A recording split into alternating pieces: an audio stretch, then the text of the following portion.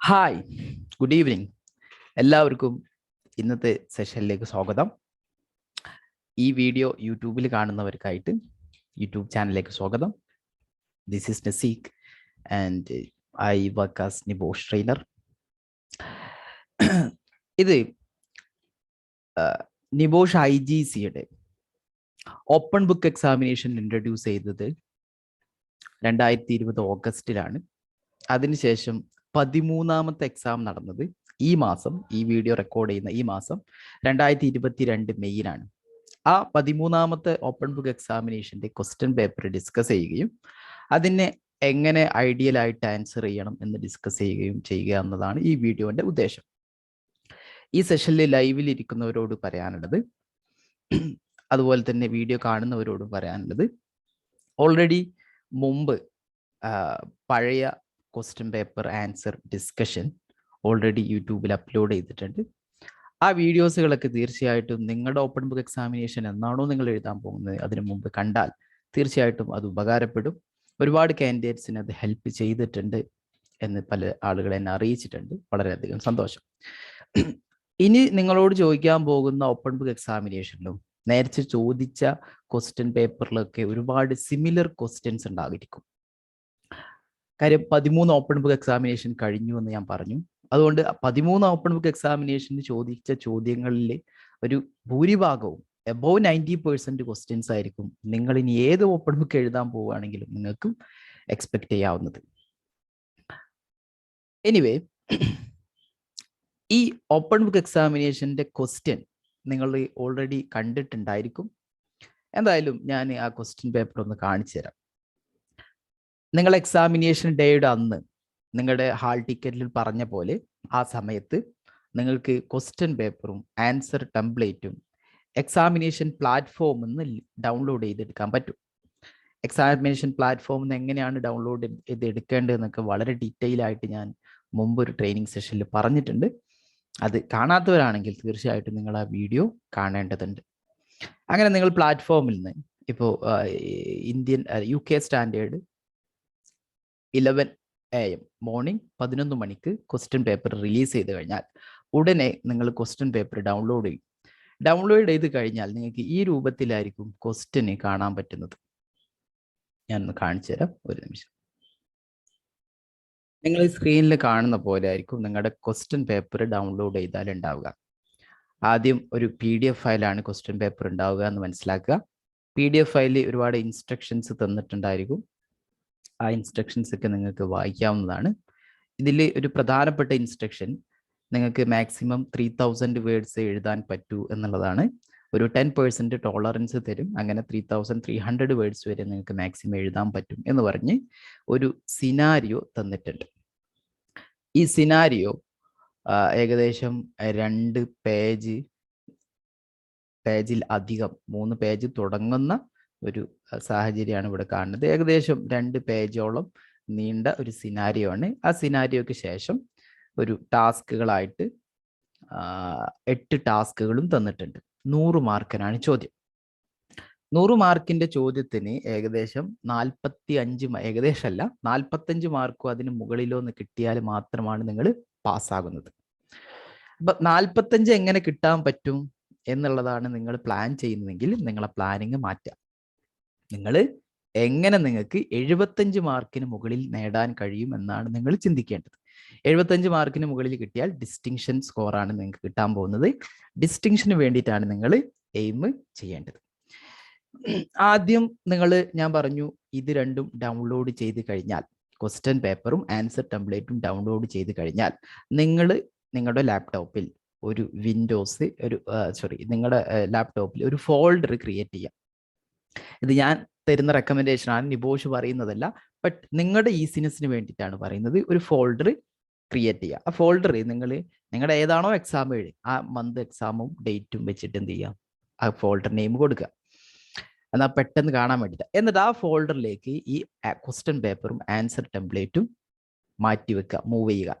എന്നിട്ട് ഈ ആൻസർ ടെംപ്ലേറ്റിന്റെ പേര്, അത് ഞാൻ നേരത്തെ പറഞ്ഞിട്ടുണ്ട്, പേര് എഴുതേണ്ട രൂപം ആദ്യം സർനെയിം എഴുതുക, സ്പേസ് ഇടുക, ഫോർനെയിം എഴുതുക, സ്പേസ് ഇടുക, ലേണർ നമ്പർ എഴുതുക, സ്പേസ് ഇടുക, ലേണിംഗ് പാർട്ണർ നെയിം എഴുതുക. ഈ ലേണർ നമ്പറും ലേണിംഗ് പാർട്ണർ നെയിം ഒക്കെ നിങ്ങളുടെ ഹാൾ ടിക്കറ്റ് അല്ലെങ്കിൽ നിങ്ങളുടെ കൺഫർമേഷൻ മെയിലിൽ ആ വിവരണം ഉണ്ടായിരിക്കും. അത് ആദ്യം തന്നെ സേവ് ചെയ്ത് മാറ്റി സേവ് ചെയ്യുക. അങ്ങനെ സേവ് ചെയ്തിട്ടില്ലെങ്കിൽ നിങ്ങൾ കുറച്ചൊക്കെ എക്സാം എഴുതി തുടങ്ങും, പിന്നെ നിങ്ങളത് ആ കാര്യം മറന്നു പോകും. ആ കാര്യം മറന്നുപോയാൽ പിന്നെ അവസാന മൊമെന്റിലായിരിക്കും ഇനി എന്താ ചെയ്യേണ്ടത്, ഇതിങ്ങനെ പേര് എഴുതേണ്ടത്. ആ സമയത്തേക്ക് നിങ്ങളുടെ ടൈം ഉണ്ടാവില്ല, നിങ്ങൾ ആകെ പാനിക്കായിട്ട് മാറിയിട്ടുണ്ടാവും.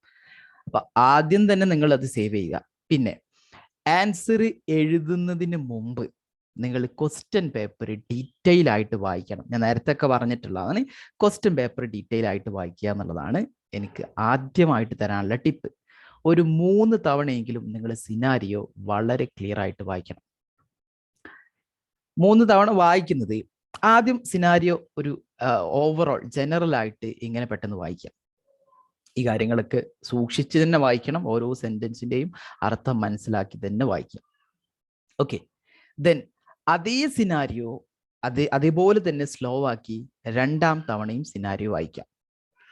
ദെൻ 2ാം തവണ സിനാരിയോ വായിച്ചതിന് ശേഷം നിങ്ങൾ ക്വസ്റ്റ്യനിലേക്ക് നോക്കിയാൽ മതി. ഒന്നും കൂടി പറയാം, 2ാം തവണ സിനാരിയോ വായിച്ചതിന് ശേഷം ക്വസ്റ്റ്യനിലേക്ക് നോക്കിയാൽ മതി. അല്ലെങ്കിൽ നിങ്ങൾ ക്വസ്റ്റ്യനിലേക്ക് ആദ്യം തന്നെ നോക്കിയാൽ നിങ്ങൾ സിനാരിയോന്റെ ഒരു വലിയ ഭാഗം മറന്നുപോകും. കാര്യം നിങ്ങളുടെ ആൻസർ ബയസ്ഡ് ആയിരിക്കും. നിങ്ങളുടെ ചിന്ത ക്വസ്റ്റ്യൻ എന്താണോ ഫോക്കസിൽ മാത്രമായിരിക്കും സിനാരിയോ എന്ന് കണ്ടന്റ് എടുത്ത് എഴുതുക. അപ്പൊ ആദ്യം സിനാരിയോ ക്ലിയർ ആയിട്ട് വായിക്കുക, 2ാം വട്ടം സിനാരിയോ ക്ലിയർ ആയിട്ട് വായിക്കുക, എന്നിട്ട് ക്വസ്റ്റ്യനിലേക്ക് നോക്കാം. ക്വസ്റ്റ്യനിലേക്ക് നോക്കുമ്പോൾ ക്വസ്റ്റ്യന്റെ ഏകദേശ ധാരണ നിങ്ങൾക്ക് കിട്ടും. ഓക്കെ, അങ്ങനെ ധാരണ കിട്ടിയതിന് ശേഷം 3ാമത് സിനാരിയോ വായിക്കാം. 3ാമത് സിനാരിയോ വായിക്കുമ്പോൾ ഈ ക്വസ്റ്റ്യനിൽ ഇപ്പോൾ 1ാമത്തെ ക്വസ്റ്റ്യൻ ഇങ്ങനെ പറഞ്ഞു, ഈ ക്വസ്റ്റ്യനിൽ ചിലപ്പോൾ നമുക്ക് ഈ സിനാരിയോയിൽ നിന്ന് ഇൻഫർമേഷൻ എടുത്ത് ആൻസറിൽ എഴുതാനുള്ള സാഹചര്യങ്ങൾ ഉണ്ടാകും. അത് ഏതൊക്കെയാണെന്ന് മനസ്സിലാക്കുക. അതായത് സിനാരിയോയിൽ നമുക്ക് ഇമ്പോർട്ടൻ്റ് ആണ് എന്ന് തോന്നുന്ന, നമ്മുടെ ആൻസറിൽ എവിടെയെങ്കിലും നമ്മൾ ഉപയോഗിക്കുമെന്ന് തോന്നുന്ന ഭാഗങ്ങളൊക്കെ ഒന്ന് ഹൈലൈറ്റ് ചെയ്ത് വെക്കുക 3ാം തവണ സിനാരിയോ വായിക്കുമ്പോൾ. അത് എന്തിനാന്ന് വെച്ചാൽ, അപ്പൊ നിങ്ങൾക്ക് ഇപ്പോൾ ഈസി ആയിട്ട് തോന്നുമെങ്കിലും നിങ്ങളുടെ നിങ്ങളുടെ ആൻസറിൽ സിനാരിയോ വ്യക്തമായിട്ട് നിൽക്കണം. ഇപ്പോൾ ഈ ലൈവിലിരിക്കുന്നവരും ഈ വീഡിയോ ഇനി കാണാൻ പോകുന്നവരൊക്കെ പലരും റീസിറ്റ് കാൻഡിഡേറ്റ്സ് ആണ്. റീസിറ്റ് കാൻഡിഡേറ്റ് ആയത് എന്ത് കാരണമാണ്? ഒന്ന്, ഈ എക്സാമിനേഷന്റെ അസസ്മെന്റിന്റെ രീതി മനസ്സിലാക്കാത്തതുകൊണ്ടാണ്. ഈ നിബോഷ് IGC എക്സാമിനേഴ്സ് അസസ് ചെയ്യുന്ന രീതി നിങ്ങളുടെ ലേണിംഗ് ഒബ്ജക്റ്റീവ്സും നിങ്ങൾക്ക് തന്ന സിനാരിയോയും ഉണ്ടോ എന്നുള്ളതാണ് നിങ്ങളുടെ ആൻസർ പേപ്പറിൽ നോക്കുന്നത്. ഈ 2 കാര്യം അതിലില്ലെങ്കിൽ നിങ്ങൾ ഇനി എത്ര നന്നാക്കി എഴുതിയിട്ടും കാര്യമില്ല. നിങ്ങൾ വലിയ വലിയ സേഫ്റ്റി റിസർച്ചുകൾ നടത്തിയിട്ട് ആൻസർ എഴുതിയിട്ടും കാര്യമില്ല. നിങ്ങൾക്ക് ഓപ്പൺ ബുക്ക് ആയത് കാരണം ഒരുപാട് റിസോഴ്സസുകൾ ഓൺലൈൻ ഉണ്ടാവും, പക്ഷെ നിങ്ങൾക്ക് പാസ്സാകാനുള്ള മാർക്ക് കിട്ടില്ല. പാസ്സാകാനുള്ള മാർക്ക് കിട്ടണമെന്നുണ്ടെങ്കിൽ നിങ്ങൾ പഠിച്ച ലേണിംഗ് ഒബ്ജക്റ്റീവ്സ് നിങ്ങളുടെ ഈ സിനാരിയോയിൽ അപ്ലൈ ചെയ്യണം. ആ അപ്ലിക്കേഷൻ കിട്ടണമെന്നുണ്ടെങ്കിൽ നിങ്ങൾ എന്ത് ചെയ്യണം? ഞാൻ ഈ പറയുന്ന പോലെ ഹൈലൈറ്റ് ചെയ്യാൻ ശ്രമിക്കണം. എങ്ങനെ ഹൈലൈറ്റ് ചെയ്യണം എന്ന് ചോദിച്ചാൽ, നിങ്ങൾക്ക് ഇപ്പോൾ നിങ്ങളുടെ കയ്യിൽ ഈ സോഫ്റ്റ് കോപ്പി ആണുള്ളത്, പ്രിന്റ് ചെയ്യാൻ ഓപ്ഷൻ ഉള്ളത്. ഇപ്പോൾ കുറേ ആളുകൾ ഓഫീസിൽ ഇരുന്നിട്ടാണ് വർക്ക് ചെയ്യുന്നത് അല്ലെങ്കിൽ എക്സാം എഴുതുന്നത്. അങ്ങനെയാണെങ്കിൽ നിങ്ങൾ പ്രിന്റ് ചെയ്ത് ഒരു ഹൈലൈറ്റർ ഉപയോഗിച്ച് ഹൈലൈറ്റ് ചെയ്താൽ അതാണ് ഏറ്റവും ഈസിയസ്റ്റ് മെത്തേഡ്. നിങ്ങൾക്ക് പിന്നെ അത് ഒരു ഹാർഡ് കോപ്പി ഉണ്ടെങ്കിൽ ഈസി ആയിട്ട് വായിക്കാനായിട്ട് പറ്റും. അതാണ് ഞാൻ റെക്കമെൻഡ് ചെയ്യുന്നത്. ഇനി ഇപ്പം നിങ്ങൾക്ക് പ്രിന്ററോ കാര്യങ്ങളോ ഇല്ലെങ്കിൽ നിങ്ങൾ പ്രിന്ററും തിരഞ്ഞ് അല്ലെങ്കിൽ എവിടുന്ന് ഇത് പ്രിന്റ് ചെയ്യാൻ തിരഞ്ഞു പോകാൻ പറ്റുമെന്ന് അറിഞ്ഞ് നിങ്ങൾ കുറേ സമയമൊന്നും കളയണ്ട. നിങ്ങൾക്ക് എന്ത് ചെയ്യാം, നിങ്ങളുടെ ലാപ്ടോപ്പിൽ ഈ PDF വ്യൂവർ ഉണ്ടെന്നുണ്ടെങ്കിൽ, അഡോബി റീഡർ ഉണ്ടെന്നുണ്ടെങ്കിൽ അതിൽ തന്നെ ഹൈലൈറ്റ് ചെയ്യാനുള്ള ഓപ്ഷൻ ഉണ്ട്. അപ്പം നിങ്ങൾ ഒരു സിസ്റ്റമാറ്റിക് ആൻസർ എഴുതണമെന്നുണ്ടെങ്കിൽ ഐ റെക്കമെൻഡ് നിങ്ങളത് ഹൈലൈറ്റ് ചെയ്യണം ഓരോ ഭാഗങ്ങളും. ഹൈലൈറ്റ് ടൂൾ ഇവിടെ എൻ്റെ അഡോബി റീഡറിൻ്റെ ടൂൾ ബോക്സ് നിങ്ങൾക്ക് കാണാൻ പറ്റും. ഇതിൻ്റെ മുകളിൽ ഇവിടെ ഹൈലൈറ്റർ ടൂൾ കാണാൻ പറ്റും. അത് ക്ലിക്ക് ചെയ്തിട്ട് ഏത് ഭാഗമാണോ എനിക്ക് തോന്നുന്നത് അത് ഞാൻ നെക്സ്റ്റ് ഉപയോഗിക്കേണ്ടി വരും എന്നുള്ളത്, ആ ഭാഗം ഞാൻ എന്ത് ചെയ്യുന്നു, ഇങ്ങനെ ഹൈലൈറ്റ് ചെയ്യുന്നു. ഇതാണ് നിങ്ങൾ 3ാമത്തെ തവണ സിനാരിയോ വായിക്കുമ്പോൾ ചെയ്യാനുള്ള കാര്യം. അങ്ങനെ ഒരുപാട് കാര്യം നിങ്ങൾ ഇങ്ങനെ ഹൈലൈറ്റ് ചെയ്തു വന്നു. ഓക്കെ, എന്നിട്ട് വീണ്ടും ഇനി ഓരോ ക്വസ്റ്റ്യനിലേക്ക് വരും. ആ 1ാമത്തെ ക്വസ്റ്റ്യൻ വായിക്കും. 1ാമത്തെ ക്വസ്റ്റ്യൻ വായിച്ച് അത് ഏത് ലേണിംഗ് ഒബ്ജക്റ്റീവ്സിന്റെ അണ്ടറിലാണ് ആ ചോദ്യം ചോദിക്കുന്നതെന്ന് മനസ്സിലാക്കും. അതാണ് നിങ്ങളുടെ ആദ്യത്തെ ടാസ്ക്. അത് ഏത് ലേണിംഗ് ഒബ്ജക്റ്റീവിന്റെ അണ്ടറിലാണെന്ന് മനസ്സിലാക്കണമെന്നുണ്ടെങ്കിൽ എല്ലാ ലേണിംഗ് ഒബ്ജക്റ്റീവ്സിനെ കുറിച്ച് നിങ്ങൾക്ക് ഐഡിയ ഉണ്ടാവണം. 1 മുതൽ 4 വരെയുള്ള എലമെന്റിലെ എല്ലാ ലേണിംഗ് ഒബ്ജക്റ്റീവ്സിനെ കുറിച്ചും നിങ്ങൾക്ക് ഐഡിയ ഉണ്ടാവണം. സോ ഒന്നാമത്തെ ക്വസ്റ്റ്യൻ നോക്കും, ഇത് ഈ ലേണിംഗ് ഒബ്ജക്റ്റീവ്സിൽ ഈ ഭാഗത്താണ് ടെക്സ്റ്റ് ബുക്കിൽ പറയുന്നത്. ഓക്കെ, അപ്പോൾ ആ ടെക്സ്റ്റ് ബുക്ക് ഒന്നുകൂടെ നിങ്ങൾ ആ ഭാഗം ഒന്ന് റെഫർ ചെയ്യും. എന്നിട്ട് വീണ്ടും സിനാരിയോയിൽ നമ്മൾ ഹൈലൈറ്റ് ചെയ്ത ഭാഗങ്ങളിലൂടെ കടന്നു പോകും. ഏതൊക്കെ ഉപയോഗിക്കാൻ പറ്റും. കാര്യം എല്ലാ സിനാരിയോയിലും ഈച്ച് ആൻഡ് എവരി പോയിന്റിലേക്ക് കടന്നു പോകാൻ നമുക്ക് അത്ര സമയം ഉണ്ടാവില്ല, അല്ലെങ്കിൽ അത്ര നമുക്ക് ആവശ്യം ഉണ്ടാവില്ല പലതും. സോ ഹൈലൈറ്റ് ചെയ്ത ഭാഗങ്ങളിലൂടെ എന്ത് ചെയ്യും, കടന്നു പോകും. ഹൈലൈറ്റ് ചെയ്യുന്ന ഓൾമോസ്റ്റ് എല്ലാ ആവശ്യമുള്ള കാര്യങ്ങളും പെട്ടെന്ന് ക്യാച്ച് ചെയ്യാൻ വേണ്ട രൂപത്തിലാണ് ഹൈലൈറ്റ് ചെയ്യേണ്ടത്. ഹൈലൈറ്റ് ചെയ്ത ഭാഗങ്ങൾ കടന്നുപോയി ഏതൊക്കെയാണ് ആവശ്യം വരുന്ന പോയിന്റ്സുകൾ എന്ന് മനസ്സിലാക്കി, ടെക്സ്റ്റ് ബുക്കിന് ഏതൊക്കെ കാര്യങ്ങളാണ് ഇവിടെ ഉപയോഗിക്കാൻ പറ്റുന്നത് മനസ്സിലാക്കി, ദെൻ ചെറിയൊരു ആൻസർ പ്ലാൻ ഉണ്ടാക്കും. ചെറിയൊരു ആൻസർ പ്ലാൻ എന്ന് പറഞ്ഞാൽ അത് നിങ്ങൾ പ്ലാൻ ചെയ്തുണ്ടാക്കണം. വെറുതെ അങ്ങനെ എഴുതി തുടങ്ങി അതൊരു പ്ലാനായി മാറില്ല വേണ്ടത്. ഒന്ന് സ്ട്രക്ചർ ചെയ്യണം. ഞാൻ ആദ്യം ഇത് എഴുതണം എന്ന രൂപത്തിൽ എന്ത് ചെയ്യാം, ആൻസർ ഉണ്ടാക്കണം. ഈ ആൻസർ പ്ലാൻ ഉണ്ടാക്കുന്ന സമയത്ത് പ്രത്യേകം ശ്രദ്ധിക്കാനുള്ള കാര്യം, ഈ ആൻസർ പ്ലാൻ IG1 അസസർ എങ്ങനെയാണ് അസസ് ചെയ്യാൻ പോകുന്നത് എന്ന് ചിന്തിച്ചിട്ടായിരിക്കണം. അസസേഴ്സിന് നിങ്ങളുടെ ആൻസറിൽ ഏതൊക്കെ പോയിന്റ് ഉണ്ടായിരിക്കണം, അതിന് എത്ര മാർക്ക് വേണം എന്ന് നേരത്തെ നിബോഷ് പറഞ്ഞു കൊടുത്തിട്ടുണ്ടായിരിക്കും. ആ പോയിന്റ് ലേണിംഗ് ഒബ്ജക്റ്റീവ്സിന്റെ അണ്ടറിൽ വരുന്ന പോയിന്റ് ഓരോന്നിനും ഓരോ മാർക്ക് കിട്ടും. ഓരോ ഡിസ്റ്റിങ്ക്റ്റ് പോയിന്റിനും ഓരോ മാർക്ക് കിട്ടും. അപ്പം നിങ്ങളുടെ ആൻസറിൽ ഈ ഓരോ ഡിസ്റ്റിങ്ക്റ്റ് പോയിന്റ്സുകൾ അത് കൺസൈസ് ആയി അത് ആക്യുറേറ്റ് ആയിട്ട് എഴുതണം. അപ്പോഴാണ് നിങ്ങൾക്ക് ഒരു മാർക്ക് കിട്ടുന്നത്. ചുരുക്കി പറഞ്ഞാൽ 5 മാർക്കിന്റെ ഒരു ചോദ്യമാണെന്നുണ്ടെങ്കിൽ നിങ്ങൾ 5 പോയിന്റ്സുകൾ ആൻസർ പേപ്പറിൽ എഴുതിയിരിക്കണം. എങ്ങനെ 5 പോയിന്റ്സുകൾ എഴുതുക? അത് വളരെ ഷോർട്ടാക്കി വളരെ കൺസൈസ് ആക്കി 5 പോയിന്റ്സുകൾ എഴുതിയാൽ മതി. 5 എന്നുള്ളത് നമ്മൾ ഒന്നും കൂടി റിലാക്സ് ചെയ്തിട്ട് ഒരു 6-7 പോയിന്റ്സുകൾ നിങ്ങൾ ഈ ബുള്ളറ്റിൻ പോയിന്റ്സ് ആക്കി എഴുതിയാൽ മതി ആൻസർ. ഞാൻ നേരത്തെ ഒക്കെ പറഞ്ഞിരുന്നു, നിങ്ങൾക്ക് ഒന്നുകിൽ ബുള്ളറ്റിൻ പോയിന്റ്സ് ആക്കാം അല്ലെങ്കിൽ പാരഗ്രാഫ് ആക്കാം. ബട്ട് ഞാൻ മിക്ക ക്വസ്റ്റ്യനിലും നമുക്ക് ബുള്ളറ്റിൻ പോയിന്റ്സ് ആക്കുന്നതാണ് ഈസി, കൺവേ ചെയ്യാൻ ഈസി എന്നൊക്കെ പറഞ്ഞിരുന്നു. ഇനി ഞാൻ പറയാണ്, നിങ്ങൾ എല്ലാം ബുള്ളറ്റിൻ പോയിന്റ്സ് ആക്കി എഴുതിക്കോളൂ. അതാണ് എക്സാമിനറുടെ ഈസി. എക്സാമിനർക്ക് നോക്കാൻ അതാണ് ഈസി.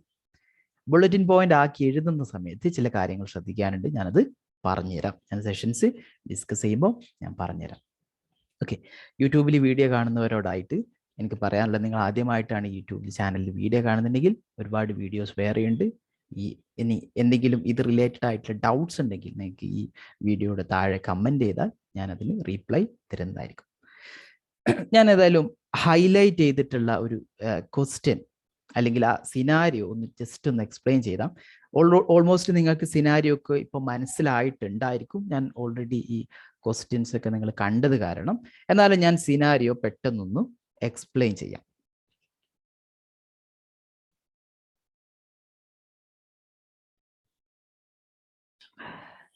ഒരു സിനാരിയോ ഞാൻ പെട്ടെന്നൊന്ന് ഹൈലൈറ്റ് ചെയ്തിട്ട് പെട്ടെന്നൊന്ന് വായിക്കാം. ഓൾറെഡി നിങ്ങൾക്ക് സിനാരിയോ അറിയാവുന്നതാണ്, എന്നാലും ആ സിനാരിയോയെ അപ്രോച്ച് ചെയ്യേണ്ട രീതിയൊക്കെ ഒന്ന് മനസ്സിലാക്കാൻ വേണ്ടിയിട്ടാണ് ഞാനിത് പറയുന്നത്. നിങ്ങൾ ഒരു ഷിഫ്റ്റ് സൂപ്പർവൈസർ ആണ്. കമ്പനി ഒരു ചീസ് സ്പെഷ്യലിസ്റ്റ് കമ്പനിയാണ്. ചീസ് വർക്ക് പബ്ലിക്കിനും അതുപോലെ തന്നെ ചില ഷോപ്പുകൾക്കും റീറ്റെയിൽ ഷോപ്പുകൾക്കും ചീസ് സെല്ല് ചെയ്യുന്നുണ്ട്. അതുപോലെ തന്നെ ചീസ് ലാർജ് സൂപ്പർ മാർക്കറ്റ് ചെയിനിലും ഇത് എന്ത് ചെയ്യുന്നുണ്ട്, സെയില് ചെയ്യുന്നുണ്ട്. ചീസ് മാനുഫാക്ചറിങ് സൈറ്റ് ഒരു സ്മോൾ വില്ലേജിലാണ്. അവിടെ ഏകദേശം 180 വർക്കേഴ്സ് വർക്ക് ചെയ്യുന്നുണ്ട്. അതുപോലെ തന്നെ ഈ കമ്പനി ഏകദേശം 100 ഇയേഴ്സ് പഴക്കമുള്ള ഒരു ഫാമിലി ഓൺഡ് കമ്പനിയാണ്. ഇതൊക്കെയാണ് ആദ്യത്തെ പാരഗ്രാഫിൽ സിനാരിയോയിൽ പറഞ്ഞത്. അപ്പൊ ചെറിയൊരു വിവരണം നമുക്ക് തന്നു. ഈ സിനാരിയോ എന്ത് കമ്പനിയെ കുറിച്ചാണ് എന്ന് പറഞ്ഞു. ഇനി ആ കമ്പനിയിലുള്ള ഓരോ കാര്യങ്ങളിലേക്കും ഡീറ്റെയിൽസിലേക്ക് വരികയാണ്. The road from the main entrance to the site opens onto a large rectangular area of tarmac used as a car park, although no car park bays are marked. നമ്മുടെ ഇൻഡസ്ട്രിയുടെ ഉള്ളിലേക്കുള്ളൊരു ചിത്രം കാണിച്ചു തരികയാണ്. അവിടെ ഒരു കാർ പാർക്കിംഗ് ഏരിയ ഉണ്ട്, പക്ഷെ car parking base ഒന്നും marking ചെയ്തിട്ടില്ല. അതായത് നമ്മുടെ movement of people and vehicle എന്ന് പറഞ്ഞിട്ടുള്ള ഹസാർഡിനെ വളരെ ക്ലിയർ ആയിട്ടൊന്നും അവർ അഡ്രസ്സ് ചെയ്തിട്ടില്ല എന്നുള്ളതാണ് ആദ്യം തന്നെ പറഞ്ഞത്. കാരണം മാർക്കിംഗ് എന്നുള്ളത് അത് ഒരു പാർട്ടാണ്, സേഫ്റ്റിയുടെ പാർട്ടാണ്. Directly behind the car park area is a small office on the site shop and on the site and the on site shop. അതായത് ഒരു സ്മോൾ ഓഫീസും ഉണ്ട്, അതുപോലെ തന്നെ അവിടെ തന്നെ ഒരു എന്തുണ്ട്, ഓൺ സൈറ്റ് ഷോപ്പും ഉണ്ട്. റീറ്റെയിൽ കൊടുക്കുന്ന ഒരു ഷോപ്പും അവിടെ തന്നെ ഉണ്ട്. Behind the office and shop are 3 factory buildings. ഈ ഓഫീസിനും ഓൺ സൈറ്റ് ഷോപ്പിനും ഒക്കെ ബാക്കിൽ 3 ഫാക്ടറി ബിൽഡിങ്സ് ആണ് ഉള്ളത് എന്നുള്ളതും, and internal road leads around and to the rear of these factory buildings. ഈ ഫാക്ടറിയുടെ 3 ഫാക്ടറി ബിൽഡിങ്ങിന്റെ അടുത്തേക്ക് റോഡുകളുണ്ട്, അതിനെ ചുറ്റുന്ന റോഡുകളും അതുപോലെ അതിന്റെ ബാക്കിലേക്കും അതിന്റെ അറൗണ്ട് ആയിട്ട് അവിടേക്ക് റോഡുകളുണ്ട് എന്നാണ് പറഞ്ഞത്. One of the factory buildings contains the milk storage and treatment vessel. ഒന്നാമത്തെ ബിൽഡിങ്ങിൽ അവിടെ മിൽക്ക് സ്റ്റോറേജും ട്രീറ്റ്മെന്റ് വെസലും ആണ് ഉള്ളത് എന്നുള്ളതും. Next to this is a large single storey building housing the cheese production area, cheese maturation area and storage room. രണ്ടാമത്തെ ബിൽഡിങ്ങിൽ അവിടെ ചീസ് പ്രൊഡക്ഷൻ ഏരിയയും ചീസ് മെച്ചുറേഷൻ ഏരിയയും അതുപോലെ ആ ചീസ് മെച്ചൂർ ആയതിനു ശേഷം അത് സ്റ്റോർ ചെയ്യുന്ന ഏരിയ ആണുള്ളത്. At the rear of the site is the third factory building containing the packaging area and worker rest facilities. മൂന്നാമത്തെ ബിൽഡിങ്ങിൽ പാക്കേജിംഗ് യൂണിറ്റ് ആണ്, അതുപോലെ തന്നെ വർക്കേഴ്സിന്റെ റെസ്റ്റ് ഫെസിലിറ്റി ഉണ്ട്. അപ്പോൾ അവിടെ കുറച്ച് വെൽഫെയർ ഫെസിലിറ്റീസ് ഒക്കെ കൊടുക്കുന്നുണ്ട്. അതുപോലെ തന്നെ കമ്പനി ഒരു വെൽ സ്ട്രക്ചേർഡ് ആയിട്ടുള്ള ഇൻഫ്രാസ്ട്രക്ചർ ഒക്കെ അവിടെ ഉണ്ട് എന്നൊക്കെ മനസ്സിലായി. ഇനി മൂന്നാമത്തെ ബിൽഡിങ്ങിൽ a storage of compound exists at the rear of the site where the organizations for delivery vehicles park. അപ്പോൾ ആ ബിൽഡിങ്ങിനടുത്താണ് നമ്മുടെ കമ്പനിയുടെ 4 ഡെലിവറി വെഹിക്കിൾ ട്രക്ക് പാർക്ക് ചെയ്തിരിക്കുന്നത്. A second entrance at the rear of the site leads directly to the storage compound via a narrow access road. അതിന്റെ ബാക്കിലൂടെ വേറൊരു entrance കൂടെ ഉണ്ട്. ആ എൻട്രൻസിലേക്ക് ഡയറക്റ്റ് സ്റ്റോറേജ് ഏരിയയിലേക്ക് ഒരു നാരോ റോഡ് ഉണ്ട്, അവിടേക്കും അങ്ങനെയും എത്തിപ്പെടാനായിട്ട് പറ്റും. ഇനി അടുത്ത paragraph. The organisation operates 2 shift. 2 ഷിഫ്റ്റിലായിട്ടാണ് അവിടെ കമ്പനി റൺ ആകുന്നത്. 5 to 13, 13 to 21. അങ്ങനെയാണ് അവിടെ വർക്ക് നടക്കുന്നത്.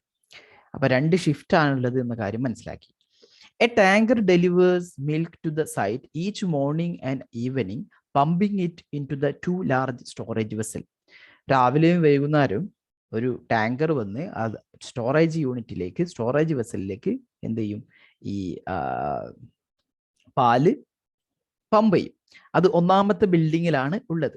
ഏതായാലും the tanker can only access the site via the main entrance due to it size. മറ്റേ ബാക്കിലൂടെ ഉള്ള റോഡ് അത് ചെറിയ റോഡാണെന്ന് പറഞ്ഞിട്ടുണ്ട്. അപ്പൊ അതിലൂടെ ടാങ്കർ വരില്ല, അത് ഫ്രണ്ട് സൈഡിലൂടെ തന്നെ വരുള്ളൂ. The organization proudly uses traditional cheese making methods that have been used for many generations. അതൊരു ഇമ്പോർട്ടൻ്റ് ആയിട്ടുള്ളൊരു കാര്യമാണ് എന്നാണ് ഞാനിവിടെ പറയാൻ ഉദ്ദേശിക്കുന്നത്. കാര്യം ഈ കമ്പനി വർഷങ്ങളായിട്ടുള്ള കമ്പനിയാണ്. ഓക്കെ, അതൊരു ഇമ്പോർട്ടൻ്റ്, അത് ഹൈലൈറ്റ് ചെയ്യേണ്ടതായിട്ടുള്ള കാര്യമാണ്.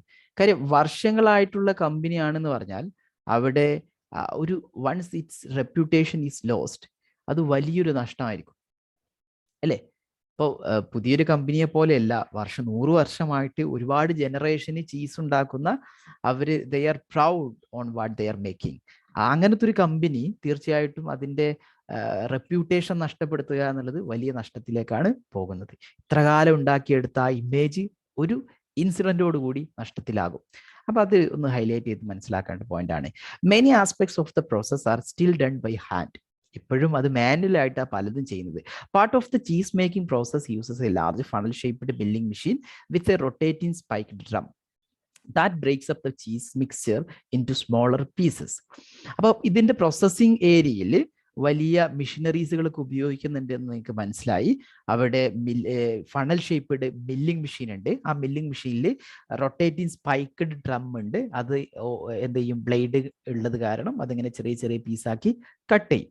Each cheese produced weighs 8 kilo and is wrapped and boxed. It is then placed on wooden racks of shelves for 10 weeks to mature.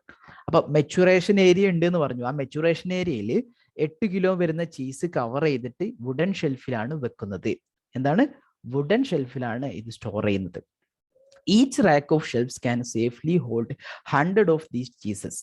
അപ്പോൾ ഓരോ ഷെൽഫും നമുക്ക് 100 ചീസസുകൾ ഹോൾഡ് ചെയ്യാൻ പാകത്തിന് സേഫ്റ്റി ലിമിറ്റ് ഉണ്ട്. അതായത് അതിൻ്റെ സേഫസ്റ്റ് ലിമിറ്റ് വെയിറ്റ് എന്ന് പറഞ്ഞത് 800 കിലോഗ്രാം ആണ് എന്നുള്ളതാണ്. കാരണം 8 കിലോ ഉണ്ട്. അങ്ങനെ 100 ചീസസ് എന്ത് ചെയ്യാൻ പറ്റും? അവിടെ സ്റ്റോർ ചെയ്യാനായിട്ട് പറ്റും. അപ്പോൾ 800 കിലോ വെയിറ്റ് താങ്ങുന്ന ഒരു വുഡൻ ഷെൽഫാണ് അവിടെ ഉള്ളത്. ഏകദേശം 10 വീക്ക് അവിടെ മെച്ചൂർ ചെയ്യാൻ വെക്കും ചെയ്യും കേട്ടോ. അതും ഒന്ന് നോട്ട് ചെയ്യണം. Following the launch of new product line, sales have been much higher than expected for the time of year. അപ്പോൾ അവിടെ ഇപ്പം ലാസ്റ്റ് വർഷത്തിനേക്കാൾ കൂടുതൽ പ്രൊഡക്ഷൻ ഉണ്ടായിട്ടുണ്ട്. കാര്യം ഒരു പ്രൊഡക്ഷൻ യൂണിറ്റ് അല്ലെങ്കിൽ ഒരു പ്രൊഡക്ഷൻ ഏരിയ പുതുതായിട്ട് ഇൻട്രൊഡ്യൂസ് ചെയ്തിട്ടുണ്ട്. അപ്പോൾ ബിസിനസ്സും കൂടിയിട്ടുണ്ട്. അപ്പോൾ ബിസിനസ് കൂടിയിട്ടുണ്ട് എന്ന് പറഞ്ഞാൽ നമ്മുടെ health and safety point of വ്യൂവിൽ തീർച്ചയായിട്ടും അവിടുത്തെ ഹെൽത്ത് ആൻഡ് സേഫ്റ്റിയും ഒരു കൺസിഡറബിളി വെല്ലാണെന്നാണ് നമ്മൾ മനസ്സിലാക്കേണ്ടത്. കാര്യം ബിസിനസ് കൂടണമെന്നുണ്ടെങ്കിൽ അതിന് കറസ്പോണ്ടൻ്റ് ആയിട്ട് ഹെൽത്ത് ആൻഡ് സേഫ്റ്റി മെഷേഴ്സും നന്നായിട്ട് ഉണ്ടായിരിക്കണം. The number of customers visiting on-site shop has increased by over 50% and a new contract has been agreed to supply another supermarket chain on a 3-month trial basis. ഇപ്പോൾ നമ്മുടെ ഒരു business growth കാണിക്കുകയാണ്. ഇപ്പോൾ last പ്രാവശ്യത്തിനേക്കാൾ 50% increment ആണ് ഇപ്പോൾ on സൈറ്റിലേക്ക് വന്നിട്ട് നമ്മുടെ ആ സ്മോൾ ഷോപ്പിലേക്ക് വന്നിട്ട് റീറ്റെയിൽ ഓരോ ആളുകൾ വാങ്ങിപ്പോകുന്നത്. അതുപോലെ തന്നെ പുതിയ സൂപ്പർ മാർക്കറ്റ് ചെയിനിലേക്കുള്ള പുതിയൊരു സപ്ലയറുമായിട്ട് നമ്മൾ കോൺട്രാക്റ്റും സൈൻ ചെയ്തിട്ടുണ്ട്. ഏതായാലും production rates is increase to ensure fulfilment of all orders. There are plans, production rate is being increased to ensure fulfillment of all orders. ഇപ്പം ഇങ്ങനെ ഒരു ബിസിനസ് ഗ്രോത്ത് ഉള്ളത് കാരണം നമുക്ക് ഒരുപാട് പ്രൊഡക്ഷൻ കൂട്ടേണ്ടതുണ്ട്. അതിൻ്റെ ഭാഗമായിട്ട് അവരെന്ത് ചെയ്യുന്നു? പ്രൊഡക്ഷൻ കൂട്ടിയിട്ടുണ്ട്. നമ്മുടെ health and safety point of വ്യൂവിൽ ഇങ്ങനെ ഒരു മേജർ ചേഞ്ച് വരികയാണെങ്കിൽ, പ്രൊഡക്ഷൻ റേറ്റ് കൂട്ടുകയാണെന്നുണ്ടെങ്കിൽ അവിടുത്തെ സിസ്റ്റം ചേഞ്ച് ചെയ്യേണ്ടതുണ്ട്. കാര്യം നിലവിലുള്ള പ്രിമൈസ് അല്ല ഇനി ഉണ്ടാകാൻ പോകുന്നത്, നിലവിലുള്ള വർക്ക് ഷെഡ്യൂളല്ല ഇനി ഉണ്ടാവാൻ പോകുന്നത്. അവിടുത്തെ വർക്ക് പാറ്റേണും പുതിയ മിഷനറീസുകളൊക്കെ ഇൻട്രൊഡ്യൂസ് ചെയ്യാൻ പോവുകയാണ്. അപ്പോൾ അതിൻ്റെ കാര്യങ്ങളൊക്കെ ഹെൽത്ത് ആൻഡ് സേഫ്റ്റി ഒക്കെ പക്ക ആയിരിക്കണം. പ്ലാനിങ്ങും സിസ്റ്റം റിവ്യൂവും ഒക്കെ ഉണ്ടായിരിക്കണം. ഏതായാലും there are plans to refurbish the rest facilities, update the storage areas and to build an extension to the production building to increase its storage capacity. നിലവിലുള്ള പ്രൊഡക്ഷൻ ബിൽഡിങ്ങിനോട് ഒരു storage capacity increase ചെയ്യാനും storage area update ചെയ്യാനും rest facilities ഒക്കെ ഒന്ന് refurbish ചെയ്യാനൊക്കെ തീരുമാനിച്ചിട്ടുണ്ട്. As a temporary solution, management have instructed workers to store cheeses closer together on the existing wooden racking, which creates room for another 50 into 88 kilo cheeses per rack of shelving. To help to meet the increase in order, an additional 30 workers have recently been employed on temporary 6-month contracts. ഈ ഒരുപാട് production ആവശ്യമായിട്ട് വന്ന സമയത്ത് അവര് എന്ത് പറഞ്ഞു? 50 more cheese അവിടെ store ചെയ്യാനായിട്ട് ആവശ്യപ്പെട്ടു. അതായത് ഇപ്പൊ നിലവിൽ 100 ചീസ് എന്താകുന്നുണ്ട്? സ്റ്റോർ ചെയ്യുന്നുണ്ട്. അതിന് പുറമെ ഒരു 50 ചീസ് കൂടിയും, അതായത് 400 കിലോഗ്രാമും കൂടെ കൂടുതൽ എന്ത് ചെയ്യാൻ? സ്റ്റോർ ചെയ്യാൻ. ഓൾറെഡി അവിടെ 800 കിലോഗ്രാം ഉണ്ട് അല്ലേ? അതിന് പുറമെ ഒരു 400 കിലോഗ്രാമും കൂടെ സ്റ്റോർ ചെയ്യാൻ പാകത്തിനാണ് എന്താ ചെയ്തത്? ഇവരോട് ആവശ്യം. 400 അല്ലല്ലോ, ഓക്കെ, 40, ഓക്കെ, 50 into 8, 400 തന്നെ അല്ലേ? 50 into 8, അതെ. സോ അപ്പോൾ നിലവിൽ എത്ര ഉണ്ടായിരുന്നത്? നിലവിൽ 800 കിലോഗ്രാം. ഇനി 400 കിലോഗ്രാം കൂടെ. അപ്പോൾ സേഫ് ലിമിറ്റിനേക്കാൾ കൂടുതലാക്കാനാണ് പറഞ്ഞത്. പക്ഷെ താൽക്കാലികമായിട്ടുള്ള അറേഞ്ച്മെന്റ് ആണ്. ബട്ട് അത് സേഫ്റ്റി പോയിന്റ് ഓഫ് വ്യൂവിൽ അതെന്താ ചെയ്യാൻ പറ്റില്ല, ഒരിക്കലും അത് ആക്സെപ്റ്റഡ് അല്ല. ഇനി to help meet the increase in orders and additional 30 workers, 30 ഒരു ടെമ്പററി കോൺട്രാക്ട് വർക്കേഴ്സിനെ കൂടെ നമ്മൾ ഹയർ ചെയ്തിട്ടുണ്ട്. അപ്പൊ അങ്ങനെയൊക്കെ ഹയർ ചെയ്യുമ്പോൾ ഒരുപാട് കാര്യങ്ങൾ ശ്രദ്ധിക്കാണ്ട്. നമുക്ക് നോക്കാം. In the production and storage areas, Experienced workers are paired up with temporary workers in a buddy system. Workplace-il buddy system ഉണ്ട്. Okay good. ബഡി സിസ്റ്റം എന്ന് പറഞ്ഞാൽ ഓരോ വർക്കർക്കും അയാളെ സൂപ്പർവൈസ് ചെയ്യാൻ ഒരു ടോപ്പ് ലെവലിലുള്ള ഒരാൾ, ടോപ്പ് ലെവൽ എന്ന് പറഞ്ഞാൽ അയാളുടെ സുപ്പീരിയർ ഉണ്ട്. This enables them to learn correct making method on the job and be able to ask any question anytime. Although cheese making recipes are formally documented, okay, അതൊരു point ആണ്. Cheese making procedure ഒക്കെ formally document ആണ്, അതായത് അതിനുള്ള safe system of work clear ആയിട്ട് ഉണ്ടാക്കിയിട്ടുണ്ട്. Most work methods are not, പക്ഷേ പല മറ്റു വർക്ക് മെത്തേഡ്സുകളും ഫോർമലി ഡോക്യുമെന്റഡ് അല്ല. അത് നെഗറ്റീവ് കാര്യമാണ്. There is a great reliance on the knowledge held by many long serving workers, all of whom are highly proficient in their roles. നമ്മുടെ company 100 വർഷം പഴക്കമുള്ളതാണ്. അതിൽ ഒരുപാട് പഴയ വർക്കേഴ്സ് ഉണ്ട്. അവരുടെ ഒരു കോമ്പിറ്റൻസി, കാര്യം അവർ വളരെ എക്സ്പീരിയൻസ്ഡ് ആണ്, അവർ വളരെ കോമ്പിറ്റന്റ് ആണ്. അത് കമ്പനിക്ക് ഒരു അസറ്റാണ്. The sites manager regularly walk around the factories. അവർ സേഫ്റ്റി ടൂറുകളൊക്കെ നടത്തുന്നുണ്ട്. എല്ലാ മോണിറ്ററിങ്ങും ആക്ടിവിറ്റീസുകളൊക്കെ ടോപ്പ് മാനേജ്മെന്റ് നടത്തുന്നുണ്ട്. And is very approachable. അവർ വെരി ആക്സസിബിൾ ആണ്. അവർക്ക് ഡൗട്ടോ അല്ലെങ്കിൽ കൺസൾട്ടേഷനൊക്കെ അവർ ചെയ്യാൻ റെഡിയാണ്. അവർ എന്താണ് നല്ല ലീഡർഷിപ്പ് കാണിക്കുന്നുണ്ട്. ഗുഡ് ലീഡേഴ്സ് ആണ് എന്നാണ് അതിന്റെ അർത്ഥം. They often talk to workers and listen to their concern. Consultation ഉണ്ട്, കമ്മ്യൂണിക്കേഷൻ ഒരു പരിധിവരെ വെർബൽ കമ്മ്യൂണിക്കേഷൻ ഉണ്ട്. Risk assessments are completed by the management with input from the workers.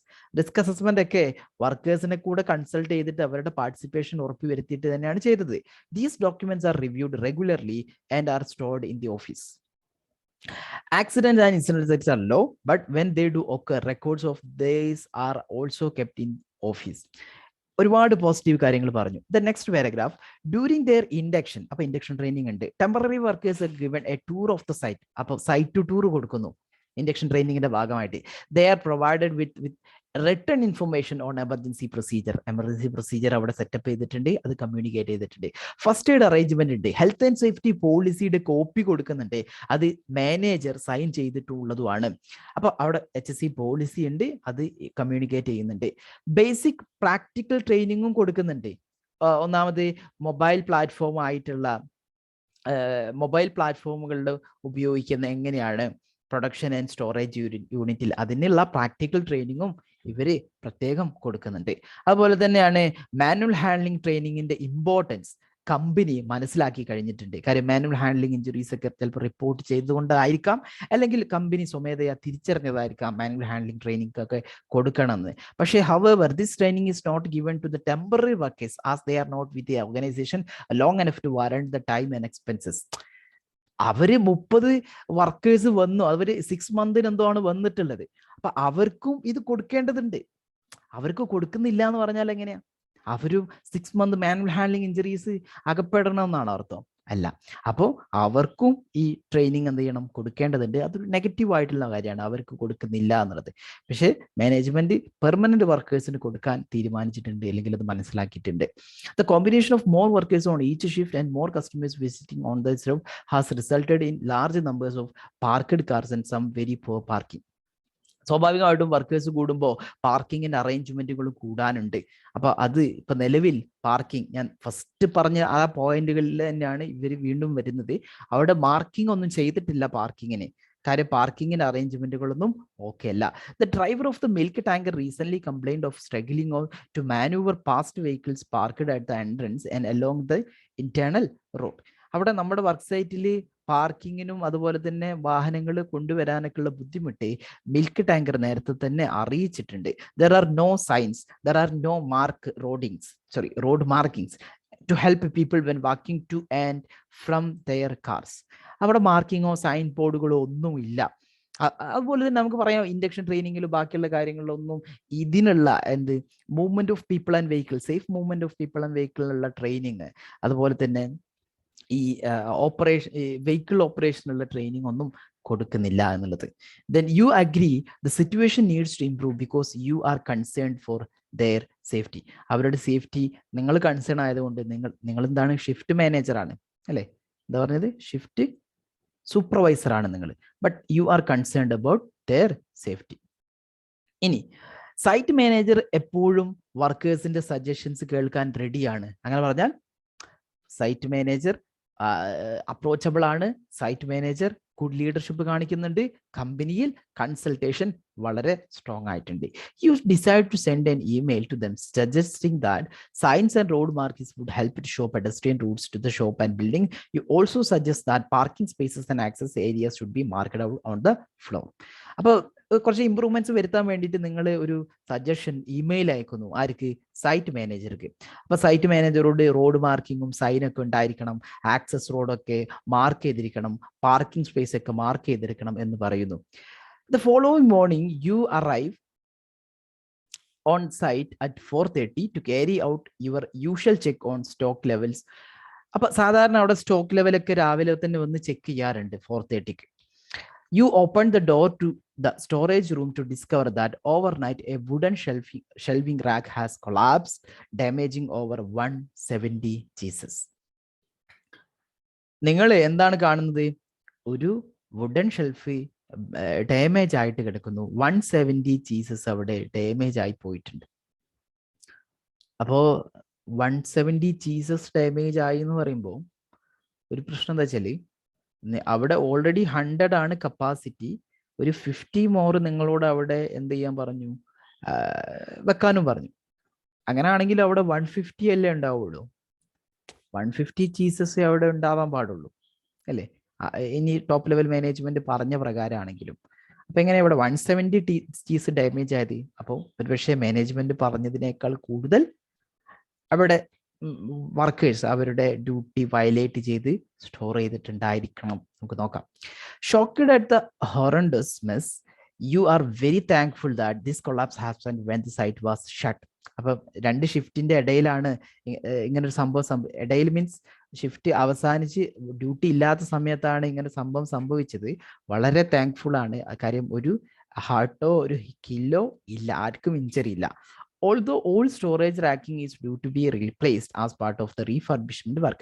അല്ലെങ്കിലും നമുക്ക് ഇതൊക്കെ ഒഴിവാക്കാനുള്ളതായിരുന്നു അല്ലെ? നമ്മൾ റീഫർബിഷ്മെന്റ് ചെയ്യാൻ തീരുമാനിച്ചതാണല്ലോ. It has been regularly inspected. മാത്രമല്ല ഈ റെഗുലർ ഇൻസ്പെക്ഷൻ ഒക്കെ നടക്കുന്നുണ്ട്. No concerns were raised at the last inspection 2 months ago. You wonder what caused this. അപ്പൊ നിങ്ങളൊരു കാര്യം ശ്രദ്ധിക്കണം.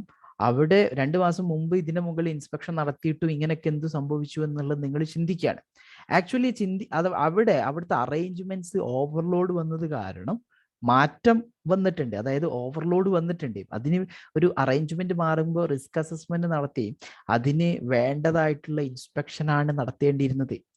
ഇപ്പോൾ അവിടെ റിസ്ക് അസസ്മെന്റ് നടത്തി അതിന് പാകത്തിലുള്ള അവിടെ അത് അൺഫിറ്റ് ആണെന്നുണ്ടെങ്കിൽ, അത്രയിലൂടെ അവിടെ വെക്കാൻ പറ്റില്ല എന്നുണ്ടെങ്കിൽ ഒരിക്കലും അതിനുള്ള പെർമിഷൻ കൊടുക്കാൻ പാടില്ലായിരുന്നു. ഇനി ഇൻസ്പെക്ഷൻ നടത്തിയിട്ടുണ്ടെന്ന് പറഞ്ഞല്ലോ. ഈ ഇൻസ്പെക്ഷൻ നടത്തിയത് പഴയ ചെക്ക് ലിസ്റ്റ് ഉപയോഗിച്ചാണ് ഇൻസ്പെക്ഷൻ നടത്തിയിരുന്നെങ്കിൽ ആ ചെക്ക് ലിസ്റ്റ് ഔട്ട്ഡേറ്റഡ് ആയിട്ടുണ്ടെങ്കിലും ഇതെന്താവാം, ഇങ്ങനൊരു ഇൻസിഡന്റ് സംഭവിക്കാം. ഏതായാലും you tell the manager immediately about the incident and they see damage for themselves. They instruct you delay the start of production to free up workers to help with the cleanup. നിങ്ങൾ പെട്ടെന്ന് മാനേജറോട് പോയി അറിയിച്ചു. Manager അവർ സ്വയം വന്ന് ഈ damage കണ്ടു. Then they instruct you. ഇപ്പൊ ഇവരൊരു ജെൻഡർ ന്യൂട്രാലിറ്റി നിങ്ങൾക്ക് കാണാനായിട്ട് പറ്റും. ഞാൻ നേരത്തെ ഒക്കെ പറഞ്ഞിട്ടാണ്.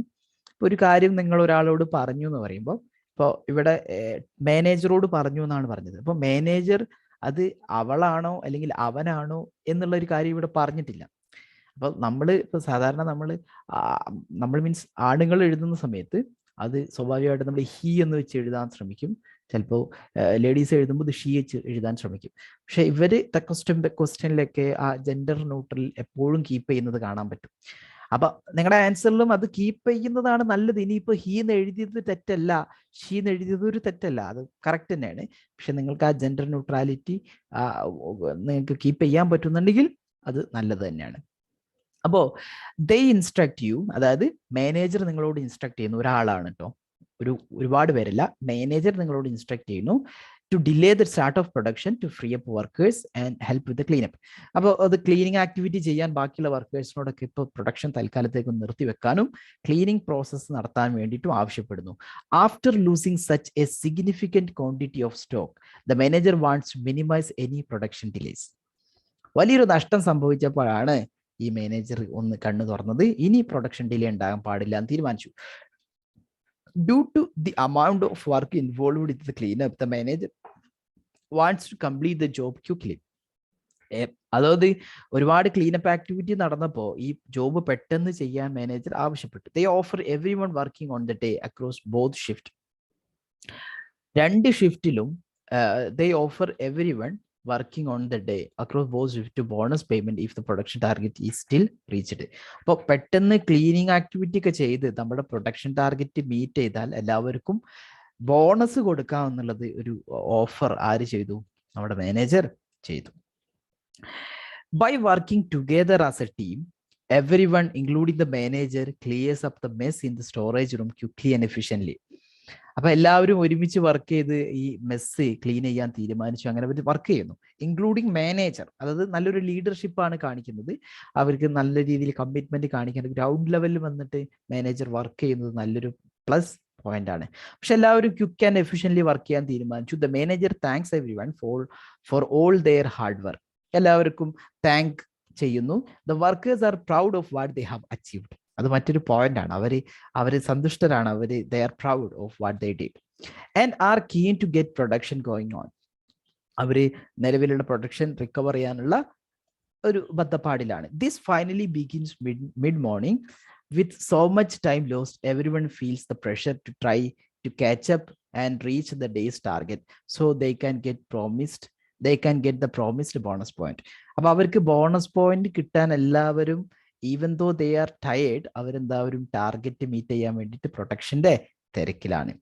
As a result of the time lost cleaning up, production continues longer than expected, meaning the separated task of cleaning the equipment is delayed. അതായത് നമ്മൾ വിചാരിച്ചതിനേക്കാൾ അപ്പുറത്തേക്ക് ഈ പ്രൊഡക്ഷൻ ടൈം മുന്നോട്ട് പോയി. അപ്പോ ഈ cleaning the equipment is delayed. ഇപ്പോൾ ഈ നോർമൽ ക്ലീനിങ് ചിലപ്പോൾ ഉണ്ടായിരിക്കും. ഇപ്പോൾ ഈ നിങ്ങൾക്ക് അറിയാൻ പറ്റും, ഈ മിൽക്ക് റിലേറ്റഡ് ആയിട്ടുള്ള ഐറ്റം ആകുമ്പോൾ നല്ല ക്ലീനിങ് വേണം. ഓരോ അതിൻ്റെ വെസൽസും ഓരോ അതിൻ്റെ പ്രോസസ്സിങ് ഏരിയയും ടാങ്കും കാര്യങ്ങളൊക്കെ വളരെ എന്താ ചെയ്യണം, നന്നായിട്ട് ക്ലീൻ ചെയ്തിരിക്കണം. അല്ലെങ്കിൽ അത് ഫുഡ് ഐറ്റം ആകുമ്പോൾ അതിനുള്ള പ്രശ്നം ഉണ്ടാകും. അപ്പൊ എന്തായാലും ഈ ക്ലീനിങ്ങും ബാക്കിയുള്ള പ്രൊഡക്ഷനൊക്കെ വിചാരിച്ചതിനേക്കാൾ അപ്പുറത്തേക്ക് എക്സ്റ്റെൻഡ് ആയിപ്പോയി. One of the new temporary workers is 17 years old and it is their first full time job. 17 വയസ്സുള്ള ഒരു വർക്കർ, യങ് വർക്കർ, അയാള് ഫുൾ ടൈം ജോബാണ് ചെയ്യുന്നത്. ആദ്യത്തെ ഫുൾ ടൈം ജോബാണ് അയാളുടെ. They have been with the organisation for just over a week, ഒരാഴ്ച ആയിട്ടുള്ളൂ. Although they are tired after such a busy shift, they are still keen to get the job done and go home. അയാള് already ഇത്ര over time ഒക്കെ എടുത്ത്, first thing young വർക്കേഴ്സിന് over time എടുക്കാൻ പാടില്ല, അത് കമ്പനി കൊടുക്കാൻ പാടില്ല. ഇനി ഓവർ ടൈം ഒക്കെ എടുത്ത് ഓൾറെഡി ടയേർഡ് ആയിട്ട് നിൽക്കുമ്പോൾ അയാൾ പെട്ടെന്ന് ജോലി ചെയ്ത് പെട്ടെന്ന് പോകാൻ വേണ്ടി കാര്യങ്ങൾ ചെയ്യാം. They decided to dismantle and clean one of the electric milling machine without the assistance of their buddy. അപ്പോ ഒരു കാര്യം, ഇപ്പോൾ നമ്മൾ വർക്ക് കഴിഞ്ഞ് ആ മില്ലിംഗ് മെഷീന് ക്ലീൻ ചെയ്യാണ്. മില്ലിംഗ് മെഷീന് ക്ലീൻ ചെയ്യുമ്പോൾ അതിൻ്റെ ഈ പാർട്സുകളൊക്കെ ഡിസ്മാൻഡിൽ ചെയ്തിട്ട് ക്ലീൻ ചെയ്യേണ്ടതുണ്ട്. അപ്പോൾ അയാൾ എന്ത് തീരുമാനിച്ചു, ഏതായാലും അയാളുടെ ബഡ്ഡി, അയാളുടെ ഒരു സുപ്പീരിയർ അയാളെ സൂപ്പർവൈസ് ചെയ്യാനും ഗൈഡ് ചെയ്യാനും എല്ലാ സമയമുണ്ട്. പക്ഷെ അയാളെ കൂട്ടാതെ തന്നെ ഇയാൾ സ്വമേധയെ, കാരണം എല്ലാ ക്ലീനിങ് ആക്ടിവിറ്റിക്ക് അയാൾ ഇപ്പോൾ സ്വമേധയെ ചെയ്തപ്പോൾ അയാൾക്ക് തോന്നി ഇതും എനിക്ക് ചെയ്യാൻ പറ്റുമെന്നുള്ളത്.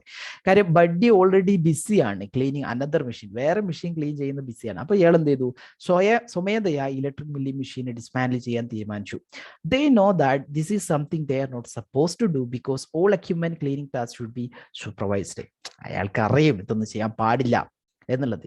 കാര്യം ഇങ്ങനത്തെ ക്ലീനിങ് ആക്ടിവിറ്റീസ് എല്ലാം സൂപ്പർവൈസ്ഡ് ആയിട്ട് മാത്രമേ ചെയ്യാൻ പറ്റൂ എന്നുള്ളത് ഇയാൾക്ക് അറിയും. സ്റ്റിൽ സ്റ്റിൽ എന്ന് പറയാൻ കാര്യം അയാളുടെ ബാഡ് ആറ്റിറ്റ്യൂഡിനാണ് കാണിക്കുന്നത്.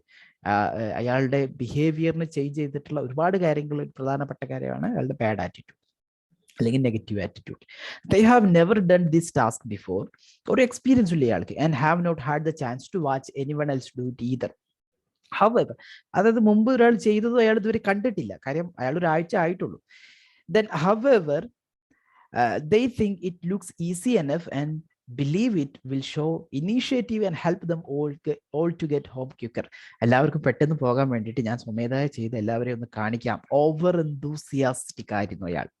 അത് മറ്റൊരു ഒരു ബിഹേവിയർ ഇൻഫ്ലുവൻസ് ചെയ്യുന്ന കാര്യമാണ്, ഓവർ എന്തൂസിയാസം. അപ്പൊ അത് കാരണം അയാൾ എന്ത് ചെയ്തു? സ്വമേധയാ ചെയ്തു. Without isolating the power, without isolating the power, അത് തന്നെ പ്രശ്നം. And standing on a chair to gain access, they lean over the side of the large funnel structure and reach inside with both hands to remove the spiked drum. ആ സ്പൈക്കഡ് drum remove ചെയ്യാൻ അയാൾ രണ്ട് കൈ ഉപയോഗിച്ച് ഒരു ചെയറിൽ കയറിയിട്ടാണ് power പോലും of ചെയ്യാതെ ഇത് എന്ത് ചെയ്യാൻ ശ്രമിക്കുന്നത്? റിമൂവ് ചെയ്യാൻ ശ്രമിക്കുന്നത്. The chair moves under their weight and as they try to regain their balance, they accidentally press on button with their knee. അപ്പൊ ചെയറിൽ കയറി ഇരുന്നിട്ട് ആ ടാങ്കിലേക്ക് ഇങ്ങനെ കുനിഞ്ഞിട്ട് ഒരു ഓവർ റീച്ചിങ് ചെയ്തിട്ടാണ് ഈ സ്പൈക്ക് ഡ്രം റിമൂവ് ചെയ്യാൻ ശ്രമിക്കുന്നത്. പെട്ടെന്ന് അയാൾ വീണു പോകുന്ന ഇടയിൽ ബാലൻസ് ചെയ്യാൻ നേരത്തെ അയാളുടെ മുട്ടുംകാല് നമ്മുടെ ഈ പ്രസ് ബട്ടൺ ഓൺ സ്വിച്ചിൽ നീങ്ങി മെഷീൻ ഓൺ ആയി. The spiked drum suddenly rotates, impaling the palm of their worker's hand. Hearing the cries of pain, several workers rush across to help. പെട്ടെന്ന് മെഷീൻ ഓൺ ആയാൽ എന്ത് ചെയ്യും? സ്പൈക്ക് ഡ്രം നമ്മുടെ cheese cut ചെയ്യാൻ വേണ്ടിയിട്ട്, ഈ cheese ചെറിയ ചെറിയ സ്മോളർ പീസ് ആക്കാനുള്ള സ്പൈക്ക് ഡ്രം ആണത്. അതിലാണ് ഇയാൾ എന്ത് ചെയ്തത്? സ്വിച്ച് ഓൺ ചെയ്തത്. കാല് ആക്സിഡന്റലി ആണെങ്കിലും അയാളുടെ കയ്യിന്റെ തോൽ എന്ത് ചെയ്ത് പോയി, സ്മോളർ പീസാക്കി മാറ്റി.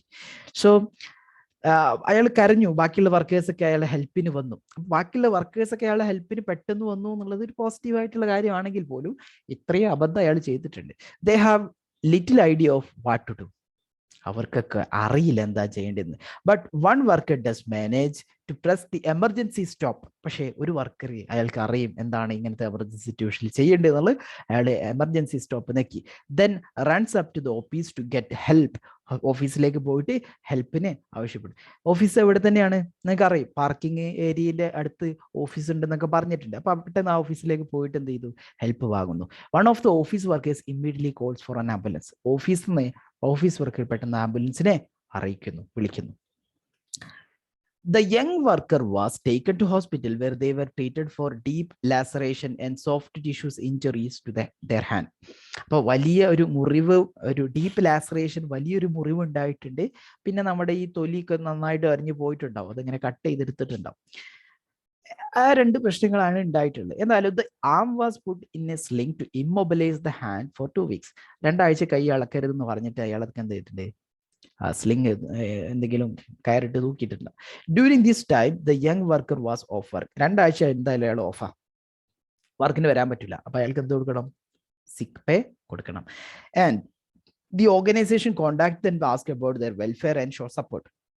പക്ഷെ ഇവരെ വിളിച്ചിട്ട്, ഈ വിക്ടിമിനെ വിളിച്ചിട്ട് അവരെ സപ്പോർട്ടും വെൽഫെയർ ഒക്കെ ഓഫർ ചെയ്തിട്ടുണ്ട്. കമ്പനി ചെയ്തിട്ടുള്ള ഒരു കാര്യമാണ്, പോസിറ്റീവ് ആയിട്ടുള്ള കാര്യമാണ്. At the same time the organization carried out an investigation into the accident. One of the main recommendation was to consider using a PTW system for all milling machine cleaning activities.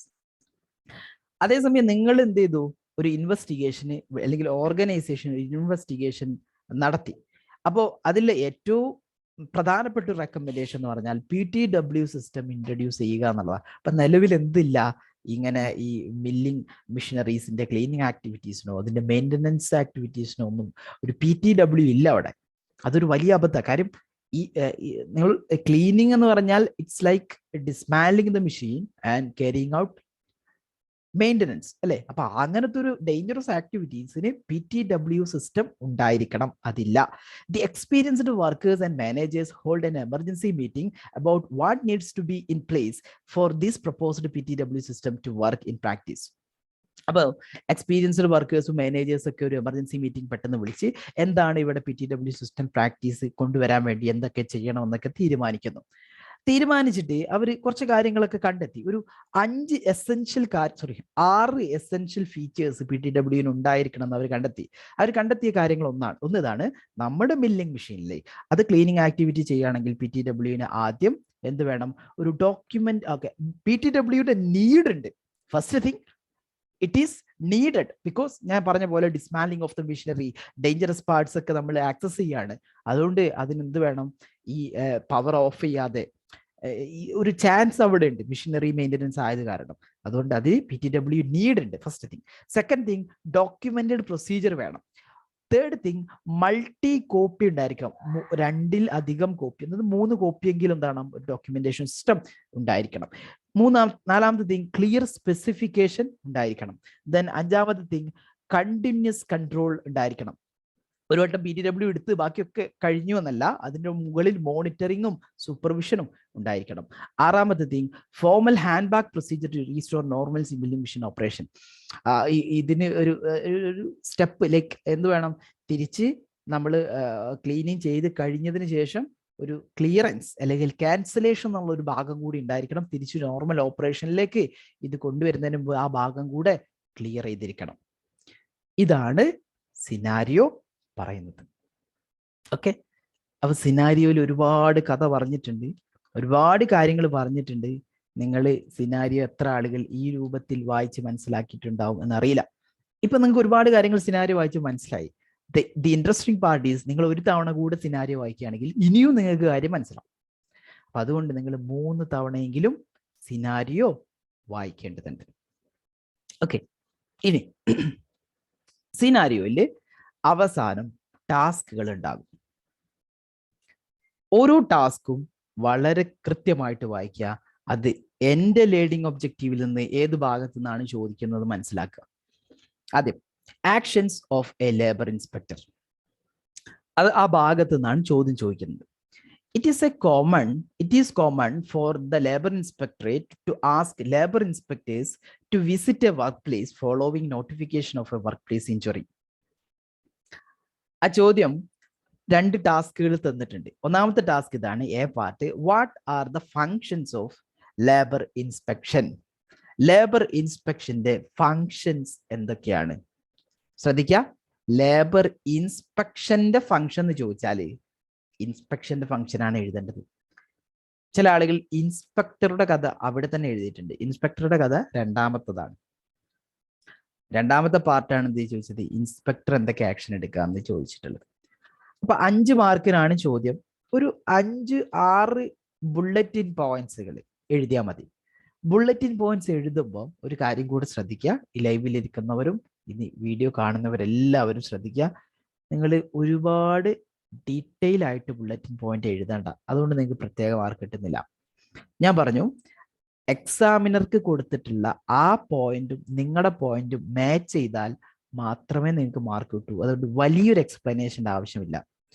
2 line മതി, 1, 1.5, 2 line, അത് മതി നിങ്ങളുടെ ഒരു point.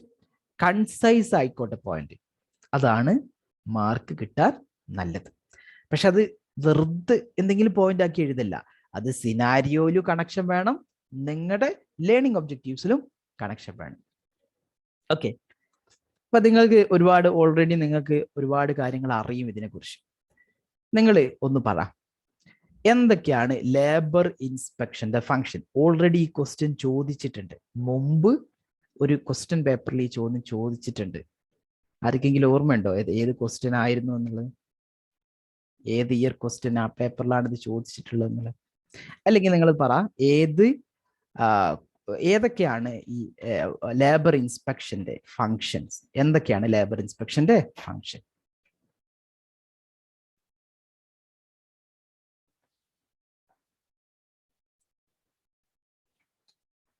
നിങ്ങൾ പറ.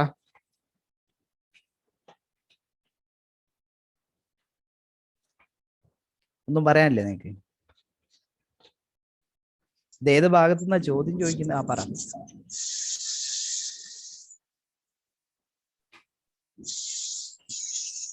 പറഞ്ഞോളൂ. Site observe ചെയ്തിട്ട് root cause മനസ്സിലാക്കുക, സൈറ്റ് ഒബ്സർവ് ചെയ്ത് കൺട്രോൾ മെഷേഴ്സ് അപ്ലൈ ചെയ്യാം. പിന്നെ കറക്റ്റ് ആണ്, പറഞ്ഞത് കറക്റ്റ് ആണ്. വേറെ എന്തൊക്കെയാണ് ലേബർ ഇൻസ്പെക്ഷന്റെ ഫങ്ഷൻസ്? റൂട്ട് കോസസുകളെ ഐഡന്റിഫൈ ചെയ്യുക, അണ്ടർലൈൻ കോസസുകളെ ഐഡന്റിഫൈ ചെയ്യുക എന്നുള്ളത് it's a part of labour inspection തന്നെയാണ്. Anything else?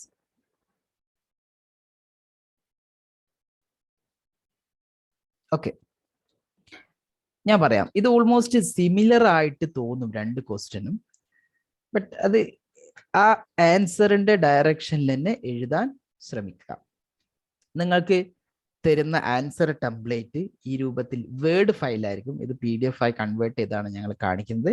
ഇവിടെ നിങ്ങൾ ലേണർ നെയിമും ലേണർ നമ്പറും ലേണിംഗ് പാർട്ണർ നെയിമും ഒക്കെ എഴുതാനുണ്ട്. അതൊക്കെ നിങ്ങൾ എഴുതുക. ദെൻ ആദ്യത്തെ ചോദ്യത്തിന് ഇങ്ങനെ ഒരു ടാബിൾ ഉണ്ടാവും. ആ ടാബിളിൽ ആൻസർ എഴുതാനുള്ളൊരു ഭാഗം ഉണ്ടാവും. ആ ഭാഗത്ത് ക്വസ്റ്റ്യൻ 1A എന്നുണ്ടാവും. ഒന്നാമത്തെ ക്വസ്റ്റ്യന്റെ A പാർട്ട് ആൻസർ എഴുതാനുള്ള ഭാഗം. അവിടെ നിങ്ങൾ ഇതിന്റെ ആൻസർ എഴുതാം. ആൻസർ എഴുതുന്ന സമയത്ത് ഫങ്ഷൻ ഓഫ് ലേബർ ഇൻസ്പെക്ഷൻ എന്നുള്ളതാണ് ചോദ്യം. ആ ഒരു കാര്യം നിങ്ങളുടെ മൈൻഡിൽ ഉണ്ടായിട്ട് ബുള്ളറ്റിൻ പോയിന്റ്സ് ആക്കി എഴുതാം.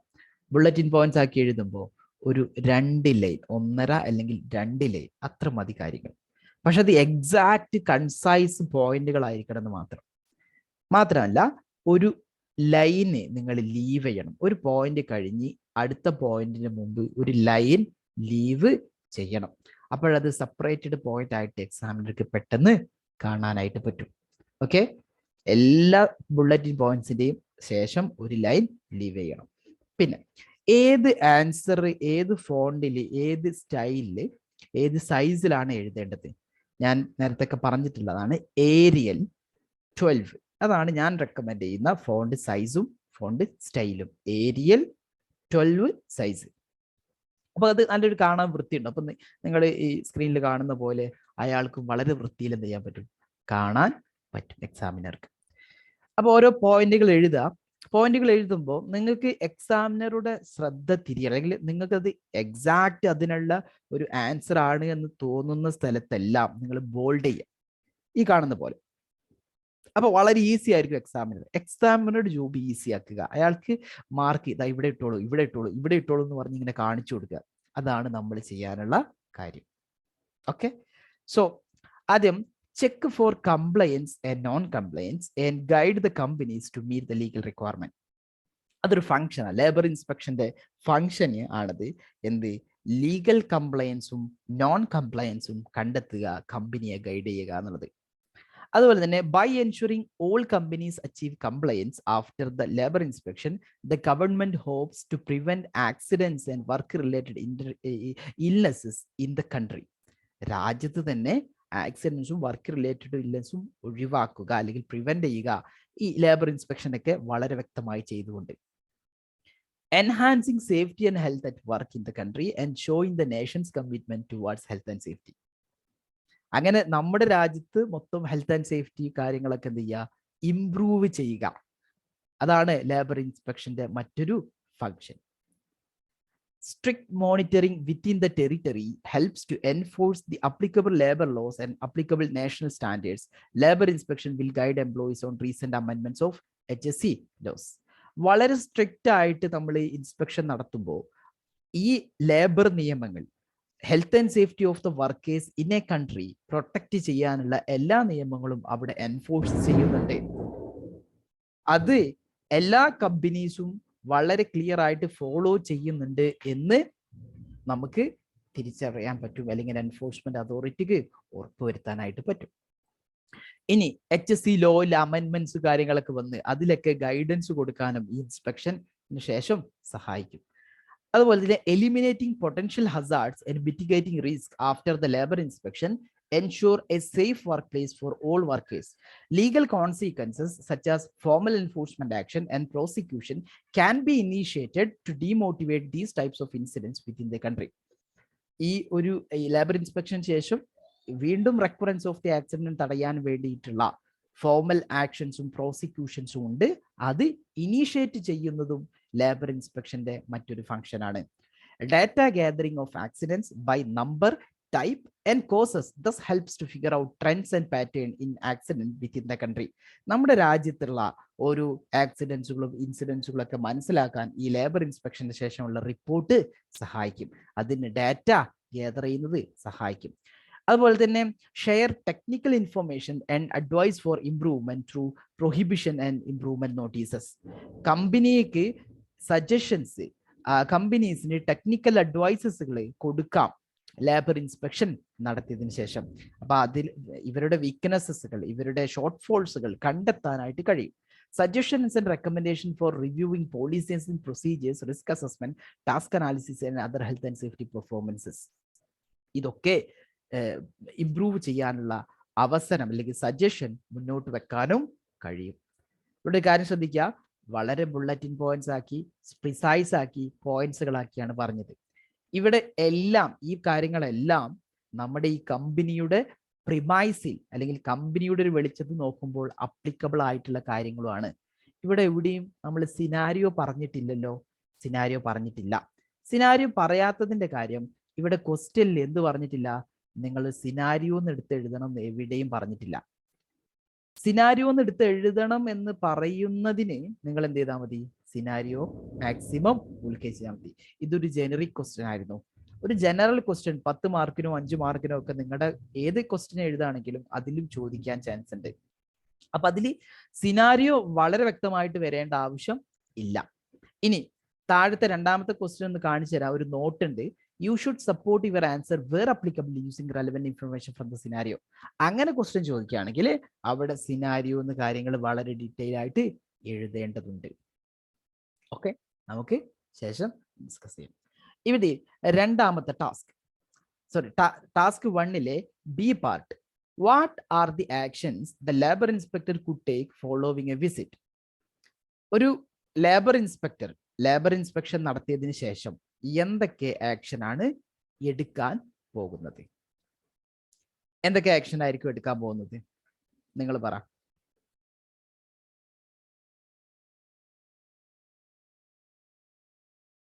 എന്തൊക്കെ ആക്ഷൻ ആണ് ഒരു ലേബർ ഇൻസ്പെക്ടർ നടത്തുന്നത്? പറഞ്ഞോളൂ.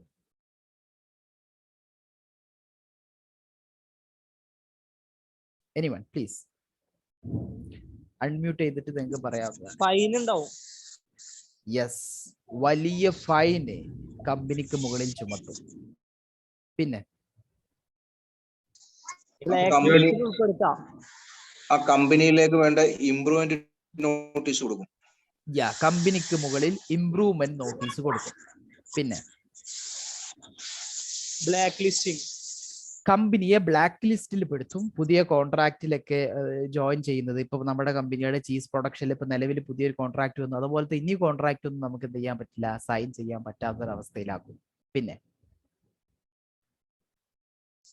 മാനേജർ, ഡയറക്ടർ തുടങ്ങിയവരെ ജയിലിൽ അടയ്ക്കാൻ സാധ്യതയുണ്ട്.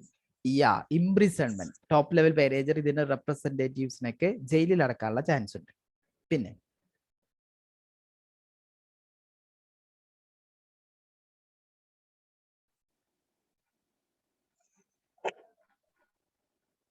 അവിടെ നടന്നിട്ടുള്ള വയലേഷൻസ് എന്തൊക്കെയാന്നുള്ള, അവിടെ ഏതൊക്കെയാണ് ലോ വയലേറ്റ് ചെയ്തിട്ടുള്ളത് എന്നുള്ളത് ഈ ഇൻസ്പെക്ടർ ചൂണ്ടിക്കാണിക്കും, പറയാവുന്നതാണ്. അയാള് എടുക്കാൻ പോകുന്ന ഒരു ആക്ഷനാണ്. പിന്നെ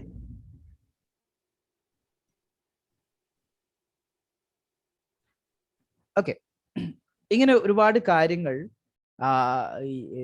ലേബർ ഇൻസ്പെക്ടർ ചെയ്യും എന്ന് നമുക്ക് പറയേണ്ടതുണ്ട്. ഇവിടെ നമുക്ക് ബുള്ളറ്റിൻ പോയിന്റ്സ് ആക്കി എഴുതാം.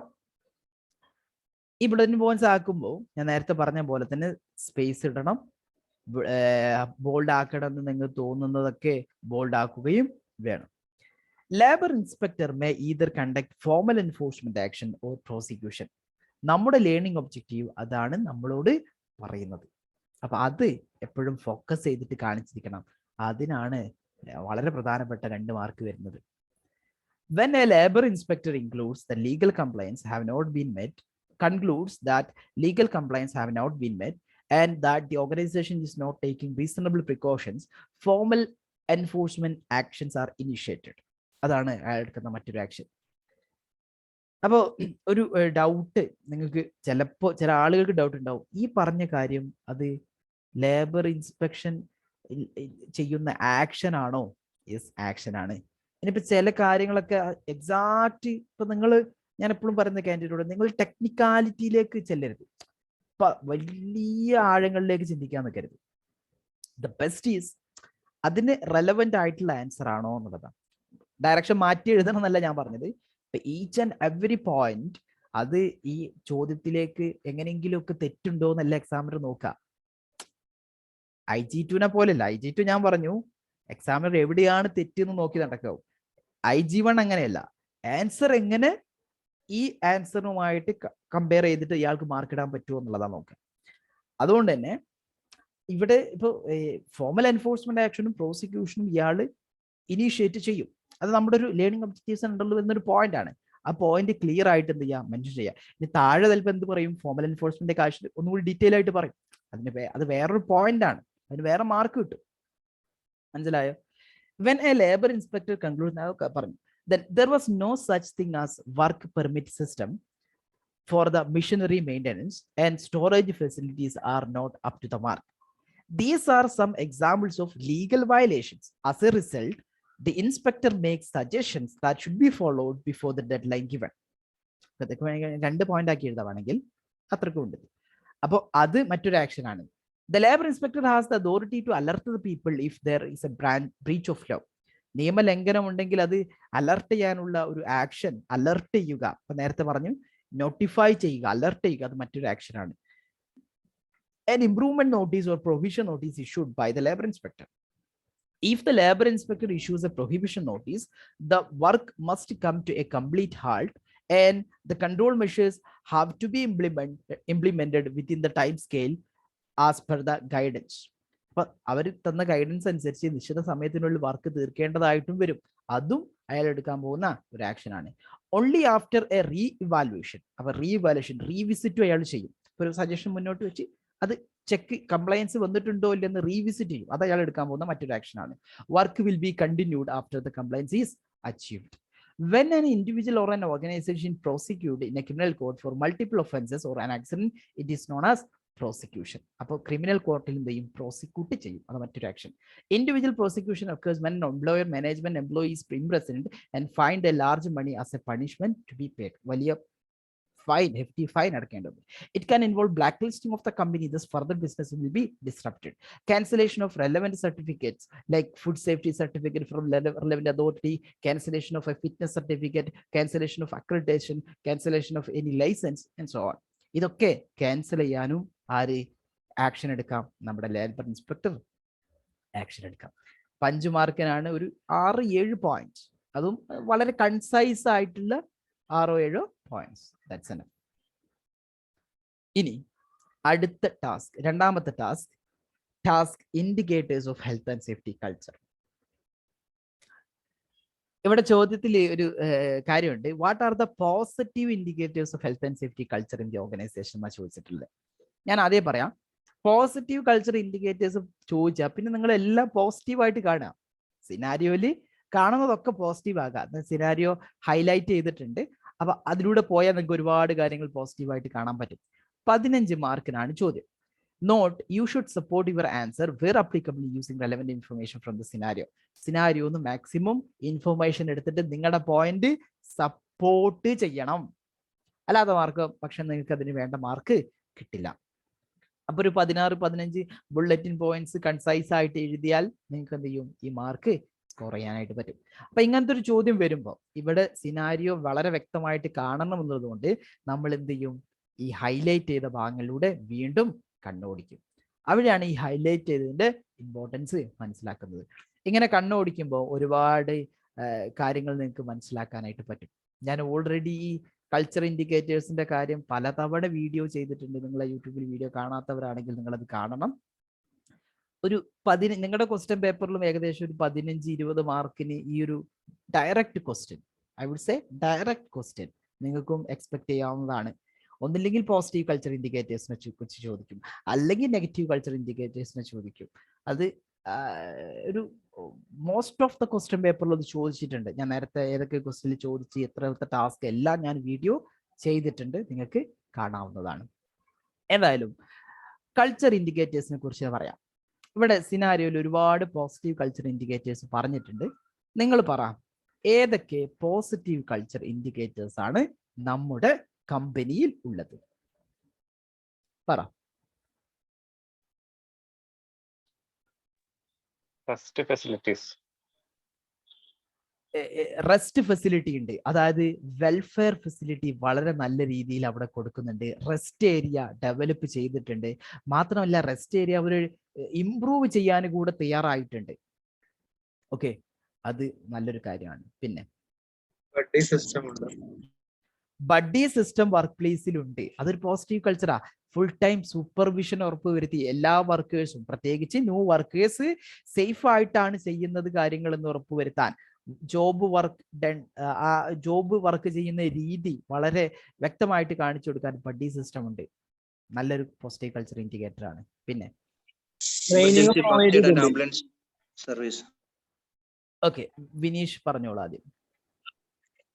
Emergency first aid and ambulance സർവീസും. എമർജൻസി അറേഞ്ച്മെന്റ്സുകളെ കുറിച്ചുള്ള ട്രെയിനിങ് കൊടുത്തിട്ടുണ്ട്. അപ്പൊ ഇങ്ങനെ ഒരു കാര്യം പറയുമ്പോൾ നമുക്ക് സിനാരിയോയുടെ ഈ ഭാഗങ്ങളിലേക്ക് പോകാം. ഇവിടെ പറയുന്നുണ്ട് എമർജൻസി പ്രൊസീജിയറുള്ള റിട്ടേൺ പ്രൊസീജിയർ അവിടെ ഉണ്ട്. ഫസ്റ്റ് ഇയർ അറേഞ്ച്മെന്റ്സിനുള്ള റിട്ടേൺ പ്രൊസീജിയർ അവിടെ ഉണ്ട്. അത് വർക്കേഴ്സിന് എന്താകുന്നത് കമ്മ്യൂണിക്കേറ്റ് ചെയ്യുന്നുണ്ട്. അത് പോസിറ്റീവ് ആയിട്ടുള്ള കാര്യമാണ്. പിന്നെ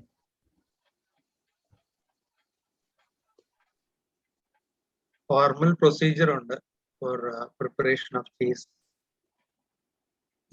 formal procedure for preparing cheese പ്രൊഡക്ഷനുള്ള ഒരു ഫോർമൽ ഡോക്യുമെന്റഡ് പ്രൊസീജിയർ അവിടെ ഉണ്ട്. ചീസ് മേക്കിംഗ് റെസിപ്പി, അത് ഒരു പോസിറ്റീവ് കൾച്ചർ ഇൻഡിക്കേറ്റർ ആണ്.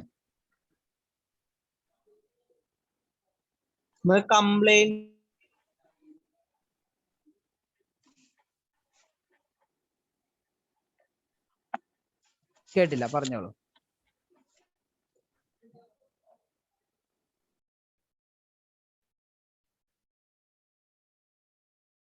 വേറെ എന്തൊക്കെയാണ് പോസിറ്റീവ് കൾച്ചർ ഇൻഡിക്കേറ്റേഴ്സ്? ഒരുപാട് കൾച്ചർ ഇൻഡിക്കേറ്റേഴ്സ് ഉണ്ടല്ലോ. ഇൻഡക്ഷൻ ട്രെയിനിങ്ങും സേഫ്റ്റി ടൂറും കൊടുക്കും. യെസ്, ഇൻഡക്ഷൻ ട്രെയിനിങ് പ്രോഗ്രാംസ് അവിടെ വർക്ക് പ്ലേസിലുണ്ട്. അത് എന്ത് ജോബ് ടൂർ അടക്കം അല്ലെങ്കിൽ ഓൺ ജോബ് സൈറ്റ് വിസിറ്റ് അടക്കമുള്ള ഇൻഡക്ഷൻ ട്രെയിനിങ് പ്രോഗ്രാംസ് ഉണ്ട്.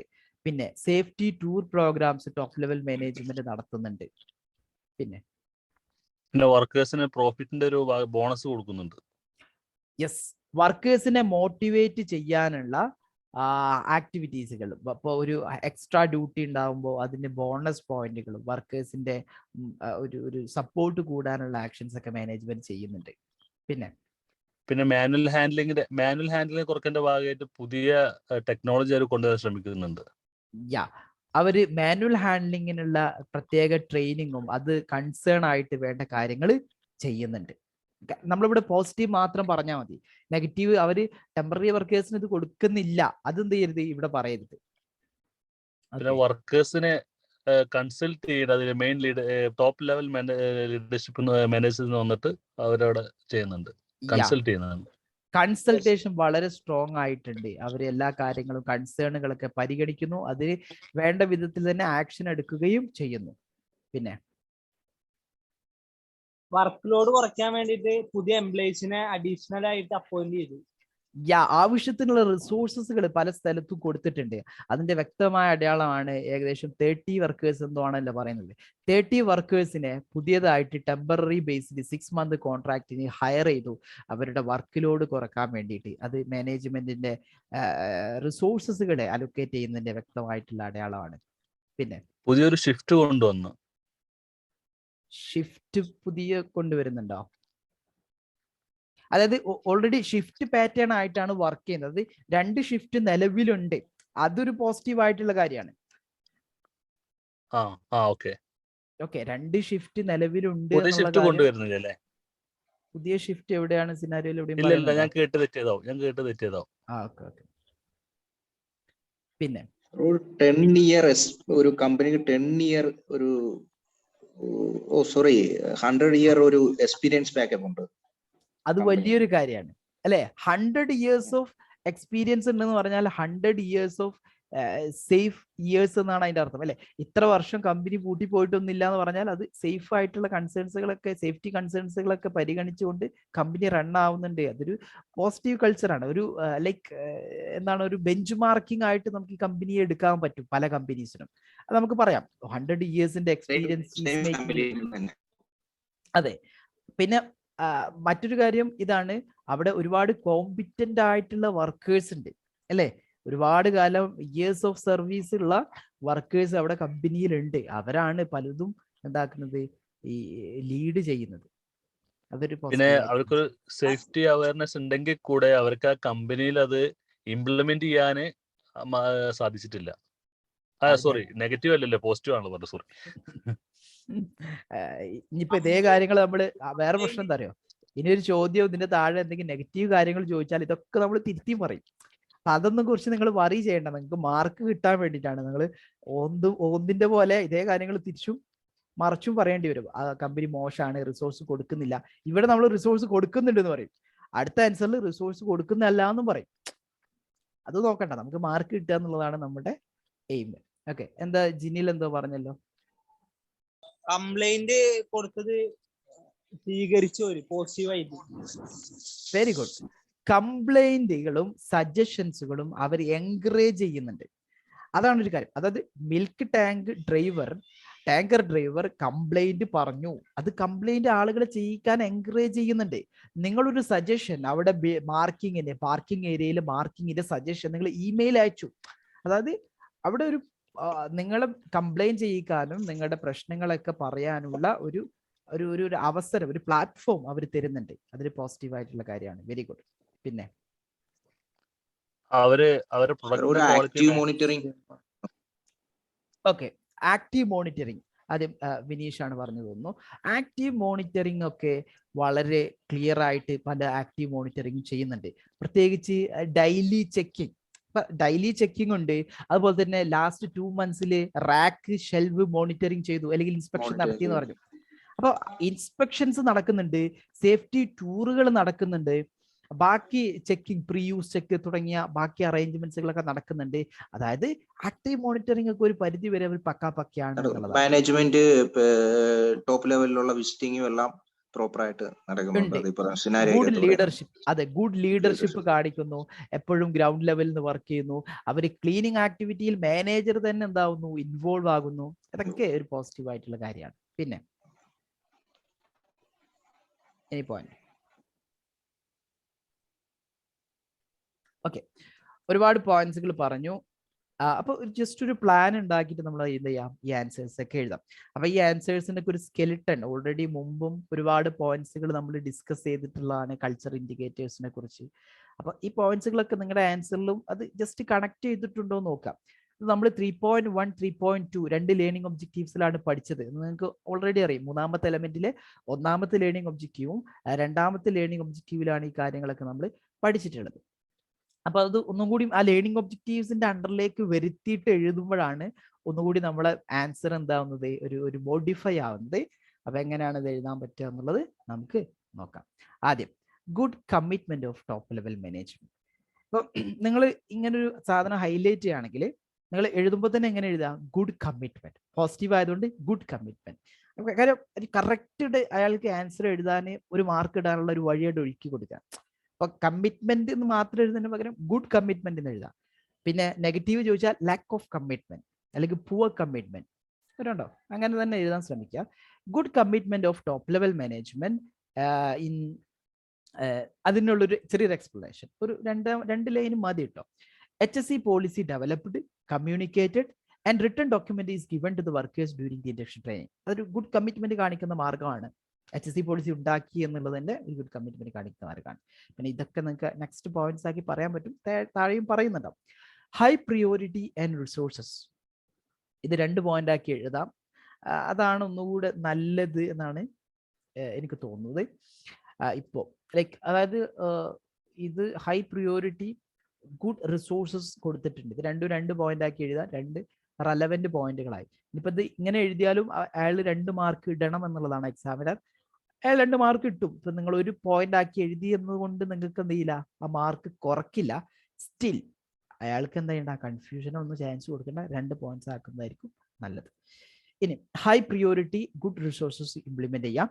HSE is considered in all decision throughout the business. അതാണ് ഹൈ പ്രിയോറിറ്റി കൊടുത്തതിന്റെ അടയാളം. കാരണം good facilities and safe place for work is ensured.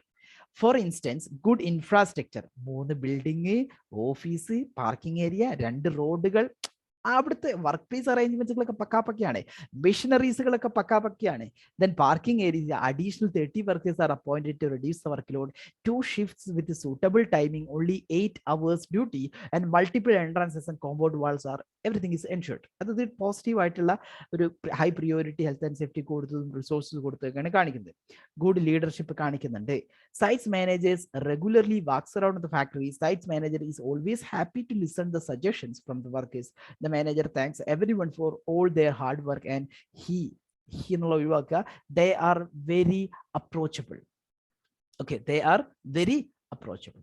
അതൊക്കെ സിനാരിയോയിൽ പറയുന്നത്, അതിനാണ് ഞാൻ ഹൈലൈറ്റ് ചെയ്യാൻ പറഞ്ഞിട്ടില്ല. ആ ഹൈലൈറ്റ് ചെയ്ത് ഭാഗങ്ങളിലൂടെ പോയാൽ ഇതൊക്കെ നിങ്ങൾക്ക് കിട്ടും. High morality, working for last 100 years, low absenteeism, sickness rate is low, recent growth in production, new contract has been agreed to supply another supermarket chain, number of customers visiting on the site visit has been increased. അതിന്റെ അർത്ഥം എന്താ, business അങ്ങനെ കൂടി എന്ന് പറഞ്ഞാൽ വർക്കേഴ്സിന്റെ morality ഒക്കെ കൂടി, production കൂടി, സിക്നസ് കുറഞ്ഞു, അബ്സെന്റീസ് കുറഞ്ഞു എന്നുള്ളതാ. അതൊക്കെ പോസിറ്റീവ് ആയിട്ട് പറയാം. Good level of communication and consultation, ഇത് 2 പോയിന്റ് ആക്കി എഴുതാം നിങ്ങൾക്ക്. Then good communication of the top level management with the workers. They are provided with written information on emergency procedure and instruction during the work, during the induction training, and there is a buddy system at the workplace. Risk assessment are completed by the management with input from the workers. നല്ലൊരു positive ആയിട്ടുള്ള കാര്യം. Policies and procedures are suitable and effective. Buddy system is existing and temporary and incompetent workers are allowed only under the direct and close supervision of the buddy. High level competency of the workers. There is a great reliance on the knowledge held by many long serving workers. That means there are many workers who have years of experience in this company. Many competent people are working. They are aware of emergency procedure, but one worker does manage to press the emergency stop. ഒരാൾക്കാർ emergency അറിയും, എന്നാലും ഒരാളാ ചെയ്തത്. തൽക്കാലം നമുക്ക് അങ്ങനെ പറയാം. Risk assessment and other documents are there. Documents are reviewed regularly and are kept in the office as a matter of evidence or reference. അത് സിനാരിയോയിൽ പറയുന്നതാണ്. Accident rate and incident rates are low since the management is taking health and safety seriously. അത് സിനാരിയോയിൽ പറയുന്നുണ്ടോ? Even തോ സിനാരിയോയിൽ അത് direct ആയിട്ട് പറയുന്നില്ലെങ്കിലും ഇവിടെ നിങ്ങൾക്ക് വളരെ റെലവെന്റ് ആയിട്ട് എഴുതാൻ പറ്റുന്ന ഒരു പോയിന്റാണ്. കാര്യം ബാക്കിയൊക്കെ പോസിറ്റീവ് ആയിട്ടുള്ള കാര്യങ്ങൾ അവിടെ ഉണ്ട്. സ്വാഭാവികമായിട്ടും ആക്സിഡന്റും ഇൻസിഡന്റും കുറവ് ആയിരിക്കും. Low staff turn over. Well experienced worker are working many long serving many long years എന്ന് പറഞ്ഞാൽ അതിന്റെ അർത്ഥം എന്താ, അവിടെ വർക്കേഴ്സിന്റെ സ്റ്റാഫ് ടേൺ ഓവർ കുറവാണ്. ഹൈലി പ്രൊഫിഷ്യന്റ് ആണ് അവർ അവരുടെ റോളിൽ എന്ന് പറഞ്ഞാൽ അവർ ഒരുപാട് കാലമായിട്ട് ആ വർക്ക് ചെയ്യുന്നുണ്ട്. So they are well experienced. Good level of monitoring, reactive monitoring such as investigation and incident reporting, active monitoring such as audit and safety tour are conducting. Less inspections daily on site, ഇതൊക്കെ നമ്മൾ already discuss ചെയ്തിട്ടുള്ള കാര്യം. Less complains from the workers, വർക്കേഴ്സിന്റെ അടുത്ത് നിന്നുള്ള കംപ്ലൈൻസുകൾ കുറവാണ്. First thing. Then second things, management encourages to complain the workers, to complain by the workers. Sites manager is always happy to listen to suggestions from the workers, take remedial action. Recently, milk truck deliveries complaints resolved gives motivation by extra bonuses for extra work. ഇതൊരു വേറെ point ആക്കി പറയാം, ഇവിടെ എഴുതാൻ കുഴപ്പമൊന്നുമില്ല, but this is another point. Benchmark for many other companies. 100 years of experience in the business makes the companies unique and special. Training are given basic practical training on the correct use of mobile platform steps that are used in both production and storage area. Management recognizes the importance of manual handling training and for permanent workers. Permanent workers in the ആവശ്യകത അവർ മനസ്സിലാക്കുകയും ചെയ്യുന്നു. Absence of blame culture. Even though the wooden shelves are collapsed and occurred, a significant loss is happened, but no one is blamed. ആരും മറ്റൊരാളെ കുറ്റപ്പെടുത്തിയില്ല. ആരാണ് അവിടെ 20 more cheese അവിടെ വെച്ചത്, അങ്ങനെയൊന്നും ആരും നോക്കിയില്ല. But that should B recognised. അത് അതർ തിങ് ആണ്, നമുക്ക് ശേഷം പറയാനുള്ളതാണ്. പക്ഷെ ഇവിടെ ബ്ലെയിം കൾച്ചർ എവിടെയും സിനാരിയോയിൽ കാണാൻ പറ്റുന്നില്ല. After this recent accident of the young worker he is not blamed. അതിനുള്ള കറക്റ്റീവ് ആക്ഷൻ ആണ് മാനേജ്മെന്റ് ചെയ്യുന്നത്. Management was supportive. Management is ready to give them what welfare. Sick pay കൊടുക്കാനും ബാക്കി ഹോസ്പിറ്റലൈസേഷന്റെ ചാർജ് കൊടുക്കാനൊക്കെ മാനേജ്മെന്റ് റെഡി ആയിരുന്നു. അല്ലാതെ ഒരിക്കലും ബ്ലെയിം കൾച്ചർ കാണിക്കുന്നില്ല. Established safe system of work reviewing system. Cheese making recipes are formally documented and plans to refurbish the recipe wisely, update the storage area, build an extension production building, these storage capacity, temporary versatile toolsite, meeting emergency. ഇതെല്ലാം ഇതെല്ലാം എന്താ പറയുന്നത്, നിലവിലുള്ള safe system of work establish ആണ്. അത് review ചെയ്യാനും management റെഡിയാണ്. Many points. 15 മാർക്കിന് ചോദിച്ചാൽ 16-17 പോയിന്റ്സ് എഴുതിയാൽ മതി. അപ്പൊ എഴുതുമ്പോൾ നിങ്ങൾക്ക് ഇനി കൂടുതലുണ്ടെന്നെങ്കിൽ നിങ്ങൾക്ക് എഴുതാം, ദാറ്റ് ഈസ് ഗുഡ്. പക്ഷെ എഴുതുമ്പോൾ എന്ത് ചെയ്യുക, ചെറിയ 2 ലൈനുകളായിട്ട് ആ എക്സാക്ട് പോയിന്റുകൾ എഴുതാൻ ശ്രമിക്കാം. Okay, that is A good technique. ഇനി അടുത്ത ചോദ്യം ഞാൻ പെട്ടെന്ന് കവർ ചെയ്യാം, ഒരുപാട് സമയം റെസ്റ്റ് ഇല്ലാതെ പറയാണ്. പെട്ടെന്ന് കഴിയട്ടെ എന്ന് കരുതിയിട്ട് അടുത്ത task, actions following the collapse of the storage racking. ഇതും പലതവണ ചോദിച്ചിട്ടുള്ള ചോദ്യമാണ്, എന്നാലും എനിക്ക് ഇവിടെ പറയണം. Following the discovery of the collapsed storage racking, no one secured the scene. ആരും അവിടെ scene of the accident secure ചെയ്തിട്ടില്ല. ഇനി why it is important to secure the scene of the accident near miss. ഇവിടെ ഒരു കാര്യം question പേപ്പറിൽ ഒരു confusion ഉണ്ടാക്കുന്ന ഒരു കാര്യമാണ്. നിയർ മിസ് സെക്യൂർ ചെയ്തിട്ടില്ല എന്ന് പറഞ്ഞു. പക്ഷെ ഇത് നിയർ മിസ് അല്ല, ആക്ച്വലി ഇത് ആക്സിഡന്റ് തന്നെയാണ് നമുക്ക് പറയാം. As per the definition 170 cheeses damage ആയി, അത് വേസ്റ്റ് ആയി പോയി എന്ന് പറഞ്ഞാൽ അത്ര ലോസ് ഉണ്ടായി. അതുകൊണ്ട് അതൊരു ഡാമേജ് ഉള്ളി ആക്സിഡന്റ് തന്നെയാണ്. പക്ഷെ ഇവര് ചോദിച്ചത് നിയർ മിസ് എന്തിന് സെക്യൂർ ചെയ്യുന്ന, ഒരു പക്ഷെ ആ ക്വസ്റ്റ്യൻ ഇട്ടപ്പോൾ തെറ്റായിരിക്കാം, അല്ലെങ്കിൽ അവർ മനഃപൂർവ്വം അങ്ങനെ ഇട്ടതായിരിക്കാം. എന്തായാലും നമുക്ക് അതിലൊന്നും ചിന്തിക്കാനില്ല. പണ്ട് നമ്മുടെ യൂണിവേഴ്സിറ്റി എക്സാമിന് പറയുന്ന പോലെ ക്വസ്റ്റ്യൻ തെറ്റിയാൽ മാർക്ക് കിട്ടും, ആ പരിപാടി ഒന്നും ഇവിടെ ഇല്ല.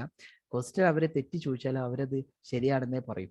അപ്പൊ അതുകൊണ്ട് ഇതിനുള്ള ആൻസർ ആണ് നമ്മൾ എഴുതേണ്ടത്. Scene of the accident secure ചെയ്യുന്നതിന്റെ ആവശ്യകത എന്താണ്? ഇവിടെ ഒരു നോട്ട് ഉണ്ട്. You should support your answer where applicable using relevant information from the scenario. ഒന്ന് മാക്സിമം ഇൻഫർമേഷൻ എടുത്തിട്ട് വേണം എഴുതാനായിട്ട്. എങ്ങനെ എഴുതാൻ പറ്റും നിങ്ങൾ പറ. എന്തിനാണ് ഈ scene of the accident secure ചെയ്യുന്നത്?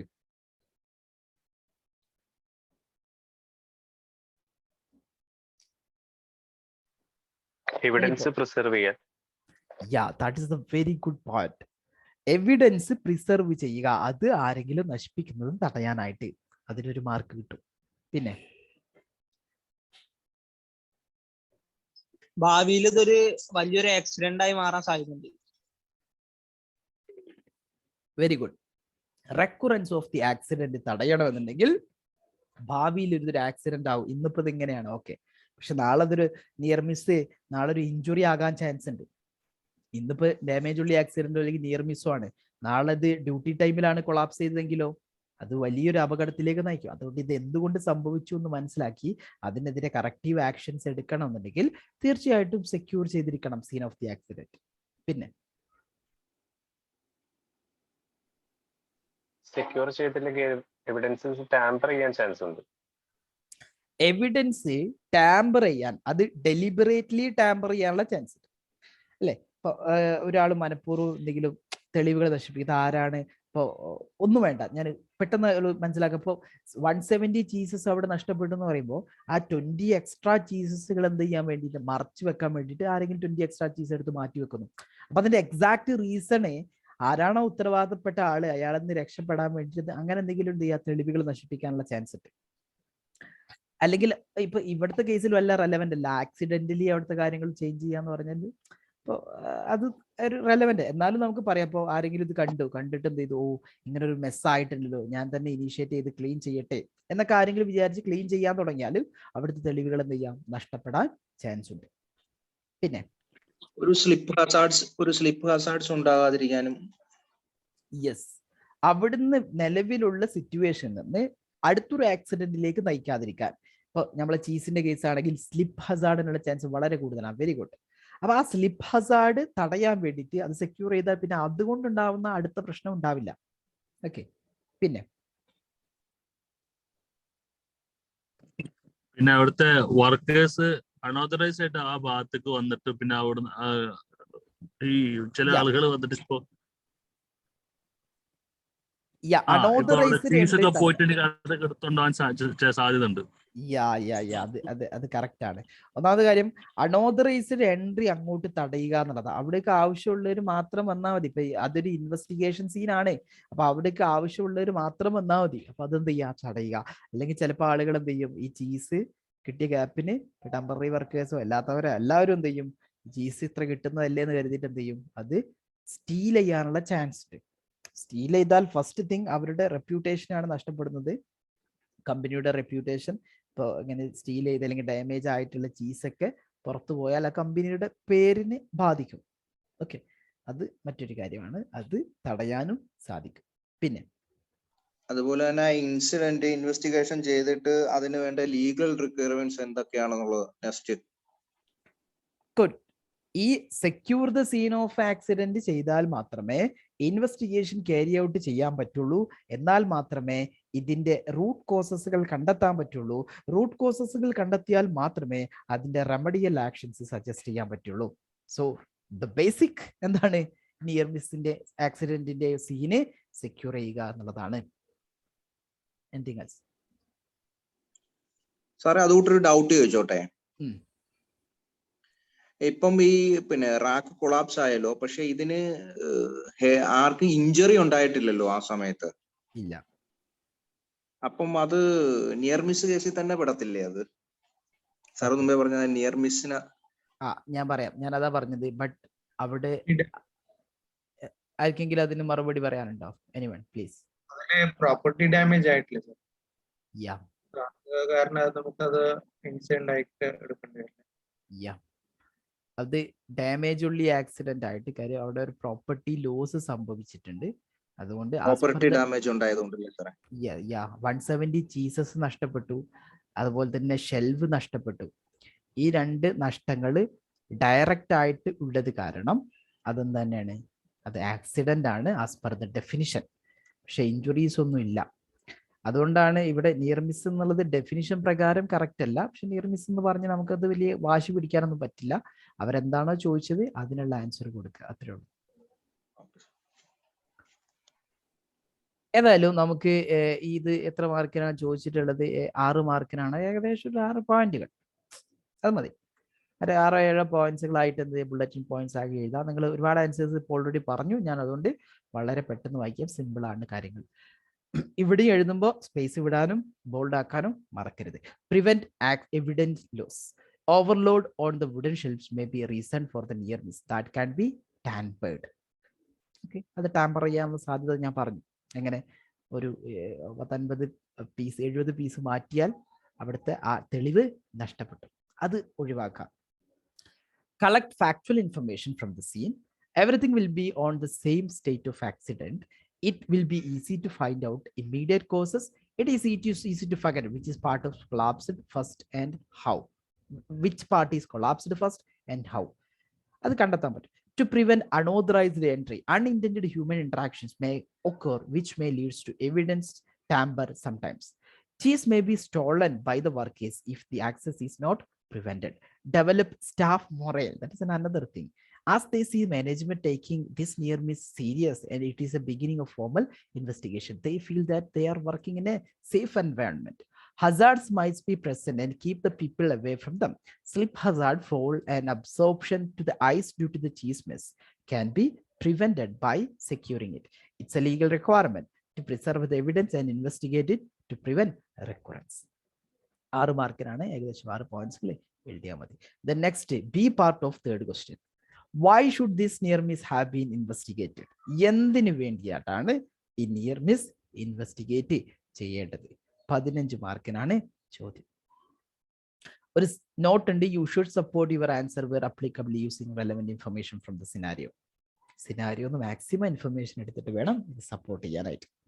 നിങ്ങൾ പറ, എന്തിനാ ഇൻവെസ്റ്റിഗേറ്റ് ചെയ്യുന്നത്? ആക്സിഡന്റ് ഇൻവെസ്റ്റിഗേറ്റ് ചെയ്യുന്നത് എന്താ അതിന്റെ ആവശ്യം? നെക്സ്റ്റ് ടൈം റിയക്കറൻസ് ഒക്കെ തടയാൻ വേണ്ടിയിട്ട്. നെക്സ്റ്റ് ടൈം റെക്കറൻസ് തടയാൻ വേണ്ടിയിട്ട്. ഗുഡ്. അതാണ് അതിന്റെ പ്രൈമറി ലക്ഷ്യം, റെക്കറൻസ് ഓഫ് ദി ആക്സിഡന്റ് തടയുക. ഓക്കെ. പിന്നെ അതിനുള്ള നെക്സ്റ്റ് ഇത് ഉണ്ടാകാതിരിക്കാനുള്ള പ്രിക്കോഷൻസ് എന്തൊക്കെ നമുക്ക് ഫോളോ അപ്പ് ചെയ്യാൻ പറ്റും? യാ, ഈ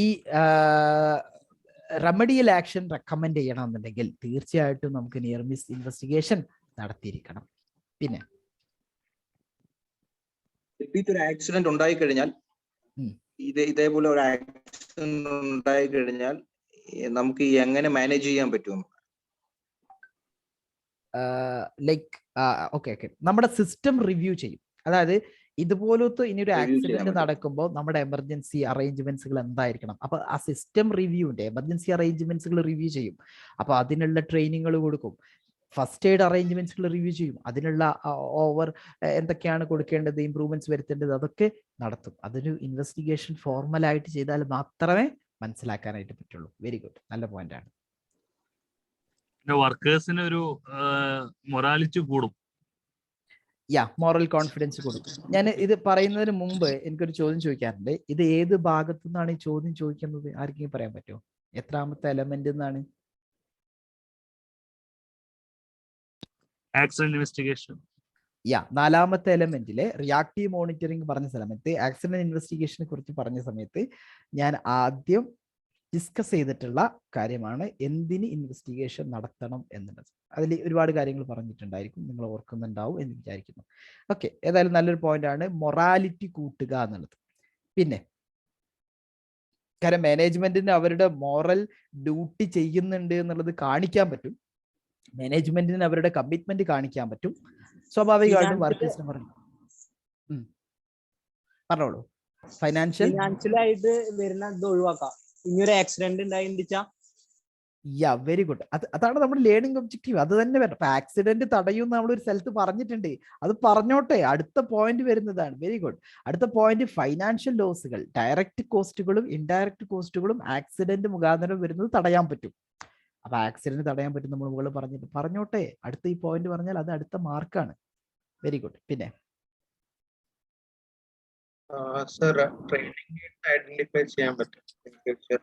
ട്രെയിനിങ്ങിന്റെ നീഡ്സ് മനസ്സിലാക്കാൻ പറ്റും. ഒരു ഇൻവെസ്റ്റിഗേഷൻ നടന്നാൽ ഇൻവെസ്റ്റിഗേറ്റർ റെക്കമെൻഡ് ചെയ്യും നിങ്ങളുടെ വീക്ക് പോയിന്റുകൾ എവിടേക്കാണ്, നിങ്ങൾ എവിടെയാണ് ആക്റ്റീവ് മോണിറ്ററിംഗ് സ്ട്രോങ് ആക്കേണ്ടത്, നിങ്ങളുടെ ഫ്രീക്വൻസി ഓഫ് ഇൻസ്പെക്ഷൻ എന്തായിരിക്കണം, നിങ്ങൾക്ക് ഏതൊക്കെ ടൈപ്പ് ഓഫ് ട്രെയിനിങ് ഏതൊക്കെ ഫ്രീക്വൻസിയിൽ നടത്തിയിരിക്കണം, ഇതൊക്കെ നമുക്ക് അറിയാനായിട്ട് പറ്റും. ഗുഡ്. പിന്നെ ലീഗൽ കോൺസിക്വൻസസ് ഒഴിവാക്കാൻ പറ്റും. അതാണ് അതെവിടെ it's a legal requirement to investigate near miss investigate ചെയ്യുന്ന ലീഗൽ റിക്വയർമെന്റ് അത് വരട്ടെ. അതല്ലേ നമ്മുടെ പ്രധാന പോയിന്റ്. മോറൽ, ലീഗൽ, ഫൈനാൻഷ്യൽ, അത് നമ്മൾ മറന്നു വരുത്. It's a legal requirement. Legal കോൺസിക്വൻസസുകളൊക്കെ ഒഴിവാക്കാനായിട്ട് നാളെ വലിയൊരു ആക്സിഡന്റ് സംഭവിച്ചാൽ വലിയ കോൺസിക്വൻസ് ആണ് നമ്മുടെ കമ്പനിക്കെതിരെ വരാൻ പോകുന്നത്. So it can be prevented by investigating these near misses and taking action. Sir, ഒരു ഡൗട്ട്. അപ്പൊ ഇതിലിപ്പോ ഫിനാൻഷ്യൽ റീസൺസിൽ പറഞ്ഞല്ലോ, അതിലിപ്പോ നമുക്കിപ്പോ ഒരു ആക്സിഡന്റ് ഉണ്ടായി കഴിഞ്ഞാല് ഇപ്പൊ അവിടെ ഒരു വർക്കറിനെ ഹയർ ചെയ്യേണ്ടി വരും. ആ കാര്യങ്ങൾ നമുക്ക് ഫിനാൻഷ്യൽ ഉൾപ്പെടുത്തണോ, അത് നമ്മൾ ഡയറക്റ്റ് എക്സ്പെൻസ് ഇൻഡയറക്റ്റ് എക്സ്പെൻസിൽ ഉൾപ്പെടുത്തണോ? എങ്ങനെ വരും അത്? ഓക്കെ, അത് the first thing is financial loss എന്ന് പറഞ്ഞാൽ അതിൽ പെട്ടൊരു കാര്യമാണ് ഇൻഡയറക്റ്റ് കോസ്റ്റ് എന്നുള്ളത്. അത് നിങ്ങൾ സെപ്പറേറ്റ് പോയിന്റ് ആക്കണം എന്ന് വെച്ചാൽ നിങ്ങൾക്ക് വേണമെങ്കിൽ സെപ്പറേറ്റ് പോയിന്റ് ആക്കണം. നിങ്ങൾക്ക് ഒരു പോയിന്റിന്റെ ക്ഷാമം ഉണ്ട് എന്നുണ്ടെങ്കിൽ നിങ്ങൾക്ക് എന്ത് ചെയ്യാം, അത് സെപ്പറേറ്റ് പോയിന്റ് ആക്കിയിട്ട് ഇങ്ങനെ എന്തെഴുതാം, ഒരു പോയിന്റ് നിങ്ങൾക്ക് ഫൈനാൻഷ്യൽ ലോസ് ഉണ്ടാകും, ഡയറക്റ്റ് കോസ്റ്റുകളും ഇൻഡയറക്റ്റ് കോസ്റ്റുകളൊക്കെ ആയിട്ട് ഫൈനാൻഷ്യൽ ലോസ് ഉണ്ടാകും എന്നുള്ള ഒരു പോയിന്റ് എഴുതാം. അടുത്ത പോയിന്റ് എന്തെഴുതാം, ഇൻഡയറക്റ്റ് കോസ്റ്റുകളായിട്ടുള്ള ഇപ്പോൾ ഒരു ഇഞ്ചുറി പറ്റിയ ഒരാൾ അപകടം പറ്റിയാൽ അയാളുടെ ലോസ് നികത്താൻ വേണ്ടിയിട്ട് പുതിയൊരാളെ ഹയർ ചെയ്യേണ്ടി വരും. അതൊരു ഇൻഡയറക്റ്റ് ആയിട്ടുള്ള കോസ്റ്റ് ആണ്. അതൊരു പോയിന്റ് എഴുതാം. ഓക്കെ, ഇനി അടുത്ത ഇൻഡയറക്റ്റ് കോസ്റ്റ് അത് വേണമെങ്കിൽ എഴുതാം. പക്ഷെ അത്ര ഒരുപാട് ഇൻഡയറക്റ്റ് കോസ്റ്റ് ഓരോ പോയിന്റ് ആക്കി എഴുതാൻ നിന്നാൽ എന്ത് സംഭവിക്കും, നമ്മുടെ വേർഡ് കൗണ്ട് അതിന്റെ അപ്പുറത്തേക്ക് എത്തും. അപ്പം അതൊക്കെ എന്ത് ചെയ്യാം, ഒരുമിച്ച് കൂട്ടിയിട്ട് നമുക്കൊരു ഒരു വെൽ ഡെവലപ്ഡ് പോയിന്റ് ആക്കി എഴുതുന്നതായിരിക്കും ആ സാഹചര്യങ്ങളിൽ നല്ലത്. ഇനി പോയിന്റിന്റെ കുറവുണ്ടെങ്കിൽ നിങ്ങൾക്ക് എന്ത് ചെയ്യാം, ഞാൻ ഈ പറഞ്ഞ രൂപത്തിൽ എഴുതാം. കാര്യം ഇവർ ഇതിനൊക്കെ മാർക്ക് തരും.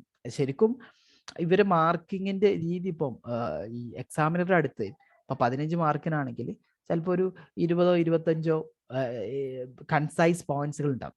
ഈ കൺസൈസ് പോയിന്റ്സുകളും നിങ്ങളുടെ ആൻസറിൽ എഴുതിയത് മാച്ച് ആകുന്നുണ്ടോ നോക്കുന്നത്. പിന്നെ ഒരിക്കലും ഇതിന് നെഗറ്റീവ് മാർക്കില്ല. നെഗറ്റീവ് മാർക്ക് ഇല്ല എന്ന് പറഞ്ഞപ്പോൾ നിങ്ങൾ പറഞ്ഞ് ഒന്ന് തെറ്റായി അല്ലെങ്കിൽ റിപ്പീറ്റേഷൻ ആയാൽ നിങ്ങൾക്ക് മാർക്ക് കിട്ടില്ല. കാര്യം എക്സാമിനർക്ക് ആ കാൽക്കുലേഷന്റെ രീതിയിൽ റിപ്പീറ്റേഷന് പ്രത്യേക മാർക്ക് ചെയ്യാണ്ട്. അതുകൊണ്ട് തന്നെ നിങ്ങൾക്ക് ഇതിന് എക്സ്ട്രാ മാർക്ക് കിട്ടില്ല. എന്ത് ചെയ്യുള്ളൂ, മാർക്ക് ഉണ്ടാവില്ല എന്ന് മാത്രമേ ഉള്ളൂ. പക്ഷെ അതൊരു സെപ്പറേറ്റഡ് പോയിന്റ് ആക്കിയിട്ടാണ് അവർക്ക് തന്ന ഇൻസ്ട്രക്ഷൻ ഉള്ളത് എങ്കിൽ, അതായത് ഇപ്പൊ ഇൻഡയറക്റ്റ് കോസ്റ്റ് ഒന്ന്, ഫൈനാൻഷ്യൽ ലോസ് മറ്റൊന്ന്, അങ്ങനെയാണ് ഇൻസ്ട്രക്ഷൻ കൊടുത്തതെങ്കിൽ നിങ്ങൾക്ക് അത് 2 മാർക്ക് കിട്ടും. മനസ്സിലായോ? അപ്പൊ ആ കാര്യം എന്ത് ചെയ്യുക, മനസ്സിലാക്കിയിട്ട് മാക്സിമം പോയിന്റ്സുകളാക്കിയിട്ട് എന്ത് ചെയ്യുക, ഈ ഓരോ പോയിന്റുകളും ഡെവലപ്പ് ചെയ്യാൻ മീൻസ് കൺസൈസ് ആക്കിയിട്ട് തന്നെ എഴുതാൻ ശ്രമിക്കും.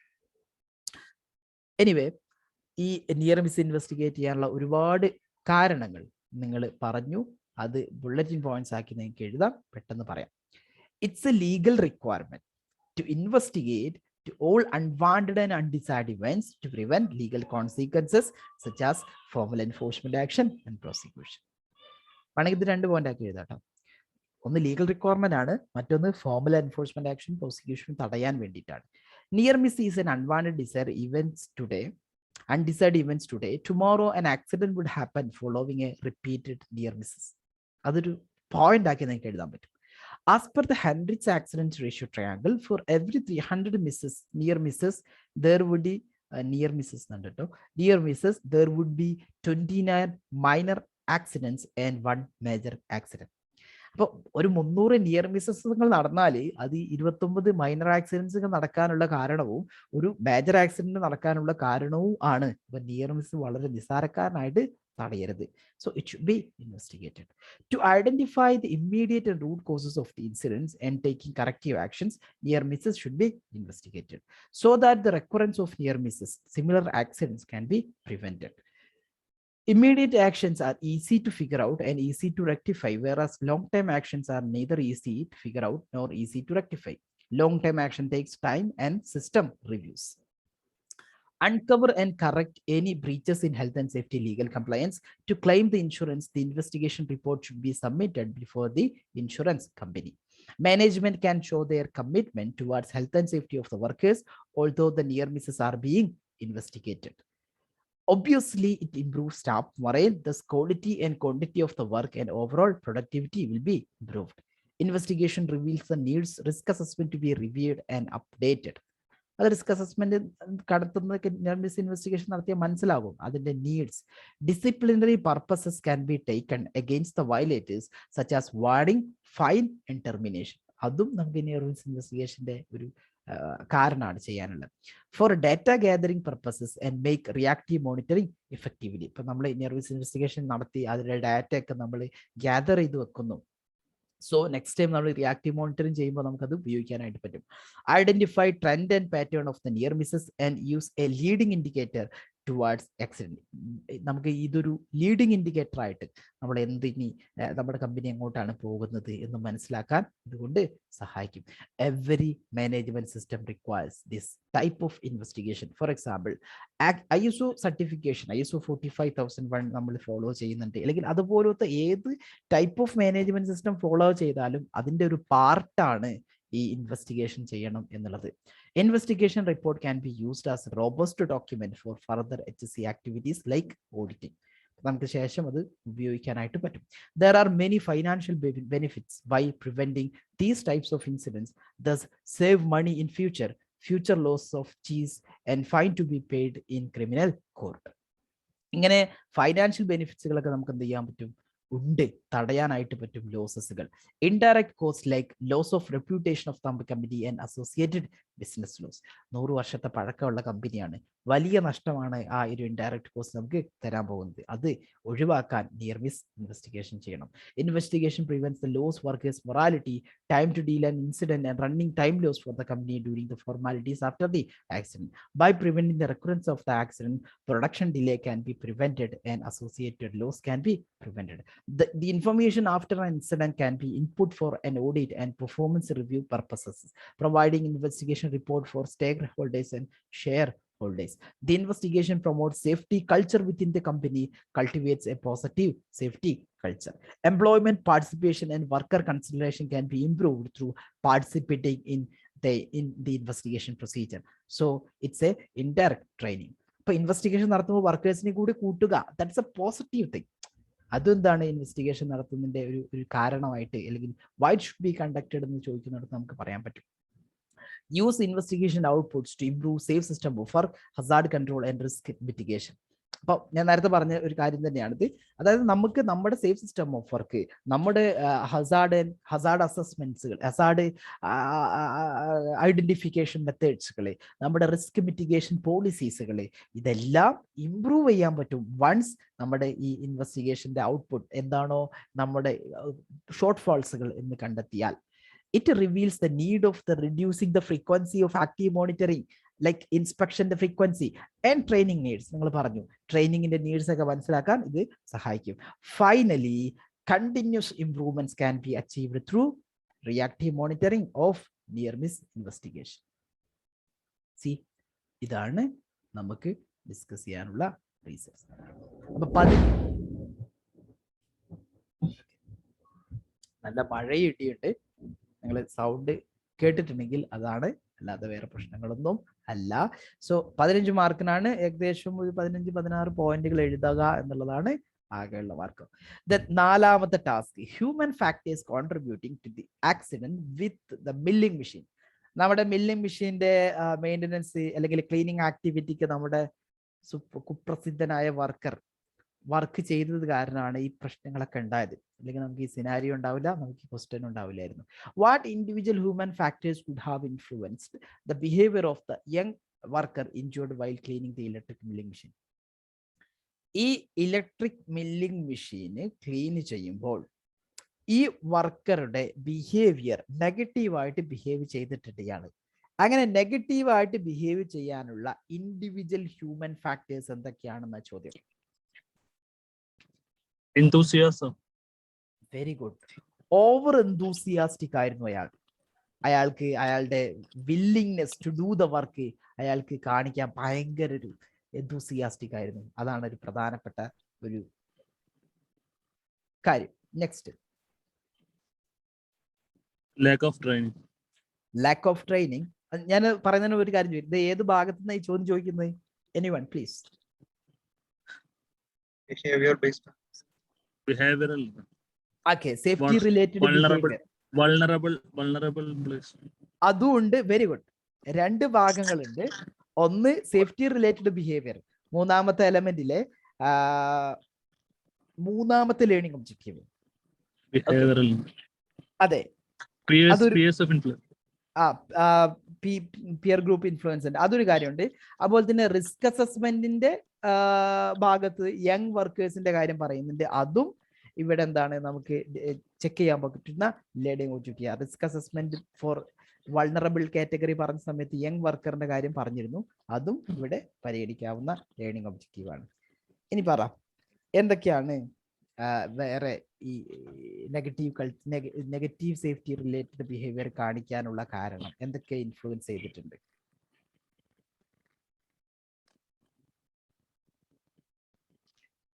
ഒരു കാര്യം over enthusiasm, 2 lack of training, പിന്നെ negative attitude. Even though they are aware about they are not supposed to do the maintenance, എന്നിട്ടും അയാൾ എന്ത് ചെയ്തു? അത് ചെയ്തു. Negative attitude. Very good. പിന്നെ ലാക്ക് ഓഫ് സൂപ്പർവിഷൻ. ഓക്കെ, പിന്നെ സർ ഒരു ഡൗട്ട്, അവിടെ സൂപ്പർവൈസർ നിൽക്കുന്നുണ്ടായിരുന്നല്ലോ? ഇല്ല, ആക്ച്വലി ലാക്ക് ഓഫ് സൂപ്പർവിഷൻ എന്ന് പറയുന്നത് അയാളുടെ നെഗറ്റീവ് ഇൻഫ്ലുവൻസ് ചെയ്തിട്ടുള്ള ലൈക്ക് ഇൻഡിവിജ്വൽ ഹ്യൂമൻ ഫാക്ടർ അല്ല.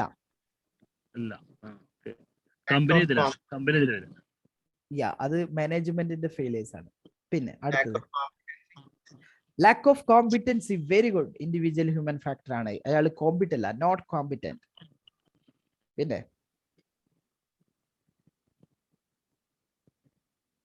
സേഫ്റ്റി ഗൈഡ് ലൈൻസ് വയലേറ്റ് ചെയ്ത്. Not following safety rules. അതൊരു എന്താ പറയാ, ലൈക്ക് അതൊരു പോയിന്റ് ആക്കി പറയാം. ഇറ്റ് കംസ് ഫ്രം എന്താ പറയാ പേഴ്സണാലിറ്റി, ലോ ഗ്രേഡ് പേഴ്സണാലിറ്റി അല്ലെങ്കിൽ പുവർ പേഴ്സണാലിറ്റി എന്നൊക്കെ പറയാം. അതിനൊക്കെയാണ് ഈ ഒരു കാര്യം വരുന്നത്. Good point. പിന്നെ പുവർ പെർസെപ്ഷൻ. അയാൾക്ക് പവർ ഓഫ് ചെയ്യാതെ മെഷീനിലേക്ക് കൈയിടണമെന്ന് തോന്നി അയാളുടെ perception, risk perception is very low. Hazard awareness is very low. Very good. പിന്നെ method of procedure. Method of procedure എന്ന് പറഞ്ഞാൽ അതൊരു ഇൻഡിവിജ്വൽ ഹ്യൂമൻ ഫാക്ടർ അല്ല, അത് ഓർഗനൈസേഷൻ ഫാക്ടർ അല്ലെങ്കിൽ ജോബ് ഫാക്ടറാണ്. ജോബ് ഫാക്ടറാണ് അതിൻ്റെ ഒരു കറക്റ്റ് മെത്തേഡ് ഇല്ല എന്നുള്ളത്. അപ്പൊ നമ്മളോട് ചോദിച്ചത് ഇൻഡിവിജ്വൽ ഹ്യൂമൻ ഫാക്ടർ അല്ല, ലൈക്ക് ഹ്യൂമൻ ഫാക്ടേഴ്സ് ആണെന്നുണ്ടെങ്കിൽ നമുക്കത് എഴുതാമായിരുന്നു. ഇവിടെ നമുക്ക് ഫോക്കസ് ചെയ്തിട്ട് അത് എഴുതാൻ പറ്റില്ല. വേണമെങ്കിൽ ഇങ്ങനെ പറയാം, അയാൾ എന്ത് ചെയ്തില്ല, അത് ഫോളോ ചെയ്തില്ല എന്ന് പറയാം. ഇൻഡിവിജ്വലി ആയിട്ടുള്ള കാര്യമാണ് പറയേണ്ടത്. ഓക്കെ. പിന്നെ അയാൾ ഫറ്റീഗ് ആയിരുന്നു, അതൊരു കാര്യം, അത് പറയാൻ പറ്റും. അതൊരു ഇൻഡിവിജ്വൽ ഹ്യൂമൻ. അയാൾ ഓവർ ഡ്യൂട്ടി, ഹീസ് അല്ലെങ്കിൽ അയാൾ ഫസ്റ്റ് ടൈം ആണ് വർക്ക് ചെയ്യുന്നത്, റൈറ്റ്? ഫുൾ ടൈം ജോബ് അയാൾ ഫസ്റ്റ് ടൈം ആണ് അയാളുടെ ലൈഫിലെ വർക്ക് ചെയ്യുന്നത്. അത് ഓവർ ഡ്യൂട്ടി ആണ് ചെയ്തിട്ടുള്ളത്. സോ അയാൾ തളർച്ചയിലായിരുന്നു, അത് ഒരു കാര്യം പറയാൻ പറ്റും. അയാൾ അലർട്ട് ആയിരുന്നില്ല, ഹീസ് നോട്ട് അലർട്ട്. അത് വേണമെങ്കിൽ പറയാൻ പറ്റുന്ന പോയിന്റ്. അതൊരു ഇൻഡിവിജ്വൽ. അയാൾ അലർട്ട് ആവണം എന്നുള്ളത് ഒരു കാര്യമാണ്, അത് അലർട്ട് ആയിട്ടില്ല. ഫാറ്റിക് ആയതുകൊണ്ടാണ് അയാൾക്ക് പെർസെപ്ഷൻ ലെവൽ കുറഞ്ഞതും, പിന്നെ അതേപോലെ അയാൾക്ക് ഫാറ്റിക് ആയതൊക്കെ നമുക്ക് പറയാൻ പറ്റുമോ? കണക്ട് ചെയ്ത് പറയാൻ പറ്റും. അതാ ഞാൻ പറയാം, നമ്മുടെ 2 പോയിന്റുകളാണത്. അത് ഇവിടെ ഇങ്ങനത്തെ സ്ഥലത്തേക്ക് ഇവിടെയൊക്കെ ഓൾറെഡി ഇങ്ങനത്തെ ചോദ്യത്തിന്റെ പ്രത്യേകത ഞാൻ പറയാം. നിങ്ങൾ എത്ര തെരഞ്ഞാലും ഈ 15 പോയിന്റ്സ് കിട്ടാൻ പ്രയാസമാണ്. അപ്പൊ മാക്സിമം ഈ ഒരു ചോദ്യം, ഈ ടൈപ്പിലുള്ള ചോദ്യം നിങ്ങൾക്ക് നിങ്ങളുടെ ക്വസ്റ്റ്യനിൽ പ്രതീക്ഷിക്കാം. അതായത് 15 പോയിന്റ് കിട്ടുക, അതായത് അത്രക്കും ഒരു അനലൈസ് ചെയ്യുന്ന ഒരാൾക്ക് മാത്രം കിട്ടട്ടെ എന്ന് കരുതിയിട്ടുള്ള ചില ചോദ്യങ്ങളാണ്. അത് കുറച്ച് പ്രയാസമായിരിക്കും ആ 15 പോയിന്റുകൾ കണ്ടെത്തുക. അപ്പൊ അങ്ങനത്തെ സ്ഥലത്തൊക്കെ നമുക്ക് എന്ത് പറയാം? ഒന്ന് അയാൾ ഫറ്റീഗ് ആണെന്ന് പറയാം, മറ്റൊന്നാള് പുവർ പെർസെപ്ഷൻ ആണെന്ന് പറയാം. അതിന് വേണമെങ്കിൽ നമുക്ക് ഇത് ചെയ്യാൻ വേണ്ടിയിട്ട് നമ്മൾ അയാൾ ഫറ്റീഗ് ആണെന്ന് പറയേണ്ടി വരും, കോമ്പിറ്റൻസി കുറവാണെന്ന് പറയേണ്ടി വരും. പക്ഷെ അത് 2 സെപ്പറേറ്റഡ് പോയിന്റ് ആക്കി പറയാൻ ശ്രമിക്കണം. ഓക്കെ. അൺസ്കിൽഡ് വർക്കർ ആയിരുന്നു. എബിലിറ്റി കുറവായിരുന്നു ഒരു പോയിന്റ്, സ്കില്ല് ലെവൽ കുറവായിരുന്നു മറ്റൊരു പോയിന്റ്, അൺമെച്യൂർ ആയിരുന്നു മറ്റൊരു പോയിന്റ്, അതൊക്കെ പറയാം. ഡെസിഷൻ മേക്കിംഗ് പൂർ ആയിരുന്നു മറ്റൊരു പോയിന്റ്. ഇതൊക്കെ ഹീസ് യങ്, അതൊരു very good point. He's young and he's very vulnerable, and he's very vulnerable to peer group pressure മറ്റൊരു പോയിന്റ് ആണ്. വർക്ക് പെർമിറ്റ്സ് പറയാൻ പറ്റില്ല. ഇവിടെ ട്രെയിനിങ് മെയിൻ്റെനൻസ് പർപ്പസിനെ കുറിച്ചോ ട്രെയിനിങ് കൊടുത്തിട്ടില്ല എന്നല്ല പറഞ്ഞത്. Very good. They are not trained. Training is not provided എന്നല്ല, ദേ ആർ നോട്ട് ട്രെയിൻ. അയാൾ ട്രെയിൻ കിട്ടിയിട്ടില്ല അയാൾക്ക്. അത് ഒരു ഇൻഡിവിജ്വൽ ഹ്യൂമൻ ഫാക്ടർ ആയിട്ട് പറയാൻ പറ്റും. പിന്നെ അയാൾക്ക് എന്താ പറയാ, കോൾ ഓഫ് ഡ്യൂട്ടി സംഭവം, അയാൾ അൺഓതറൈസ്ഡ് ആയിട്ടുള്ള ഒരു കാര്യം അയാൾ വേണമെങ്കിൽ ഇങ്ങനെ പറയാം, he is unaware about their authority. അയാൾ അതോറിറ്റി അറിയുന്ന ഓൾറെഡി സിനാരിയോയിൽ പറയുന്നുണ്ട്, പിന്നെ അത് പറയണ്ട. എങ്ങനെ കോൾ ഓഫ് ഡ്യൂട്ടി എങ്ങനെ പറയാം? അല്ല, അയാള് എംപ്ലോയീസിന്റെ എംപ്ലോയിയുടെ കൺവെൻഷൻ 165 പറഞ്ഞ ആ ഒരു സംഭവം ഫോളോ ചെയ്തിട്ടില്ല, വർക്കറിന്റെ rights. But individual human factor അവിടെ 2 കാര്യങ്ങളാണ്. ഒന്ന് നെഗറ്റീവ് ആറ്റിറ്റ്യൂഡ്, മറ്റൊന്ന് അൺഫിറ്റ് പേഴ്സണാലിറ്റി. ഇത് രണ്ടും ആക്കി നമുക്ക് പറയാം. He is not following safety rules. അതൊരു കാര്യമായിട്ട് പറയാൻ പറ്റും. അതൊരു ഇൻഡിവിജ്വൽ ഹ്യൂമൻ ഫാക്ടർ. അത് ബേസിക്കലി വരുന്നത് ഇതിൽ നിന്നാണ്. ഇപ്പൊ നിങ്ങൾ ഡ്യൂട്ടി ഓഫ് കെയർ എന്ന് പറഞ്ഞൊരു കാര്യം അയാൾക്കുണ്ട്. ആ ഡ്യൂട്ടി ഓഫ് കെയർ കൺവെൻഷൻ 155 പറയുന്നതാണ്. അത് അയാൾ ഫോളോ ചെയ്തിട്ടില്ല. പല സ്ഥലത്തും നമ്മളത് കണ്ടത് അയാൾ ഫോളോ ചെയ്യാത്തത്. അത് അയാളുടെ എന്താണ്, ഒരു നെഗറ്റീവ് ഇൻഫ്ലുവൻസ് ചെയ്തിട്ടുള്ള ആറ്റിറ്റ്യൂഡാണ്, ഒരു പേഴ്സണാലിറ്റിയാണ് എന്ന് പറയാം. മനസ്സിലായോ? സർ, അയാൾക്ക് ഹസാർഡ്സ് ഐഡന്റിഫൈ ചെയ്യാൻ പറ്റിയിട്ടില്ല. Very good. അതാണ് ഞാൻ നേരത്തെ പറഞ്ഞത് ആ പോയിന്റ്. ബട്ട് ഒന്നുകൂടി പറയാം, poor Hazard identification skill. Perception വേറെ പോയിന്റ്, റിസ്ക് പെർസെപ്ഷൻ വേറെ പോയിന്റും ഹസാർഡ് ഐഡന്റിഫിക്കേഷൻ വേറെ പോയിന്റ് ആക്കി നിങ്ങൾക്ക് എഴുതാം. Both are different.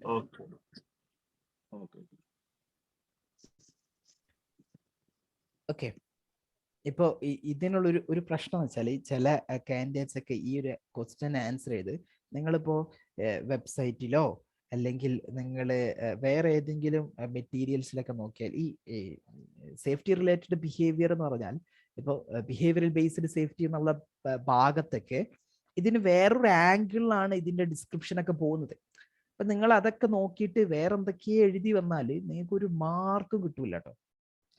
ഇപ്പോൾ ഞാൻ ഇപ്പോൾ ഈ ആൻസേഴ്സ് കാണുന്നത് കൊണ്ട് പറയാണ്, നിങ്ങൾ ഇതിന്റെ ഡയറക്ഷൻ നിങ്ങളുടെ ടെക്സ്റ്റ് ബുക്കോ ഞാൻ ഈ പറഞ്ഞ ലേണിംഗ് ഒബ്ജക്റ്റീവ്സ് നിന്ന് ഒരു പടി നിങ്ങൾക്ക് മാറിയാൽ ഒരു മാർക്കും നിങ്ങൾക്ക് ക്വസ്റ്റ്യന് കിട്ടാൻ പോകുന്നില്ല.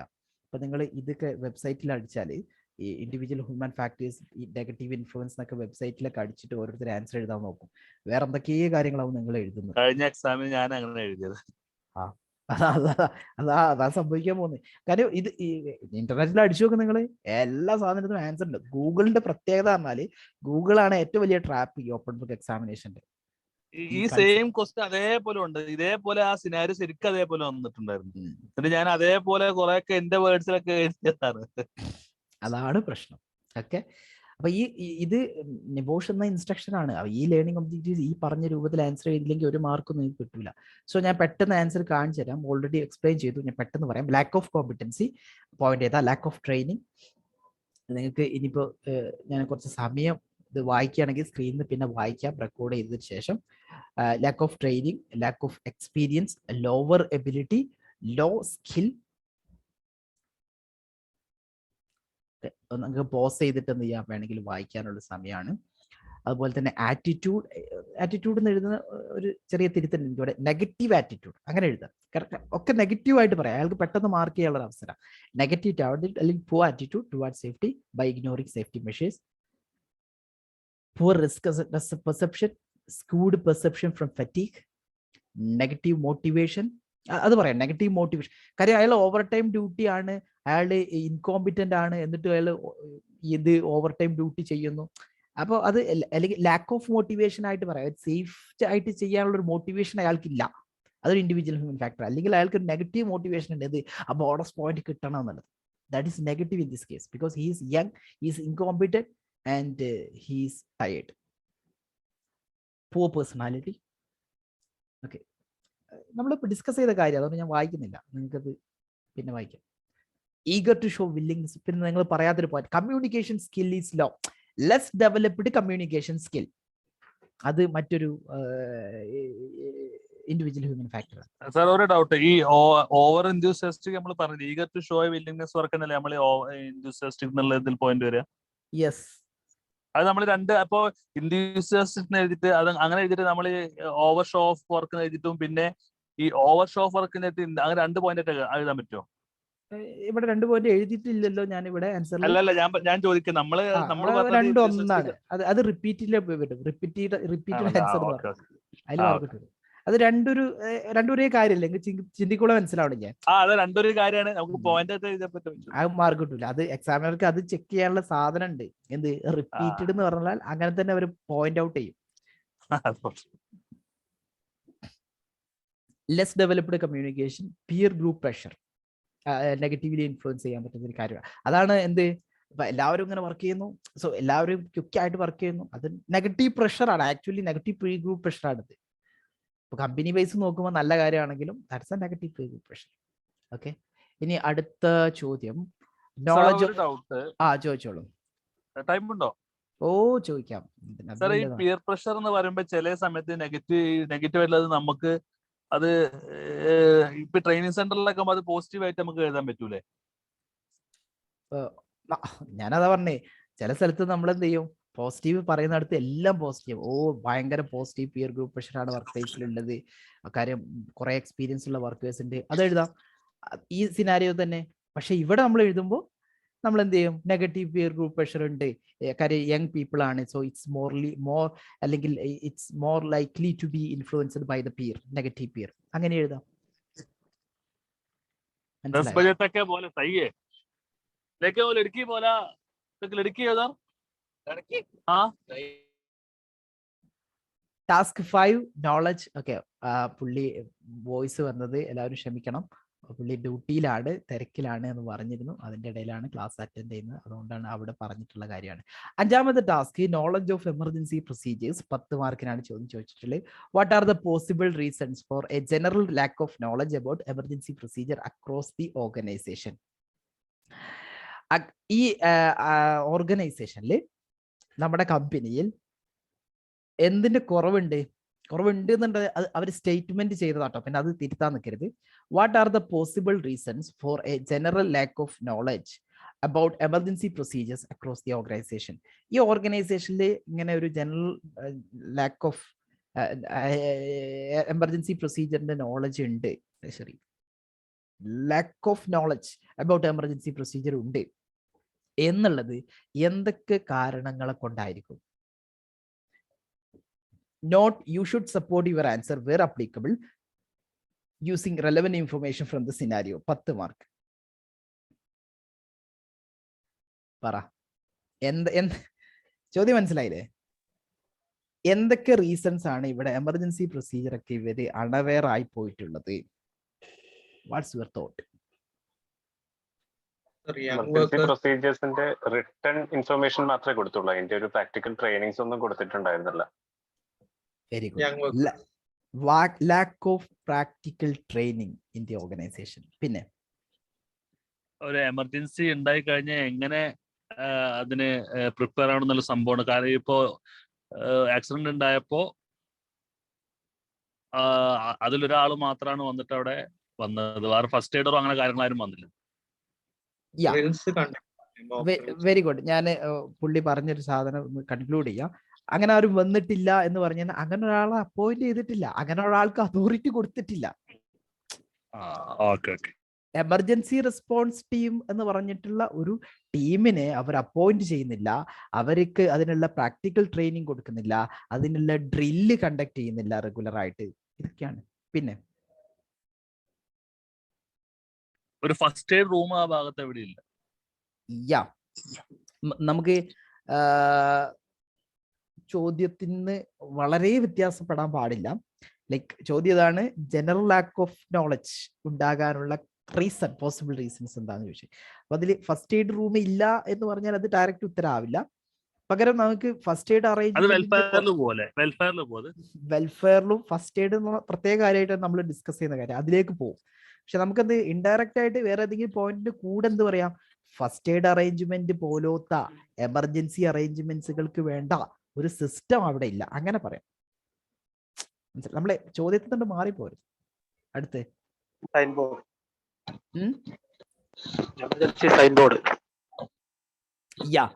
എമർജൻസി കമ്മ്യൂണിക്കേഷന്റെ ഗ്യാപ്പ് ഉണ്ട്. നേരത്തെ ജിതിനാണ് പറഞ്ഞു തോന്നുന്നു, ഓൾറെഡി അവിടെ ഫോർമുലേറ്റ് ചെയ്ത റിട്ടേൺ കമ്മ്യൂണിക്കേഷൻ ഉണ്ടെങ്കിൽ പോലും വേറെയും ഒരുപാട് കമ്മ്യൂണിക്കേഷൻ മെത്തേഡ്സുകൾ ഉണ്ട്, അത് കൊടുക്കുന്നില്ല. വെർബൽ കമ്മ്യൂണിക്കേഷൻ എവിടെ, ഗ്രാഫിക് കമ്മ്യൂണിക്കേഷൻ എവിടെ? ഇതൊക്കെ ഉണ്ടെങ്കിലല്ലേ ഇവർക്ക് അറിയാൻ പറ്റൂ. ഇതൊക്കെയാണ് ഇവിടുത്തെ ലാക്ക് ഓഫ് നോളജിന്റെ കാരണം. സൈൻ ബോർഡുകൾ കൊടുക്കണം ആവശ്യത്തിന്. പിന്നെ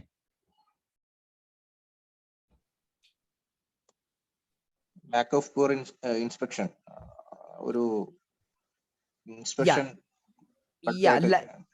lack of verbal instruction, lack of training. ഇപ്പൊ നമ്മൾ lack of training means not practical training of emergency. നമ്മൾ ഈ എമർജൻസിയുടെ information that should be included in daily training, in regular training. TBT ഇത് ഡിസ്കസ് ചെയ്യാം.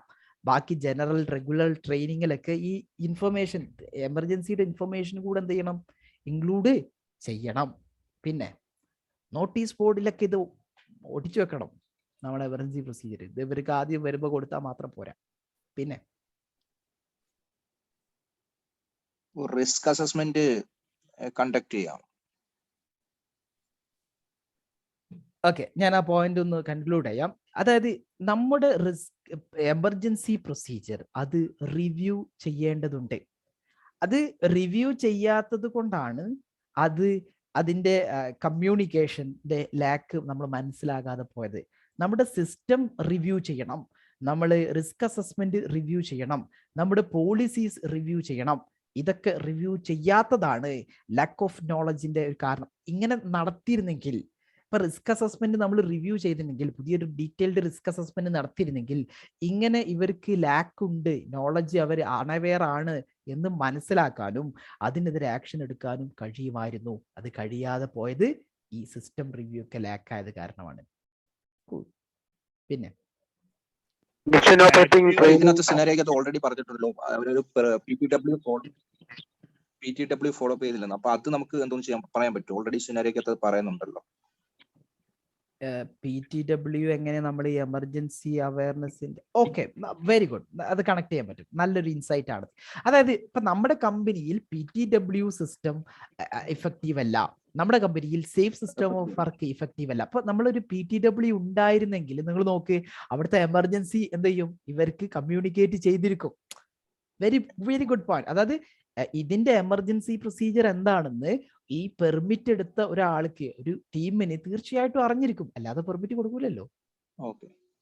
അപ്പൊ ആ പെർമിറ്റ് സിസ്റ്റം അവിടെ ഇഫക്റ്റീവ് അല്ലാത്തതാണ് പെർമിറ്റ് സിസ്റ്റത്തിലൂടെ അയാൾക്ക് ആ എമർജൻസി ഇൻഫർമേഷൻ അറിയിച്ചു കൊടുക്കാൻ പറ്റാതിരുന്നത്. അത് വെരി ഗുഡ് പോസിബിൾ റീസൺ ആണ്. പിന്നെ active monitoring, lack of active monitoring പറയാൻ പറ്റുമോ? അതെങ്ങനെ നമ്മള് പറയാൻ പറ്റും. Very good. ആക്റ്റീവ് മോണിറ്ററിംഗ് നടത്തിയാൽ നമുക്ക് ഇതിന്റെ ലാക്ക് മനസ്സിലാക്കാനും അതിനെതിരെ ആക്ഷൻ എടുക്കാനും പറ്റുമായിരുന്നു, അല്ലേ? ഇപ്പൊ വർക്കേഴ്സിനോട് ഇപ്പൊ ആക്റ്റീവ് മോണിറ്ററിംഗിന്റെ ഇൻസ്പെക്ഷന്റെ ഭാഗമായിട്ട് ഇന്റർവ്യൂ ചെയ്യുന്നു. അപ്പൊ ആ ഇന്റർവ്യൂ ചെയ്യുന്ന സമയത്ത് ഈ കാര്യം കൂടി അയാൾക്ക് നോളജ് ഉണ്ടോ എന്ന് ചെക്ക് ചെയ്തിരുന്നെങ്കിൽ, അയാൾക്ക് നോളജ് ഇല്ലാന്ന് മനസ്സിലാക്കി ആ നോളജ് കൊടുക്കാനുള്ള ആക്ഷൻ എടുക്കാമായിരുന്നു. മനസ്സിലായോ? Very good. പിന്നെ നിങ്ങൾ ഏത് പോയിന്റും ഈ ക്വസ്റ്റ്യൻ ചോദിച്ച ഡയറക്ഷനിലേക്കൊക്കെ മാറ്റുക എന്നുള്ളതാണ് നിങ്ങളുടെ skill.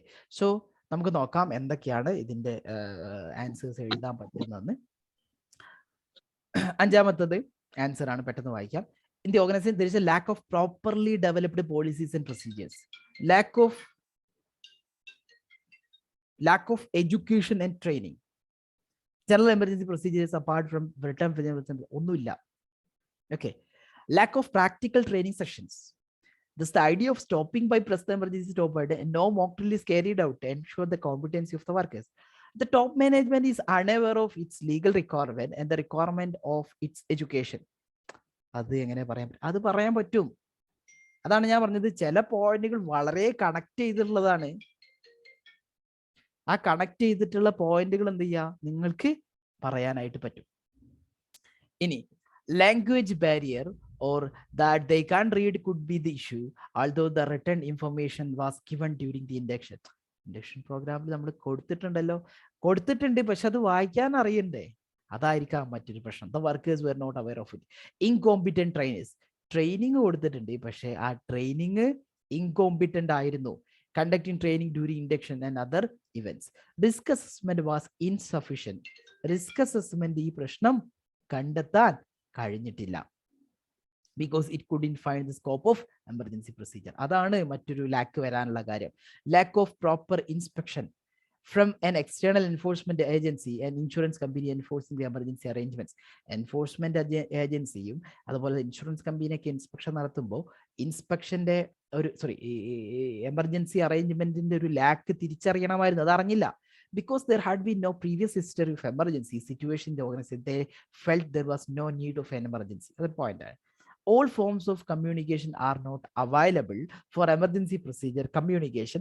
Verbal and graphical expression are needed apart from written communication, lack of graphic communication, sign, post-its, notice board, animation, and the recipient could forget information even if they could read it once. നമ്മൾ ആദ്യം കൊടുത്തുകൊണ്ട് മാത്രമേ ആയിട്ടില്ലല്ലോ, വീണ്ടും അവരെ അറിയിച്ചു കൊടുക്കണം. Workers may not be interested in reading written emergency procedure because they are ambiguous and lengthy. Lack of verbal communication. Written communication has many drawbacks, so verbal communication in emergency is needed during the training and meetings. Okay, വളരെ clear ആയിട്ട് പറഞ്ഞു. The next question, sixth question, workers responsibilities in the workplace. Okay, ഇത് ഞാൻ എത്രയോ തവണ പറഞ്ഞതാണ്, ഞാൻ മുമ്പത്തെ ക്വസ്റ്റ്യനിലൊക്കെ ഇത് എക്സ്പ്ലെയിൻ ചെയ്തിട്ടുള്ളതാണ്. എനിക്ക് തോന്നുന്നില്ല ഇനിയും ഞാൻ എക്സ്പ്ലെയിൻ ചെയ്യണം എന്നുള്ളത്. എന്തായാലും നമുക്ക് പെട്ടെന്ന് നോക്കാം. ഞാൻ ക്ലാസ് ടൈമിലും അതുപോലെ തന്നെ നിങ്ങളുടെ ഞാൻ മുമ്പ് 3-4 ക്വസ്റ്റ്യൻസ്, പ്രീവിയസ് ക്വസ്റ്റ്യൻസ് ഡിസ്കസ് ചെയ്തിട്ട് യൂട്യൂബിൽ ഇട്ടിട്ടുണ്ട്. അതിലൊക്കെ നാം പറഞ്ഞിട്ടുള്ള കാര്യമാണ് workers responsibilities in the workplace. അത് ഡ്യൂട്ടി ഓഫ് കെയർ ഒക്കെ പറയുന്ന ഭാഗമാണ്. ചോദ്യം ഇതാണ്, the injured worker may have contributed some of their responsibilities as a worker within ILO convention 155 article 19 and recommendation 164 recommendation 16. Article 19 of convention 155 recommendation 16 of R164 ഒരുപാട് കാര്യങ്ങൾ ഇയാൾ എന്ത് ചെയ്തിട്ടുണ്ട്, കോൺട്രിബ്യൂട്ട് ചെയ്തിട്ടുണ്ട്. Comment on the extent to which article 19 of convention 155 recommendation 16 of recommendation 164 have been contribute. അത് എത്രത്തോളം contribute ചെയ്തിട്ടുണ്ട്, violate ചെയ്തിട്ടുണ്ട് എന്നതിനെ കുറിച്ച് കമന്റ് ചെയ്യാനാണ് ചോദ്യം പറഞ്ഞിട്ടുള്ളത്. ഇതും നിങ്ങൾ എന്ത് എഴുതിയാൽ മതി, ബുള്ളറ്റിൻ പോയിന്റ്സ് ആക്കി എഴുതിയാൽ മതി. 9 മാർക്കിനാ ചോദ്യം, ഒരു 9, 10, 11, 12 ബുള്ളറ്റിൻ പോയിന്റ്സുകൾ എഴുതിയാൽ മതി. ഒരു നോട്ട് ഉണ്ട്, you should support your answer where applicable using relevant information from the scenario. ഈ ചോദ്യം നിങ്ങൾക്കറിയും, ഒന്നാമത്തെ എലമെന്റിലെ ലീഗൽ ഡ്യൂട്ടീസ് ഒക്കെ പറയുന്ന സമയത്ത്, എംപ്ലോയറെ ലീഗൽ ഡ്യൂട്ടീസ് ഒക്കെ ഡിസ്കസ് ചെയ്ത സമയത്ത് ഈ കാര്യങ്ങൾ പറഞ്ഞിട്ടുണ്ട്. എംപ്ലോയീസിന്റെ ലീഗൽ ഡ്യൂട്ടീസും അവിടെ നമ്മൾ പറഞ്ഞിട്ടുണ്ട്. നേരെ നിങ്ങൾ കൺവെൻഷൻ 155 റെഫർ ചെയ്യണം. കൺവെൻഷൻ 155 ആർട്ടിക്കിൾ 19 വളരെ അധികം നിങ്ങൾ പരിചയപ്പെട്ടതാണ്. ഞാൻ ക്ലാസ് എടുക്കുന്നതൊക്കെ പറഞ്ഞിട്ടുള്ളതാണ്. നിങ്ങൾ ആദ്യം ചെയ്യേണ്ടത് കൺവെൻഷൻ 155 കംപ്ലീറ്റ് ആയിട്ട് വായിക്കുക, ആർട്ടിക്കിൾ 19 ഒന്നുകൂടെ വായിക്കുക. അതുപോലെ തന്നെ റെക്കമെൻഡേഷൻ 164 നിങ്ങൾ കംപ്ലീറ്റ് ആയി വായിച്ചവരാണ്. ഒരു തവണ നിങ്ങൾക്ക് ഡെയിലി ടാസ്ക് ഞാൻ തന്നതാണ്, എനിക്ക് ഓർമ്മയുണ്ട്. അതുപോലെ തന്നെ നിങ്ങളോട് ഞാൻ റെക്കമെൻഡേഷൻ 16 ഒന്ന് ഡീറ്റെയിൽ ആയിട്ട് വായിക്കാനും പറഞ്ഞിരുന്നു. അപ്പൊ അത് നിങ്ങൾക്ക് ക്ലിയർ ആയിട്ട് അറിയും. ഇനി ഈ വർക്ക് പ്ലേസിൽ നമ്മുടെ ആ കുപ്രസിദ്ധനായിട്ടുള്ള വർക്കർ, അയാൾ ചെയ്ത വയലേഷൻസ് ആണ് നിങ്ങൾ ഇനി അറിയേണ്ടത്. അപ്പൊ അത് നിങ്ങൾക്ക് ഓൾറെഡി സിനാരിയോ വായിച്ചുകൊണ്ട് അറിയും. നിങ്ങൾ പറ, എന്തൊക്കെയാണ് നമ്മുടെ ഈ വർക്കർ വയലേറ്റ് ചെയ്തിട്ടുള്ളത്? ഫസ്റ്റ് ഡ്യൂട്ടി ഓഫ് കെയർ അയാൾ വയലേറ്റ് ചെയ്യുന്നുണ്ട്. യാ, അതെങ്ങനെ എക്സ്പ്ലെയിൻ ചെയ്യാൻ പറ്റും?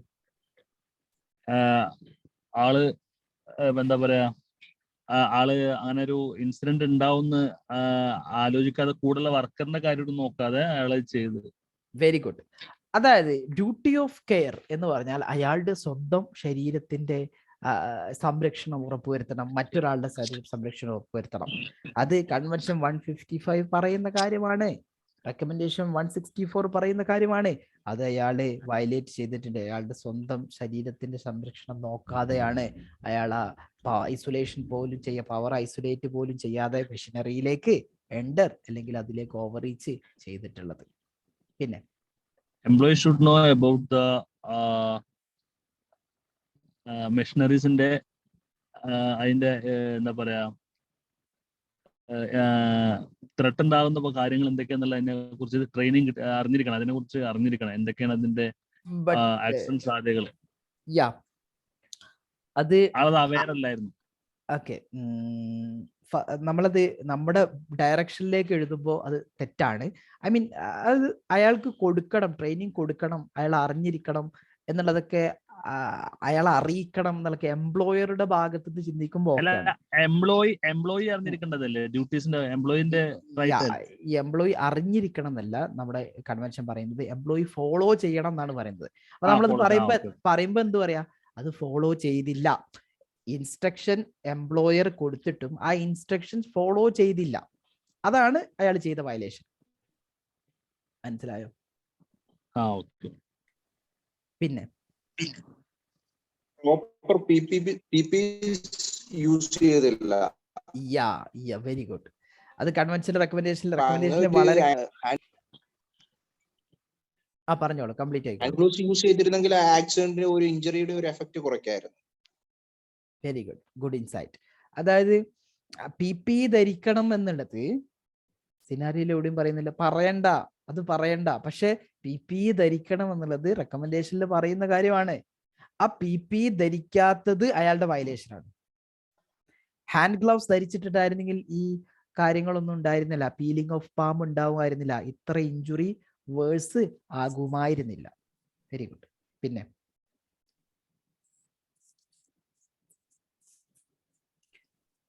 മെഷീൻ ഓപ്പറേറ്റ് ചെയ്യുമ്പോൾ മെഷീൻ ഓപ്പറേഷൻ നടത്തുമ്പോൾ പവർ ഓഫ് ചെയ്യണം മെയിൻ്റനൻസിന്റെ സമയത്ത് എന്നുള്ളത് അയാൾക്ക് കിട്ടിയ ഇൻസ്ട്രക്ഷൻ ആണ്. അയാള് അതോറിറ്റി ഇല്ലാത്ത മെഷീനിലാണ് ചെന്നത്. അയാൾക്ക് അതോറിറ്റി കിട്ടിയത്, അയാളോട് കമ്മ്യൂണിക്കേറ്റ് ഇൻസ്ട്രക്ഷൻ കൊടുത്തതാണ് അതോറിറ്റി ഇല്ല നിങ്ങൾക്ക് എന്നുള്ളത്. എന്നിട്ടും അയാൾ ഇത് ഉപയോഗിച്ചു, അത് മറ്റൊരു വയലേഷൻ ആണ്. പിന്നെ സാറ് അതിപ്പം ഇതൊരു ലോട്ടോ ഫോളോ അപ്പ് ചെയ്തിരുന്നെങ്കിൽ ഒരിക്കലും ഒരു ആക്സിഡന്റ് ഉണ്ടാകത്തില്ലായിരുന്നല്ലോ. അതൊരു മാനേജ്മെന്റിന്റെ ഭാഗത്തു നിന്നുള്ള ഒരു റെസ്പോൺസിബിലിറ്റി കുറവല്ലേ? Yeah, but we are talking about the workers violation. അപ്പൊ നമ്മൾ വേണമെങ്കിൽ ഇങ്ങനെ പറയാം, there is a lotto system in the plant or in the company, still he or she is refused to use that. അങ്ങനെ വേണമെങ്കിൽ പറയാം. അപ്പൊ അത് വയലേഷൻ ആയി. പക്ഷെ അങ്ങനെ ലോട്ടോ സിസ്റ്റം ഉണ്ടോ സാർ അവിടെ? ഇല്ല. എന്നിട്ട് പോയിന്റ് അങ്ങനെ ഇല്ല. അതുകൊണ്ട് അതിൽ ഫോക്കസ് ചെയ്ത് പറയട്ടെ. അല്ലെങ്കിൽ തന്നെ നമുക്ക് എഴുതാൻ ഇഷ്ടംപോലെ പോയിന്റ് ഉണ്ട്. പോയിന്റ് ഇല്ലെങ്കിലൊക്കെ നിങ്ങൾക്ക് അവിടെ ലോട്ടോ ഉണ്ടായിട്ട്, അല്ലെങ്കിൽ ഇത് നിങ്ങൾക്ക് എന്തായാലും പറയാം, ഐസൊലേഷൻ അവിടെ നടത്താതെയാണ് ചെയ്തത്, ദാറ്റ്സ് എ വയലേഷൻ. ഐസൊലേഷൻ ചെയ്യണം എന്നുള്ളത് എന്തായാലും ഒരു ഇതിൽ പറയുന്ന കാര്യമാണ്. മാനുഫാക്ചേഴ്സ് ഇൻഡക്ഷൻ ട്രെയിനിങ് കൊടുക്കുമ്പോൾ അത് പറഞ്ഞിരിക്കും. പിന്നെ ബഡി സിസ്റ്റത്തിൽ അല്ലാതെ വർക്ക് ചെയ്യാൻ പാടില്ല എന്ന് ഇൻസ്ട്രക്ഷൻ കൊടുത്തതാണ്, അത് വയലേറ്റ് ചെയ്തു, അത് മറ്റൊരു വയലേഷൻ ആണ്. പിന്നെ കറക്റ്റ് എക്യുപ്മെന്റ് യൂസ് ചെയ്യണം എന്നുള്ള ഇൻസ്ട്രക്ഷനാ. ഹൈറ്റ് ആക്സസിന് അയാൾ മറ്റെന്തോ ചവിട്ടി കയറി എന്നല്ല പറയുന്നത്. സോ അതൊരു വയലേഷൻ ആണ്. പിന്നെ so there are many violations, so let's have a look at the answer. ഇപ്പൊ ആൻസർ എഴുതുമ്പോൾ ഞാൻ പറഞ്ഞു ILOയുടെ കൺവെൻഷനും റെക്കമെൻഡേഷനൊക്കെ നിങ്ങൾ ചെക്ക് ചെയ്തിട്ടുണ്ട് എന്നുള്ളതും, അതേസമയം നിങ്ങളുടെ സിനാരിയോയിലുള്ള കാര്യങ്ങളും ഒരേ സമയം ഉൾക്കൊള്ളിക്കണം, ഒരുപാട് വേർഡ് കൊണ്ട് ഉണ്ടാവുകയും ചെയ്യരുത്. As per ILO convention 155 article 19A, cooperate and follow the information. They decided to dismantle and clean one of the electric milling machine without the assistance of their buddy who was busy cleaning another machine. They are supposed to work only under supervision. അതാണ് ആദ്യത്തെ violation. Article 19A തന്നെ violated again because machinery maintenance should be done only by a competent authority. They know that this is something they are not supposed to do because all equipment cleaning takes place. A task should be supervised. Recommendation 16A requires that the workers take reasonable care of their health and safety, putting themselves in danger without oscillating the power and applying lotto, since electric shock is potential risk in all power machineries. അത് മറ്റൊരു violation ആണ്. 16A has been contravened since they could stand on a chair to gain access height.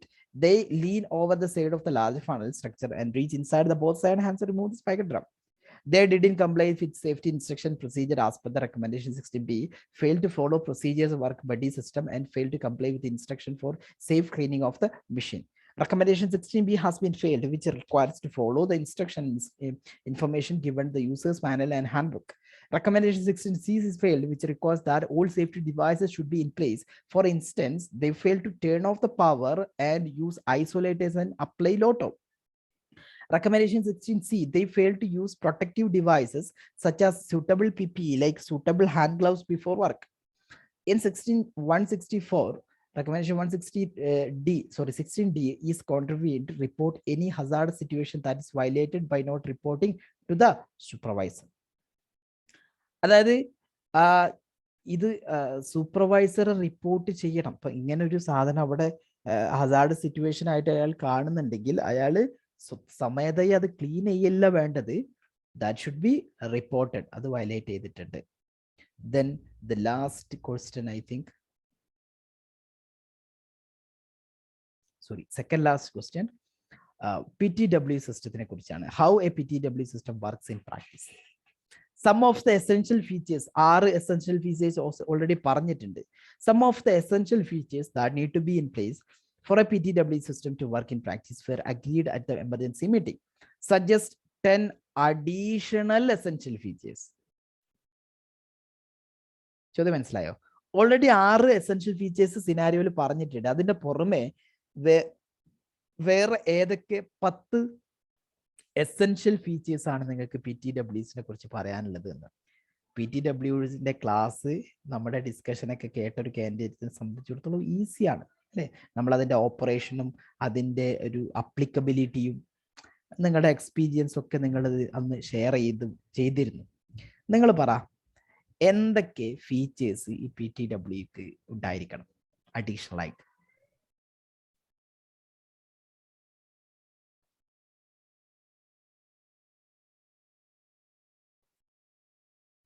PTW competent person ആയിരിക്കണം prepare ചെയ്യേണ്ടത്. PTW issue ചെയ്യേണ്ടത് competent people ആയിരിക്കണം. അല്ലെങ്കിൽ ഞാൻ ഒന്നും കൂടുതൽ ടേം നന്നാക്കി പറയാം, ഈ PTWയുടെ ഇഷ്യൂവർ മാനേജ്മെന്റിന്റെ അതോറിറ്റിയുള്ള കോമ്പിറ്റന്റ് ആൾ ഇഷ്യൂ ചെയ്യുന്നതായിരിക്കണം. ഇഷ്യൂ ചെയ്യുന്നത് കോമ്പിറ്റന്റ്, ഇതിനെക്കുറിച്ച് നോളജ് ഉള്ള ആളായിരിക്കണം. അതൊരു ഫീച്ചറാണ്. ഗുഡ്. അല്ലെങ്കിൽ ആരെങ്കിലും വന്ന് PTW സൈൻ ചെയ്താൽ എന്ത് ചെയ്യില്ല, പെർമിറ്റ് ആകില്ല. പിന്നെ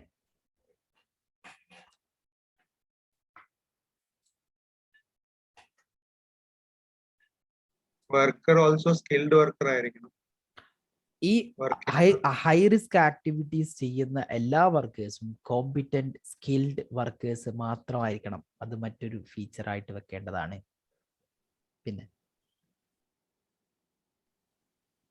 പിന്നെ ലോക്കൗട്ട് ആൻഡ് നോട്ടൗട്ട് സിസ്റ്റം അതിൽ എഴുതി വെച്ചിരിക്കണം, മെൻഷൻ ചെയ്തിരിക്കണം. യെസ്. ഇങ്ങനെ മിഷനറി മില്ലിംഗ് മെഷീന്റെ ഡീറ്റെയിൽസ് അല്ലെങ്കിൽ മെയിൻ്റനൻസ് ക്ലീനിങ് ചെയ്യുമ്പോൾ അതിൽ ലോട്ടോയുടെ ഇൻഫർമേഷൻ, ഐസൊലേഷന്റെയും ലോട്ടോയുടെ ഇൻഫർമേഷനെയും ഇഷ്യൂ പാർട്ടിൽ ഉണ്ടായിരിക്കണം. അത് ഉണ്ടെങ്കിൽ മാത്രമേ പെർമിറ്റ് ഇഷ്യൂ ചെയ്യാൻ പറ്റൂ. Very good point. പിന്നെ എമർജൻസി സ്റ്റോപ്പ്, അതിന്റെ എമർജൻസി സ്റ്റോപ്പ് ബട്ടൺ വർക്കിംഗ് ആണ്, അത് അവൈലബിൾ ആണ്, അത് അവിടെ ഉണ്ട്, എക്സിസ്റ്റിംഗ് ആണ് എന്നുള്ളത് ഉറപ്പുവരുത്തണം. എന്നിട്ട് മാത്രമേ പെർമിറ്റ് ഇഷ്യൂ ചെയ്യാൻ പാടുള്ളൂ എന്നൊരു ഫീച്ചർ വെക്കാം. Details of worker who are joining the hazardous job. Very good. All the participant of the work must be competent. Then അത് പെർമിറ്റ് ഇഷ്യൂ ചെയ്യുന്നതിന് മുമ്പ് ഉറപ്പുവരുത്തണം. ഓക്കെ. അതല്ലാതെ ഈ കണ്ട യങ് വർക്ക് പറഞ്ഞോളൂ. പെർമിറ്റ് ഇഷ്യൂ ചെയ്യുന്നതിന് മുന്നേ സൈറ്റ്, അതായത് സൈറ്റ് ഒരു വിസിറ്റിംഗ് ഉണ്ടായിരിക്കണം, ഫിസിക്കൽ ഇൻസ്പെക്ഷൻ നടത്തണം. ഇൻസ്പെക്ഷൻ ചെയ്തിട്ട് ഞാൻ ക്ലാസ് അന്ന് പറഞ്ഞൊരു കാര്യമാണ് ഫിസിക്കൽ ഇൻസ്പെക്ഷൻ. അങ്ങനെ തന്നെ നിങ്ങൾ എഴുതാൻ ശ്രമിക്കണം. ഫിസിക്കൽ ഇൻസ്പെക്ഷൻ വർക്ക് പ്ലേസിൽ ഓൺ സൈറ്റ് ഇൻസ്പെക്ഷൻ നടത്തിയിരിക്കണം. എന്നിട്ട് മാത്രമേ പെർമിറ്റ് ഇഷ്യൂ ചെയ്യാൻ പറ്റൂ. പിന്നെ റിസ്ക് അസസ്മെന്റ് ക്യാരി ഔട്ട് ചെയ്യാം. ഫോർ എവറി ടൈം നമുക്ക് എന്ത് ചെയ്യാം, ഈ TBT ഈ ആക്ടിവിറ്റിക്ക് വേണ്ടിയിട്ട് വേണമെങ്കിൽ റെക്കമെൻഡ് ചെയ്യാം. ഓക്കെ. ആ TBTയിൽ എന്ത് ചെയ്യണം, ഈ ക്ലീനിങ് ആക്ടിവിറ്റി നടത്തുന്നതിന് മുമ്പ് ഈ ക്ലീനിങ് ആക്ടിവിറ്റിയിൽ ഉണ്ടാകാൻ പോകുന്ന ഹസാർഡ്സുകളും അതിന്റെ റിസ്കുകളും അതിന്റെ എമർജൻസി പ്രൊസീജിയറുകളും എന്ത് ചെയ്യുക, ഒന്ന് ജസ്റ്റ് ഒന്ന് ഇൻഫോം ചെയ്യുന്ന രീതിയിൽ. ഇപ്പൊ ഡെയിലി ക്ലീനിങ് ഉണ്ടാവും, ഡെയിലി എന്ത് ചെയ്യാം, TBT നടത്താം. ഗുഡ്. റിസ്ക് അസസ്മെന്റ് നടത്തിയിട്ടുണ്ടോ? അത് സപ്പോർട്ടിംഗ് ഡോക്യുമെന്റ്സ് ആയിട്ട് വെക്കണം. അത് ഇവിടെ പറഞ്ഞു സാറേ. ഈ റിസ്ക് അസസ്മെന്റ് നമ്മൾ എന്തോന്ന് ചെയ്യുമ്പോൾ അപ്പൊ നമുക്കത് ഈ ഹിറാക് ആൻഡ് JS ഇൻക്ലൂഡ് ചെയ്ത് പറയാൻ പറ്റത്തില്ലേ ഇത് PTW ഇഷ്യൂ ചെയ്യുന്നതിന് മുന്നേ? ഞാൻ പറയാം. ഫസ്റ്റ് തിങ്, ഹിറ എന്നുള്ള ടേം ഇവിടെ ഉപയോഗിക്കാതിരിക്കുക. ഹസാർഡ് ഐഡന്റിഫിക്കേഷൻ റിസ്ക് അസസ്മെന്റ് എന്നുള്ളൊരു ടേം അത് ഇന്ത്യൻ സ്റ്റാൻഡേർഡിലൊക്കെ കാണുന്ന ടേമാണ്. ഇവിടെ പറയുമ്പോൾ റിസ്ക് അസസ്മെന്റ് എന്നുള്ള ടേം പിന്നെ നിങ്ങൾ സ്റ്റാൻഡേർഡ് പ്രൊസീജിയർ അങ്ങനെയൊക്കെ ഉപയോഗിക്കുന്നതിന് പകരം സേഫ് സിസ്റ്റം ഓഫ് വർക്ക് എന്നോ SSOW എന്നോ SSW എന്നോ ഉപയോഗിക്കാം. അതാണ് നല്ലൊരു ടൈം. അപ്പോൾ PTWന്റെ ഫീച്ചേഴ്സ് ആണ് നമ്മളോട് ചോദിക്കുന്നത്. അപ്പൊ നമ്മൾ അതൊക്കെ എഴുതുമ്പോൾ അത് നമ്മൾ ഡയറക്ഷൻ മാറിപ്പോകും ഉത്തരത്തിന്റെ. നമ്മൾ PTW മാത്രം സ്റ്റിക്ക് ചെയ്ത് നിൽക്കണം. മനസ്സിലായോ? Ensure that emergency procedure should be taken before commencing the work. Yeah. Emergency പ്രൊസീജിയറിൽ ട്രെയിൻഡ് ആയിരിക്കണം. That is given to the workers എന്ന് ഉറപ്പുവരുത്തിയതിനു ശേഷം മാത്രമേ പെർമിറ്റ് ഇഷ്യൂ ചെയ്യാൻ പറ്റുള്ളൂ. Sir, physical condition of the worker. Physical condition of the workplace. That is, physical inspection must be done. Means worker, sir, who is going to do that. Physical condition, health condition ആണ് ഉദ്ദേശിക്കുന്നത്. Okay. Condition. Yeah, health condition must be checked and make sure that they are not fatigued and they are competent as well. Then they are skilled physically to do the job and take the decision mentally. എന്നുള്ളത് ആ skill ഉണ്ട് എന്നുള്ളത് ഉറപ്പുവരുത്തണം. Good point. പിന്നെ okay, ഇനി ഒരു കാര്യം ഞാൻ ഒന്നുകൂടി ഫോക്കസ്ഡ് ആയിട്ട് വരാം. നിങ്ങളുടെ ചിന്ത അങ്ങനെ മാറി മാറി പോകുന്നുണ്ട്. ആക്ച്വലി നമ്മളൊരു വർക്ക് പ്ലേസിൽ പുതിയതായിട്ട് പെർമിറ്റ് സിസ്റ്റം ഇൻട്രൊഡ്യൂസ് ചെയ്യാൻ പോവുകയാണ്. അപ്പോൾ ആ പെർമിറ്റ് സിസ്റ്റം ഇവിടെ വളരെ ഇഫക്റ്റീവ് ആയിട്ട് നടക്കണമെന്നുണ്ടെങ്കിൽ മിനിമം കുറച്ച് ഫീച്ചേഴ്സ് അതിനുണ്ടായിരിക്കണം. ആ എന്തൊക്കെ ഫീച്ചേഴ്സ് ആണ് വേണ്ടത് എന്നാണ് നിങ്ങളോട് ചോദിച്ചിട്ടുള്ളത്. അത് മറന്നു പോകരുത് കേട്ടോ. ഓക്കെ, ഇനി പറ.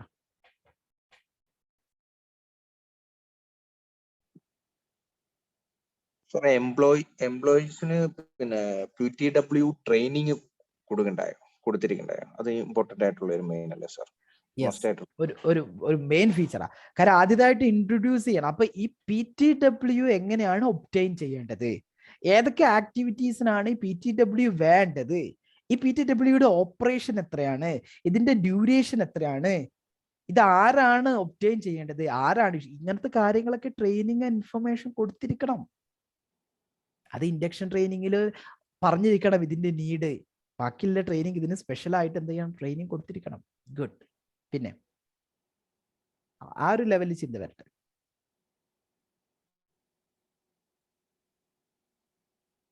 ഓക്കെ, നിങ്ങൾ ഈ ലേണിംഗ് ഒബ്ജക്റ്റീവിലേക്ക് വരുന്ന സമയത്ത് നിങ്ങൾക്ക് അതിൽ ഒരുപാട് ഓപ്പറേഷന്റെ ഭാഗത്ത് ഞാൻ ഒരുപാട് കാര്യങ്ങൾ പറഞ്ഞിരുന്നു.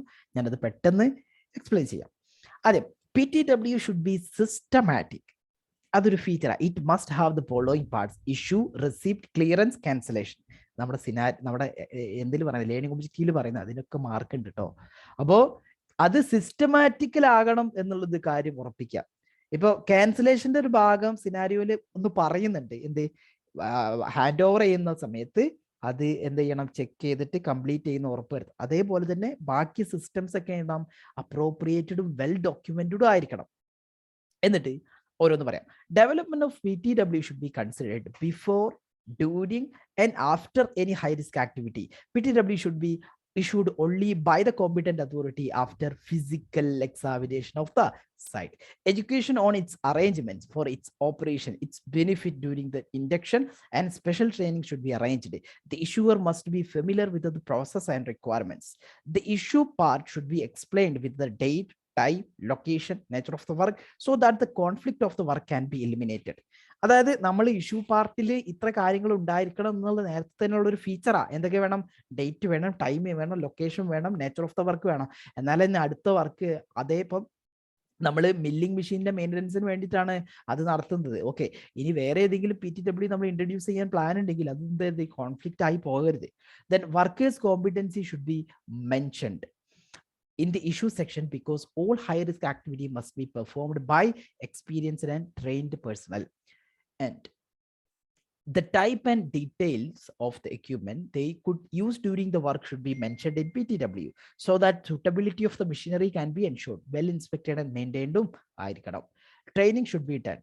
Sometimes TBT and mock drills of emergency are required for issuing the permit, and that should be mentioned in PTW. PPE's details must be given. In issue part, that should be ensured, like cut resistant hand gloves, safety shoes, safety belts, etc. അത് mention ചെയ്തിരിക്കണം.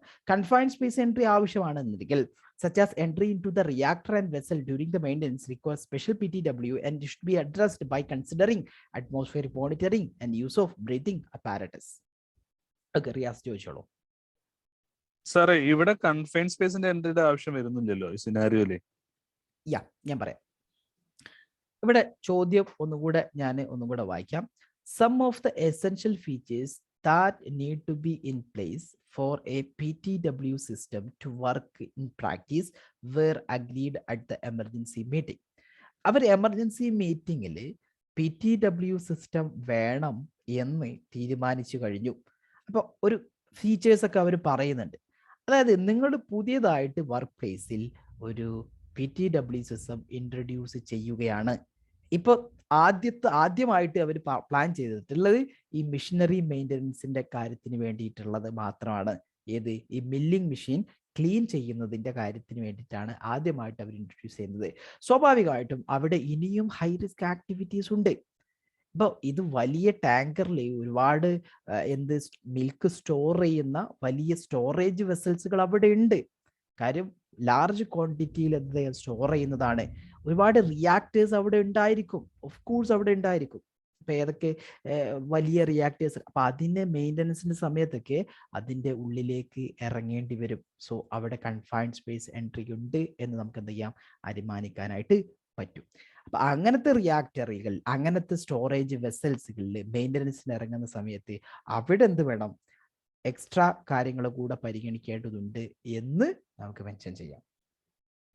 മനസ്സിലായോ? അത് സിനാരിയോയിൽ വളരെയധികം connect ചെയ്ത് വന്നിരിക്കുന്ന കാര്യമാണ്. ഇനിയിപ്പോ ഈ സിനാരിയോയിൽ നിങ്ങളോട് ക്വസ്റ്റ്യൻ ചോദിച്ചപ്പോൾ ഇങ്ങനെ ചോദിച്ചത് എന്ത്, മില്ലിംഗ് മെഷീന്റെ PTW ഇഷ്യൂ ചെയ്യുന്ന സമയത്ത് നിങ്ങൾ എന്തൊക്കെയാണ് ശ്രദ്ധിക്കേണ്ടത്?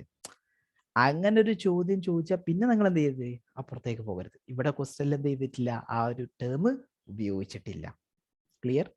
Then cancellation of the PTW must be done only after the physical inspection of the competent authority.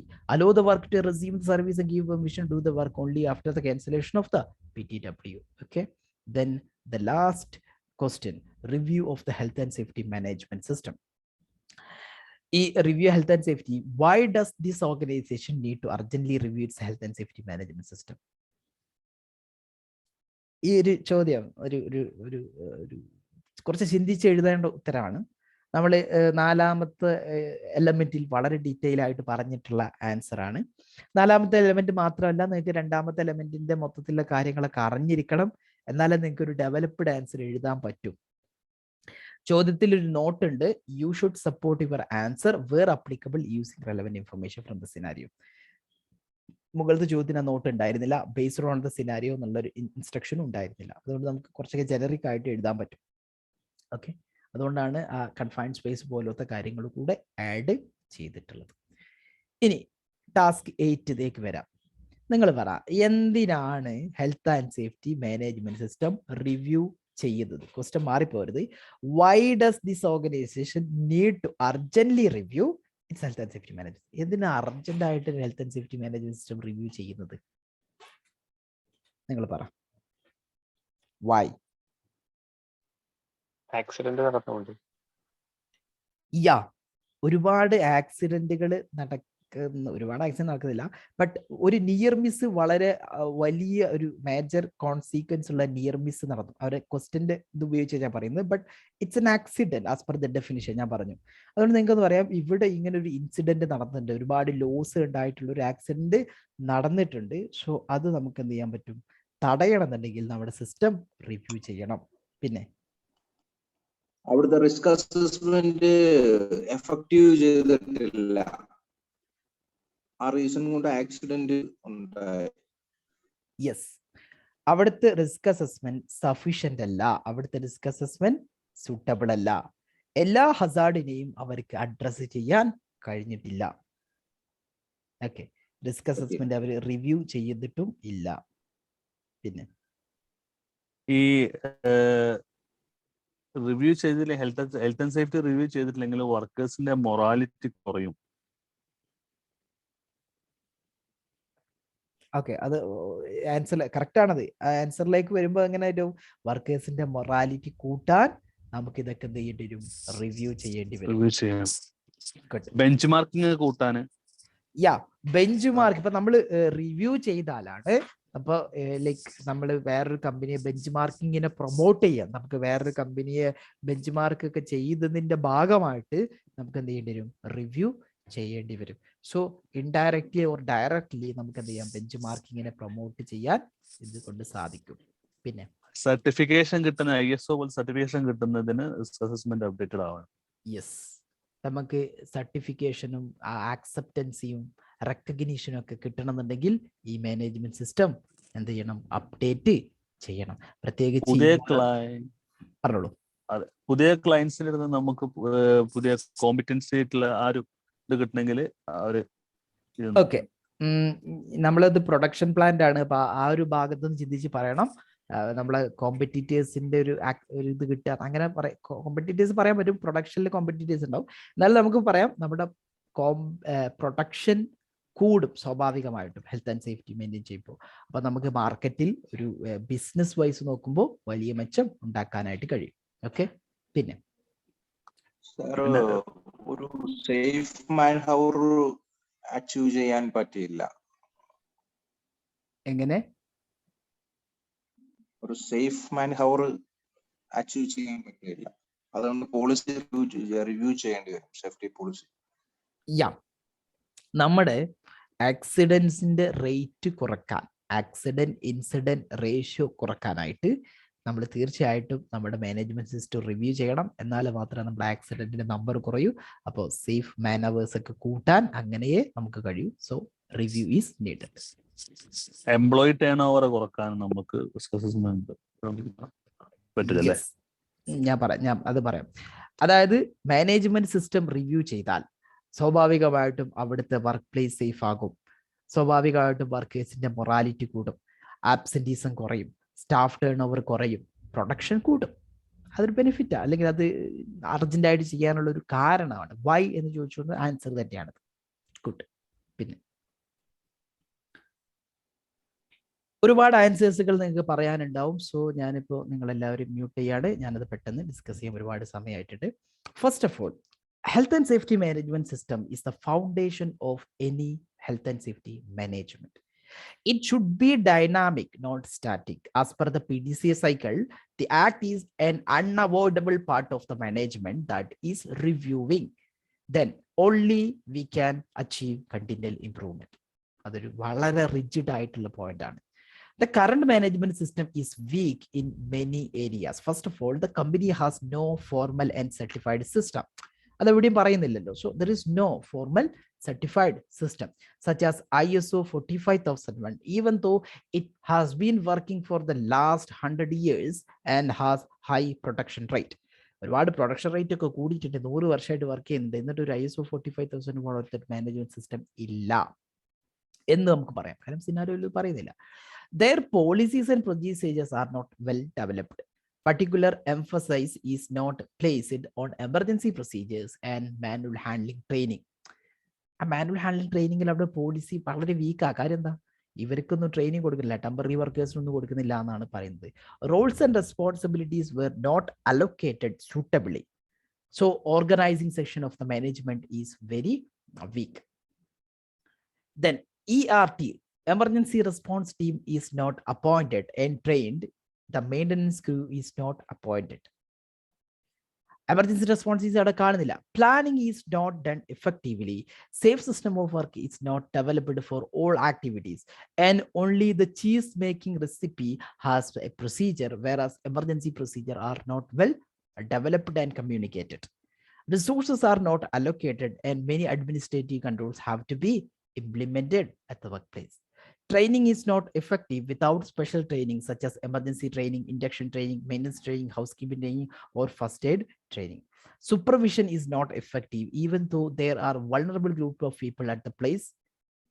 Supervision is not much effective because verbal and graphical communication must be improved. Okay, because verbal and graphical communication must be improved. Information instruction were sufficient. Since information instruction were insufficient. Risk assessments are not suitable and sufficient. They do not determine all hazard. They do not address all hazard. The PTWC system is not in place so far, even though the high risk activities are carrying out. Active and reactive monitoring are not systematic and effective so far. The audit is not done by regularly. As a result of accident and near misses, labor inspectors might have recommended so that the company's management system must be reviewed. The insurance company, enforcement agency, and shareholders must request a review of the management system. These are some weaknesses of the current management system. So the current management system should be reviewed for sure. So the morality of the workers will improve remarkably. Okay. Management shows their commitment, their leadership, their priorities, overall production will be improved in case you review the management system. Moreover, it's a legal requirement to review the management system in the event of any changes in the existing situation of the workplace, equipment, procedure, type of record. So here, so the system, that the arrangement is changed, so the system must be changed. In short, a safe workplace and equipment are ensured.